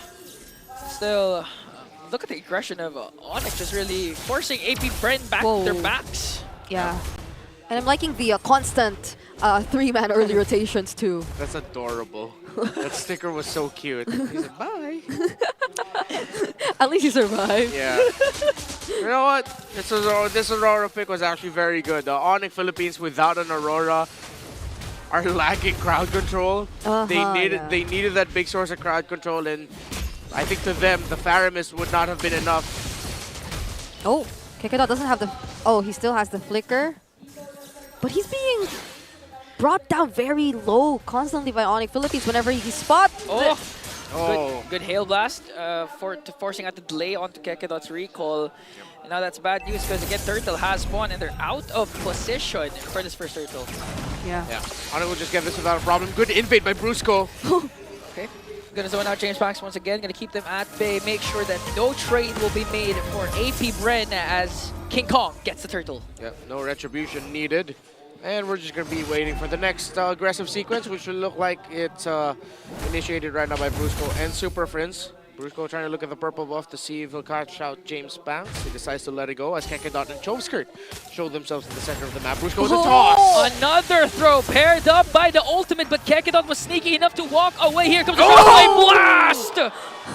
And Kekedot got erased. And that's the Onic we know, the out of nowhere backup rotation by Kirk. Great shockwave blast. Seems like Onic have found their timing again. Yeah, that was a full commit too, but wait. Shockwave. Almost one more Death Sonata, but here comes the counterattack from there. Gonna pick up King Kong, make it two. Brusco is also down for the side of Onic, so AP.Bren was happy with that trade. Yeah, they finally found some answers. Both junglers actually were traded right there. Keldra versus Kekedot though. Oh, the Rhapsodies are connecting to Kekedot. One more Death Sonata can do the job. And the Rhapsody was able to finish the job and bring down Kekedot. Never bring your fists to a gunfight without your own gun. Keldra was just predicting the movement so well. Super Friends with a flicker and a freeze. Let it go, Super Friends, but he won't. I was wrong. I thought I wouldn't expect any aggressive play from the Aurora of Super Friends. Super Friends says, think again. He has the flicker. He is just so confident in not just this game, but the entire series so far. Super Friends has just been constantly on the lookout for kills and people who they can potentially take down from AP.Bren. You mentioned earlier, you mentioned something earlier, Brigida, that Coach Why Not brought up something, an old quote, maybe that Onic, but Onic playing not to lose. This is clearly Onic playing to win. The aggressive, instinctual Onic that led to them to becoming M6 and SPS champions. Look at Kirk. There! Look at there from the back line, forcing out Super Friends. King Kong to walk away. Here comes the kick coming in from Kekedot. And there's the feathered airstrike from Choveskirt. There is the first man down. Onic with the counter respawn. Shockwave blast coming in from Kirk. And they zone out AP.Bren for a clean turtle take. Yeah, two members were zoning out AP.Bren, whereas there was alone. And now Onic Philippines can just peacefully take this turtle for themselves. So far, everything is going really well. Also, already establishing an almost 3K gold lead for Onic Philippines. Felt like Dare said, hey guys, look what I can do. And AP.Bren couldn't because Kirk showed up at the right time. James Pax in the middle. Oh, now, okay, a beautiful cast of the Frigid Glacier for Super Friends to stop the aggression of AP.Bren. And now Brusco providing enough vision for King Kong to make a move and just literally take away the jungle creeps off top. Brusco goes in, Kekedot as well with a kick. But he's up against three and the Keldra picks up another kill. Yo, Brusco used the unstoppable force like a purify, knowing that he would be CC immune, so that the kick angle of Kekedot won't be right. That was an interesting interaction. Not one you'd usually see, but we learned something new again today just because of Brusco. Oh, mid lane! Okay, Brusco keeping there and Choveskirt at bay. Here comes the feathered airstrike as Onic focuses their target on the mid lane turret. Now Terrera gonna feel the wrath of the god in the goal lane. Keldra once again picks up a kill. It's not just Super Friends who's mad this game, it's Keldra too. It's Brusco, everyone. Everyone is actually I'm mad. also mad. Not because Onic Philippines is winning, it's just, where was this Onic? The beast woke up finally. Maybe took them 3 weeks. Yeah, exactly. Maybe it just does take time. Maybe it just needs a familiar matchup to remind yourself why you dominated. Yeah. And AP.Bren is just unfortunate that they're on the receiving end of Onic at their absolute angriest. Yeah. Look at the gold lead of Keldra. Massive. Almost double, actually. Yeah. Malefic Roar, Skypiercer, Hunter Strike already built up for the Granger. And only a Corrosion Scythe, still waiting for the second item of the Moskov. And as soon as he picked up the Sky Piercer, already secured the 2 kills, so there's already 20 stacks for the Sky Piercer of Kelra. And now Onic is just literally taking away everything AP.Bren can take for them to equalize the economy, and Onic is doing a good job at preventing that. Yeah. Don't think they can contest this. They're really just going to leave Shizo to pushing down the bottom lane. And they're providing space for him. You see how the Cho in the far side of the map are positioned. That's them providing space for their Moskov in the bottom. Giving up that turtle. I think they'll have to give up this second tower in the top lane as well. As Brusco and Super Prince providing good backup for him if ever needed. And Onic will reset to the center of the map. That's the only thing they can do for now. Just to somehow minimize this massive lead in Onic Philippines' hands. And now AP.Bren, they can barely move out of the remaining areas where they can feel safe. I mean, look at this. Yeah, and not to mention, all throughout the skirmishes, King Kong was just focused on his objective, the jungle creeps, continuously farming up. His KD is just 0-1-2. So the moment that King Kong makes his presence felt, it could spell trouble for AP.Bren. Oh, Brusco. Is he gonna look for someone? Yeah, he's zoning out. He's pushing them back. Okay. So he popped that. He knew it would be an obvious angle, but it forced AP.Bren back so that Onic Philippines will be able to get the tower in the mid. King Kong now has the Holy Crystal, and I think we might just be waiting for the inevitable victory here of Onic Philippines, as the lead has gone to the point where it would be difficult to come back. Very difficult to come back for AP.Bren, but they still can capitalize on Onic making a mistake. Yep. I mean, there are no purifies to be found. So Kekedot with possibly one great setup, but speaking of Kekedot! Okay, Kekedot was able to flicker up, but there comes the Unstoppable Force plus Ejector feeding off the kill to Kelra. King Kong goes in right after Choke Skirt. Unexpected play from the King of the Jungle, but 2 bodies will fall down for Bren. They didn't even wait for the Lord to spawn anymore. And look at Onic just knocking at the base of AP.Bren. You can expect Prince to cast that Flicker Frigid Glacier at any given moment once the minions spawn. Here comes Brusco. Goes out there! There's the Frigid Glacier, not gonna connect to anyone, but Kirk is zoning out the members of AP.Bren. This Kingo has to walk away. The first man down might be Kirk. And there was still a glimpse of hope for AP.Bren. Yeah, a big punish there by AP.Bren. Good lockdown onto Kirk. And even the Spirit of Destruction by Shizo forced Onic Philippines to focus on repositioning instead, making sure that they don't get hit. Onic still have the lead, yes, but now a glimmer of hope for AP.Bren as they have just a slightly bit more space to work with Kirk down, but he will come back. Yep. So now Onic Philippines might not be able to immediately go for the Lord right when it spawned. And Shizo earlier actually felt like he was sort of ready to fight. If only Brusco wasn't able to do that mini sidestep, avoiding the Spear of Destruction, AP.Bren might have actually went for it, but now they're back and they're in full control of the Lord Pit. Yeah. Still, James Paxaman will concede the Lord. Brusco goes in with the conceal. They might go for Kekedot. All the ultimates, almost all, have been casted for the side of Onic, and all the while Shizu was just pushing up top, trying to get a turret. Yeah, Kirk missed the flash combo knockback that was supposed to land for Kekedot. However, they were able to force AP.Bren to go back. Shizo, split push up top, able to break it. And with Choke Skirt now has the Blood Wings. Just a little bit more survivability for a very key target for Onic Philippines. Lord marching in down mid, only the first one in the game. Should still be defendable for AP.Bren. Not unless the Prince Brusco combinations connect onto AP.Bren. This could be an endable angle for Sonics. They really need to be wary of their damage dealers and their wave clear. Now, oh, there goes Brusco! Okay, luckily he missed. He just threw the cart away. Now he's surrounded by 4 members of the Beast. There goes in Chomskers as well, with the ultimate to zone out the members of Onic. Kekedot is going to fall down, a 1-for-1. But still, Onic has the Lord. Now they set their eyes on the top lane turret, but AP.Bren will be able to defend. They still have minion waves coming in here, but AP.Bren should have enough utility still to hold on. Both roamers gone. All right. Kelra now just really wanting to take down this top inhibitor turret as well.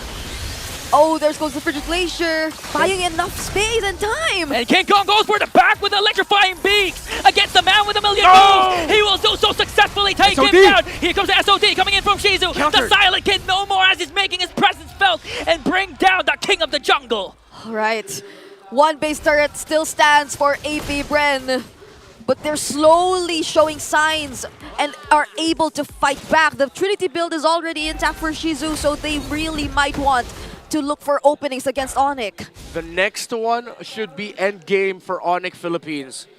But AP.Bren has 50 seconds to work with. 50 seconds to get a pick, to get advantage, so that the Lord won't be an easy take for Onic Philippines.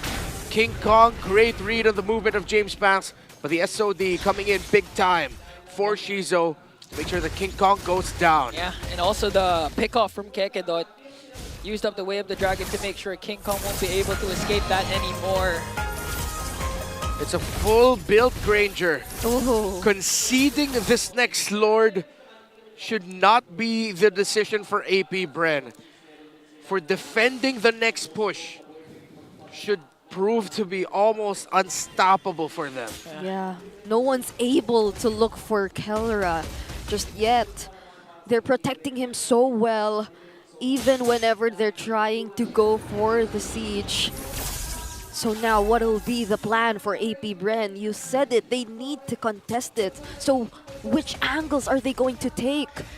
The Keller route might be the way right now because Keller has no defensive items, no Wind of Natures or Winter Crowns. So a beautiful pickup from Kekedot can't do the job as he goes in for the conceal, but gets stopped off by Super Friends in a dodge from Kelra. Point blank shot right in the face, but Shizu answers back, bringing down the God in the gold lane. Kirk working on Shizu. He pops his Wind of Nature, and it looks like a green light for AP.Bren, but Kirk will fall down in the hands of Chomskirt. Look at the positioning of King Kong. This might be an angle for King Kong to wreak havoc against Chomskirt. Electrify beam to bring down the mid lane. James Max is the next one on the top, but Shizu brings down the beast incarnate. He was silent for a long time, but he finally comes up big time. Divine intervention, a knock-up from the Lord, and Shizu and Kekedot secure the Lord. A miracle for the Bees.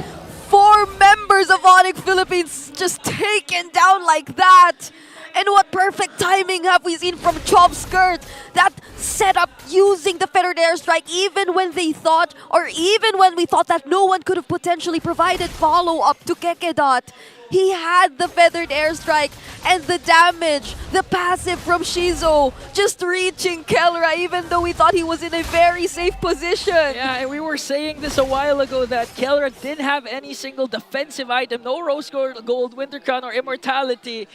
So the moment that Kekedot made the move, there was able to follow up immediately, and just the whole squad of the Beast bursts down the main target, which was the God in the gold lane. Oh, let's go with the toss. Okay, here comes the toss plus the Frigid Glacier. They're gonna be able to get there, but Kekedot an off-angle kick on the Super Friends. It spells a disaster for the Bees as Kelra picks up a double kill, but AP.Bren, they still have a Lord sieging in onto the top lane. But Onic Philippines should be able to go ahead and stop that without a problem. AP.Bren, it looks like they didn't expect Onic Philippines to be positioned that way. The 7K gold lead that Onic had was erased, and now it has slightly gone back their way, just 2,000. But a lot of people, a lot of players here are already item locked. King Kong, item locked. Kekedot just built up an immortality. And still we're waiting for the last item, potentially a BOD for James Banks. Still, Onic now have a chance to build more advantage. Yeah. Honestly, Kekedot is becoming really scary for Onic Philippines. He's been making or opening up so much possibilities, looking for Kelra, hunting him down. Not to mention the damage that Shizu already has. But Onic are back. They're knocking again, and they might want to put an end to this. Okay, so Shizu actually built up tough boost for himself. He knows the crowd control that Onic Philippines has. He needs to reduce it one way or another. 55 seconds. We set the timer earlier for AP.Bren. They needed to contest, and they contested. And it is now a very even ball game that the next contention for AP.Bren should actually be a 50-50, depending on a very important factor. the minion waves and how they're positioned in the map by the time the next Lord begins. James Max, BOD, Jove Skirt with a Winter Crown, and that item can be big for him in the next big team fight. Yeah, because honestly right now, the waves, Onic Philippines are able to take care of them really, really well. But look at where they're positioned right now. Oh, they might actually want to go for something. They really check out every single member. Was that the Retribution? Yeah. Used by King Kong. Okay, King Kong used the red 3 just to make sure AP.Bren won't have a sniff of that purple buff. 17 minutes in. When we thought this game would be finished before 15 minutes, maybe even 13 minutes, it has gone to the very, very late game. Minion waves are pushing out and it looks healthy for AP.Bren. Onic don't look like they're going to be playing for the macro. They will play for this Lord, and it could be one last big fight. Okay, Brusco trying to get the information, zoning out the members. They're going for there. Here comes Unstoppable Force, but they was able to flicker out. There might get bursted down. The Immortality will be popped. Here comes the SOT. Chop Skirts with the ultimate. It's going to be a retribution battle between the Lords. But Shizu goes in. Brusco with a beautiful the man with a million moves secures the Lord. Plus another kill. A chemistry coming in from the God in the gold lane. If AP.Bren gets the Lord, Onic gets the bodies of the bees. It's only the Silent Kid remaining, but it looks like the gods will march in and strike thunder in his heart. Thunder has never sounded this loud once again as Onic reigns supreme and bounces back in 3 weeks. After their 3-match losing skid, Onic Philippines have found their way back, taking the sweep up against the Bees. They look like they're back. But a bit of more questions for Onic Philippines though, because AP.Bren almost looked like they were gonna force game number 3 on the back of Shizu going God mode before Keldra went God mode. Great performance by AP.Bren, and they get better every week here in MPL Philippines. Next week, we should see their first win come in. But for now, it's Onic Philippines who break their losing streak. I am honestly thinking of what to call this James Banks and Shizu connection already. Because that game was nearly turned around by these two players. It wasn't just Shizu, it was also the retribution coming in from James Pax. The confidence, right? These players, they're really showing up. They're starting to show up.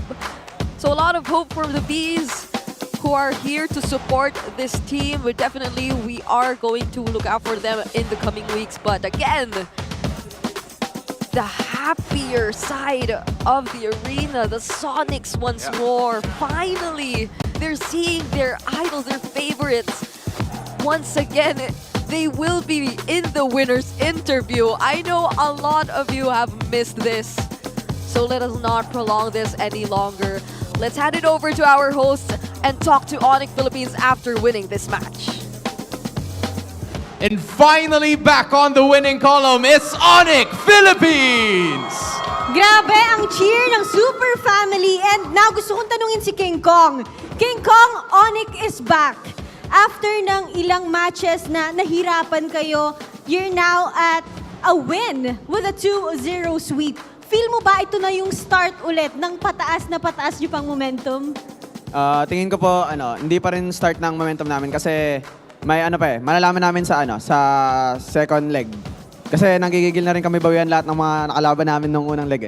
Nakita ko si Keldra umiiling na. Hindi pa tapos yung question. Keldra, bakit feel mo na hindi pa ito yung tuloy-tuloy yung momentum?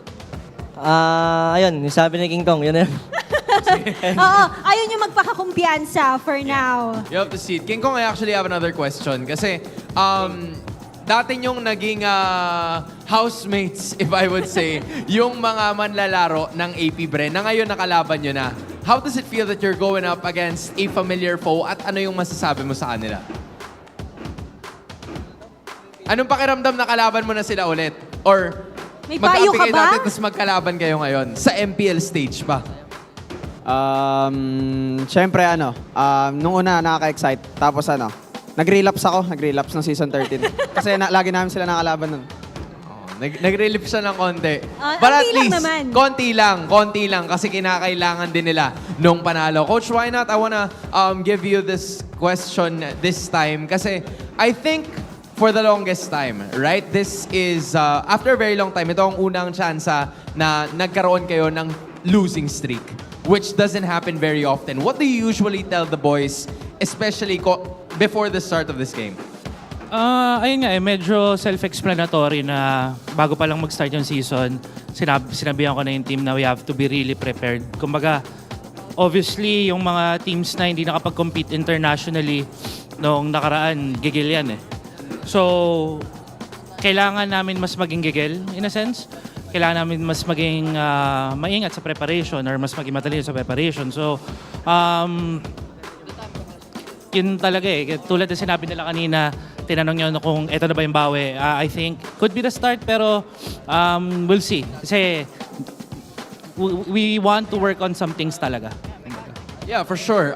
Aside from those, can you give us like at least one without deviating or giving your strategy away? Ano ba yung kinailangan mong i-address na isang bagay siguro na talagang nagbago yung perspective ng team moving forward? Wala naman masyado. Siguro sinigurado lang namin kagabi na nagmamahalan kami. Bawat isa. Okay. I guess we leave it at that again.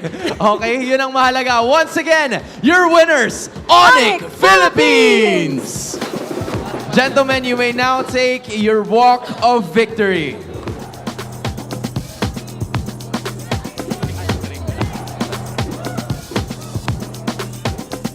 Finally, back on the winning column are the Sonics. And with that win, gentlemen, you may now take your bow.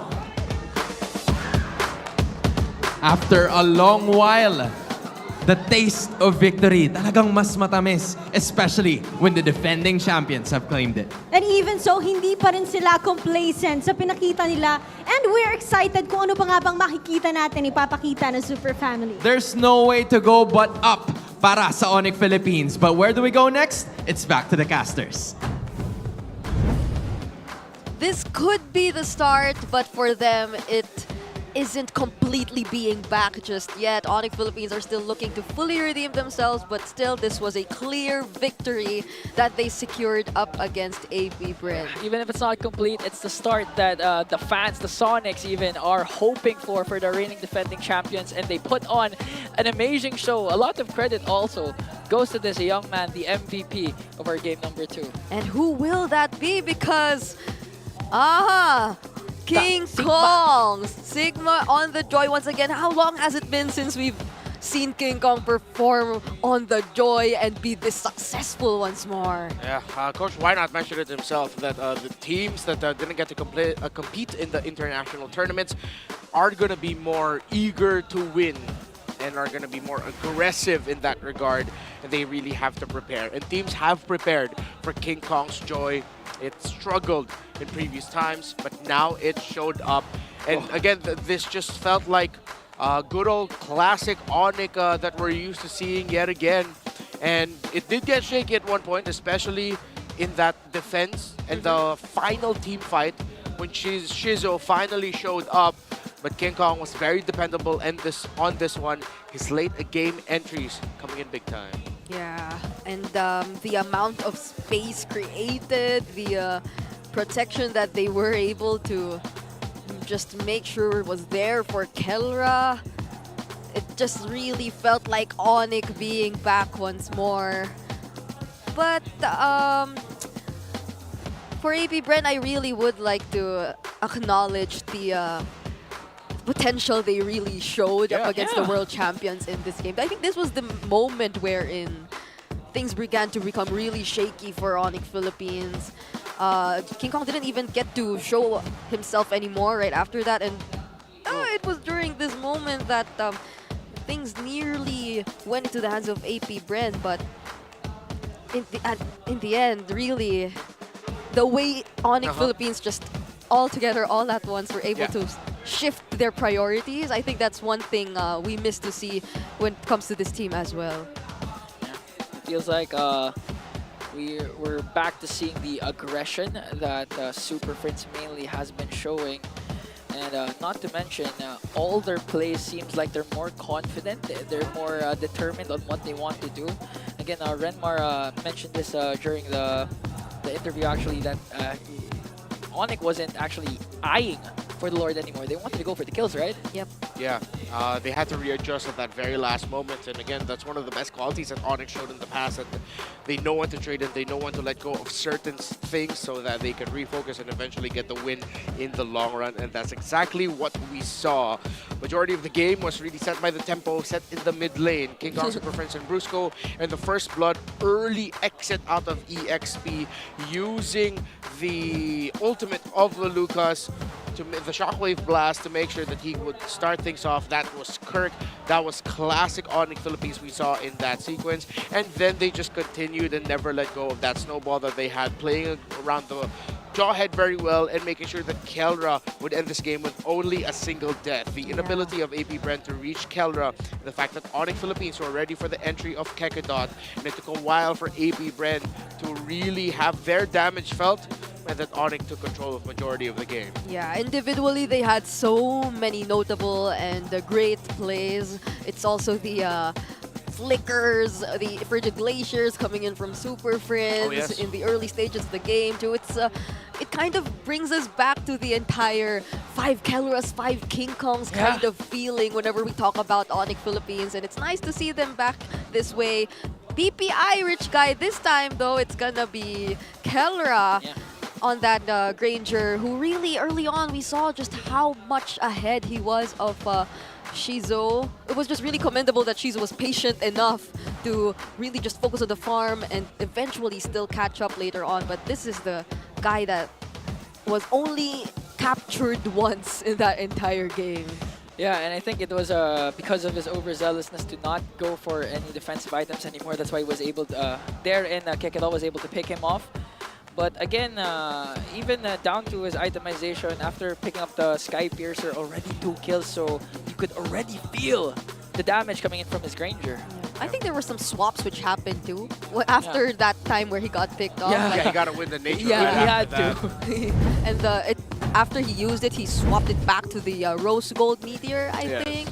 So still, he did adjust right after that, regardless of the situation. And it helped them a lot in terms of sustaining and eventually taking back the game for themselves. Again, Onic Philippines clearly a win in that match and actually handing us over the first sweep today, although we only had 2 series anyway. But yeah, I'm excited to hear what they actually had to say during the game. So let's head on over to our mic check.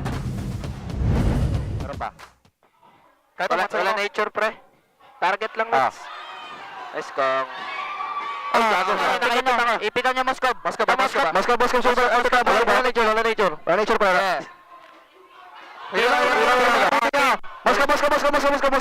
pa 11 seconds, endable, pre. Wala pang load. Endable. Load niya na, endable na. Apparently, we just confirmed right now, Renmar's theories are right. They really were able to, on the spot, switch priorities all at once, all together. It's nice to see that they were just so united in this understanding that they had to do that. You know, that was the most poker face reaction to opponent Lord Steel. Yeah. They expected it to happen. Oh, hero, yeah. When the pro players in the Philippines, when you hear them say hero in their mic checks, that means that's them calling to switch attention to focus on the heroes instead. Yeah, and that moment, it really felt like they knew regardless if AP.Bren got the Lord, they will be getting the win, because it wasn't, I think, until later before the Lord could actually spawn, and the waves apparently were just clearly in favor of Onic Philippines. They were able to ride on that. So quick meta check before we proceed.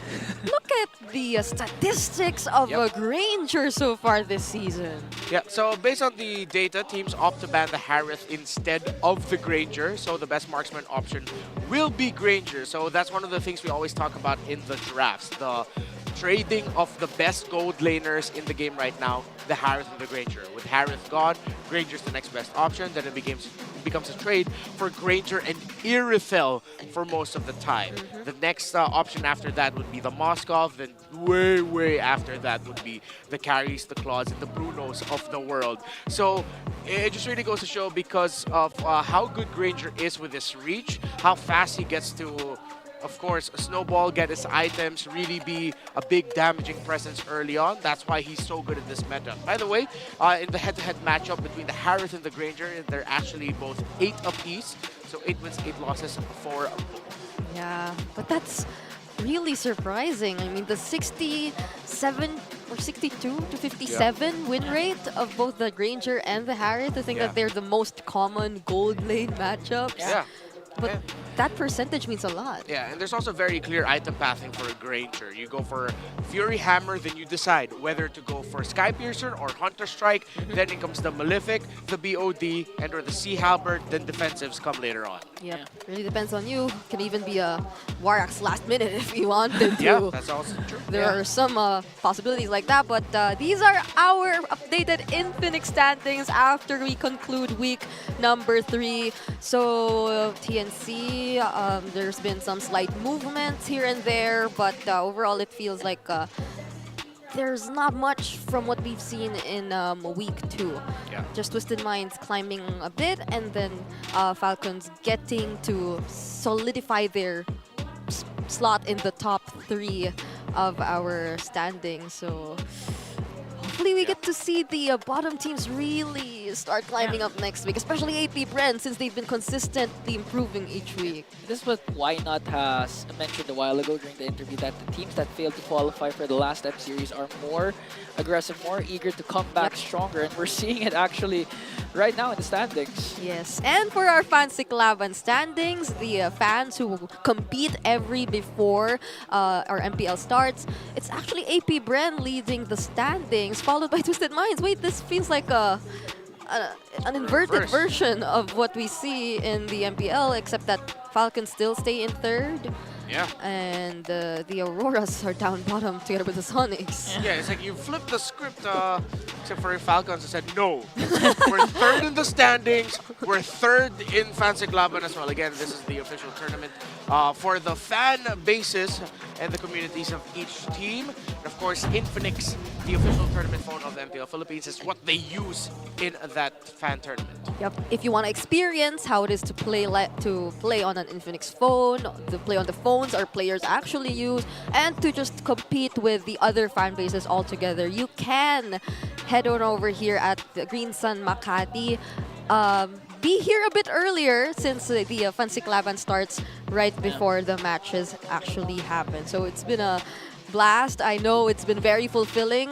Any last words from Ingan and Renmar, who's been here for 3 days? No, I mean, Brigida, we are so thankful for your curse, because we had a lot of amazing games for week number 3. I love my job. I really love my job. Yeah, this will mark Renmar's final day this week, but we'll see him again next week, and we'll see you guys next week. Let's head on over to the stage and throw it over to our hosts. Don't you guys love your jobs too? Yeah, I do. At dito na nagtatapos ang Week 3 sa MPL Arena. Odin, I'm sure you have a lot of thoughts with what has happened with this week. Well, syempre, nasa Pilipinas tayo. So intense as always ang nangyari sa ating linggo. My favorites, highlights of the week are Smart, Omega, and Twisted Minds finally getting their first match wins for the week. At hindi lang yan. We also have teams na continuously ay nananalo. Aurora Gaming, Team Liquid Philippines, and Team Falcons are on win streak. And you know what? It's not just about the teams, because the players also got in their bag. It's the walking legend Few finally achieving that 3,000 assists milestone, leading MPL PH history. Meanwhile, Mr. Consistent naman na si Edward has been the 8th player to achieve at least 1,000 kills here in our league. Wow, and let's not also forget ang iyong favorite part of the week.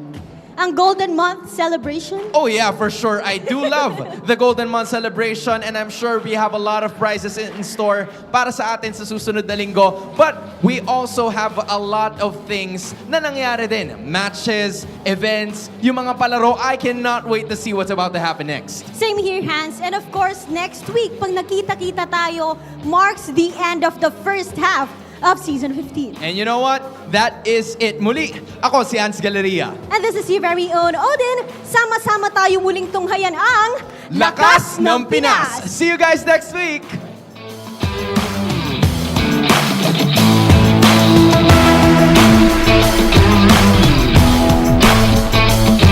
The 15th season of MPL Philippines is brought to you by the following sponsors.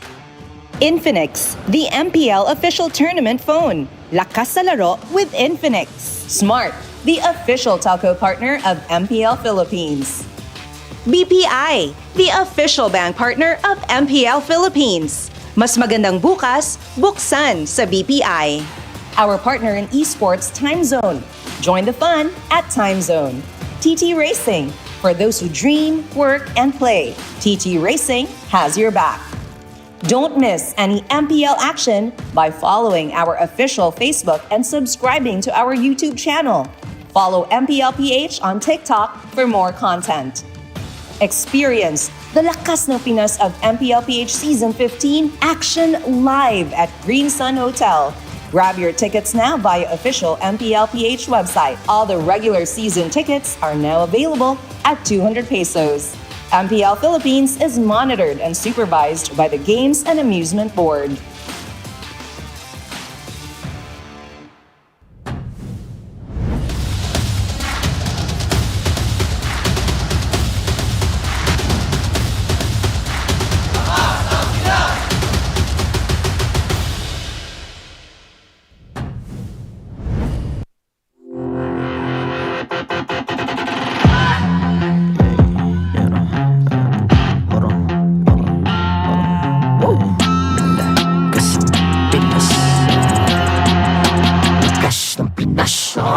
Malakas, Pilipinas, malakas Kahit anong lane, we become the monsters Malakas, Pilipinas, malakas Face the golden sun and ribbon for the 3 stars Look at us to the top, no ifs, no buts Winning any game, para to sa PINAS Di mo matitinag aming boses sa new level Nasa kalye man o mobile window, I become a legend Open fire, we unite, we winners Built with pressure, the diamonds are made of Switching a lane na parang gera HP Racing may reseta Built na katang buhat ni Hilda Full load SS parang Lyra Susundan ko ang iyong bakas Kasama patas Tagumpay natin ito Dahil tayo'y malakas Para sa Pinas Nasa amin ang alas Hindi tuwa atras Kinikilala sa taas Kasi kami ang malakas Para sa Pinas Nasa amin ang alas Hindi tuwa atras Kinikilala sa taas Ganito kami sa Pinas Wow!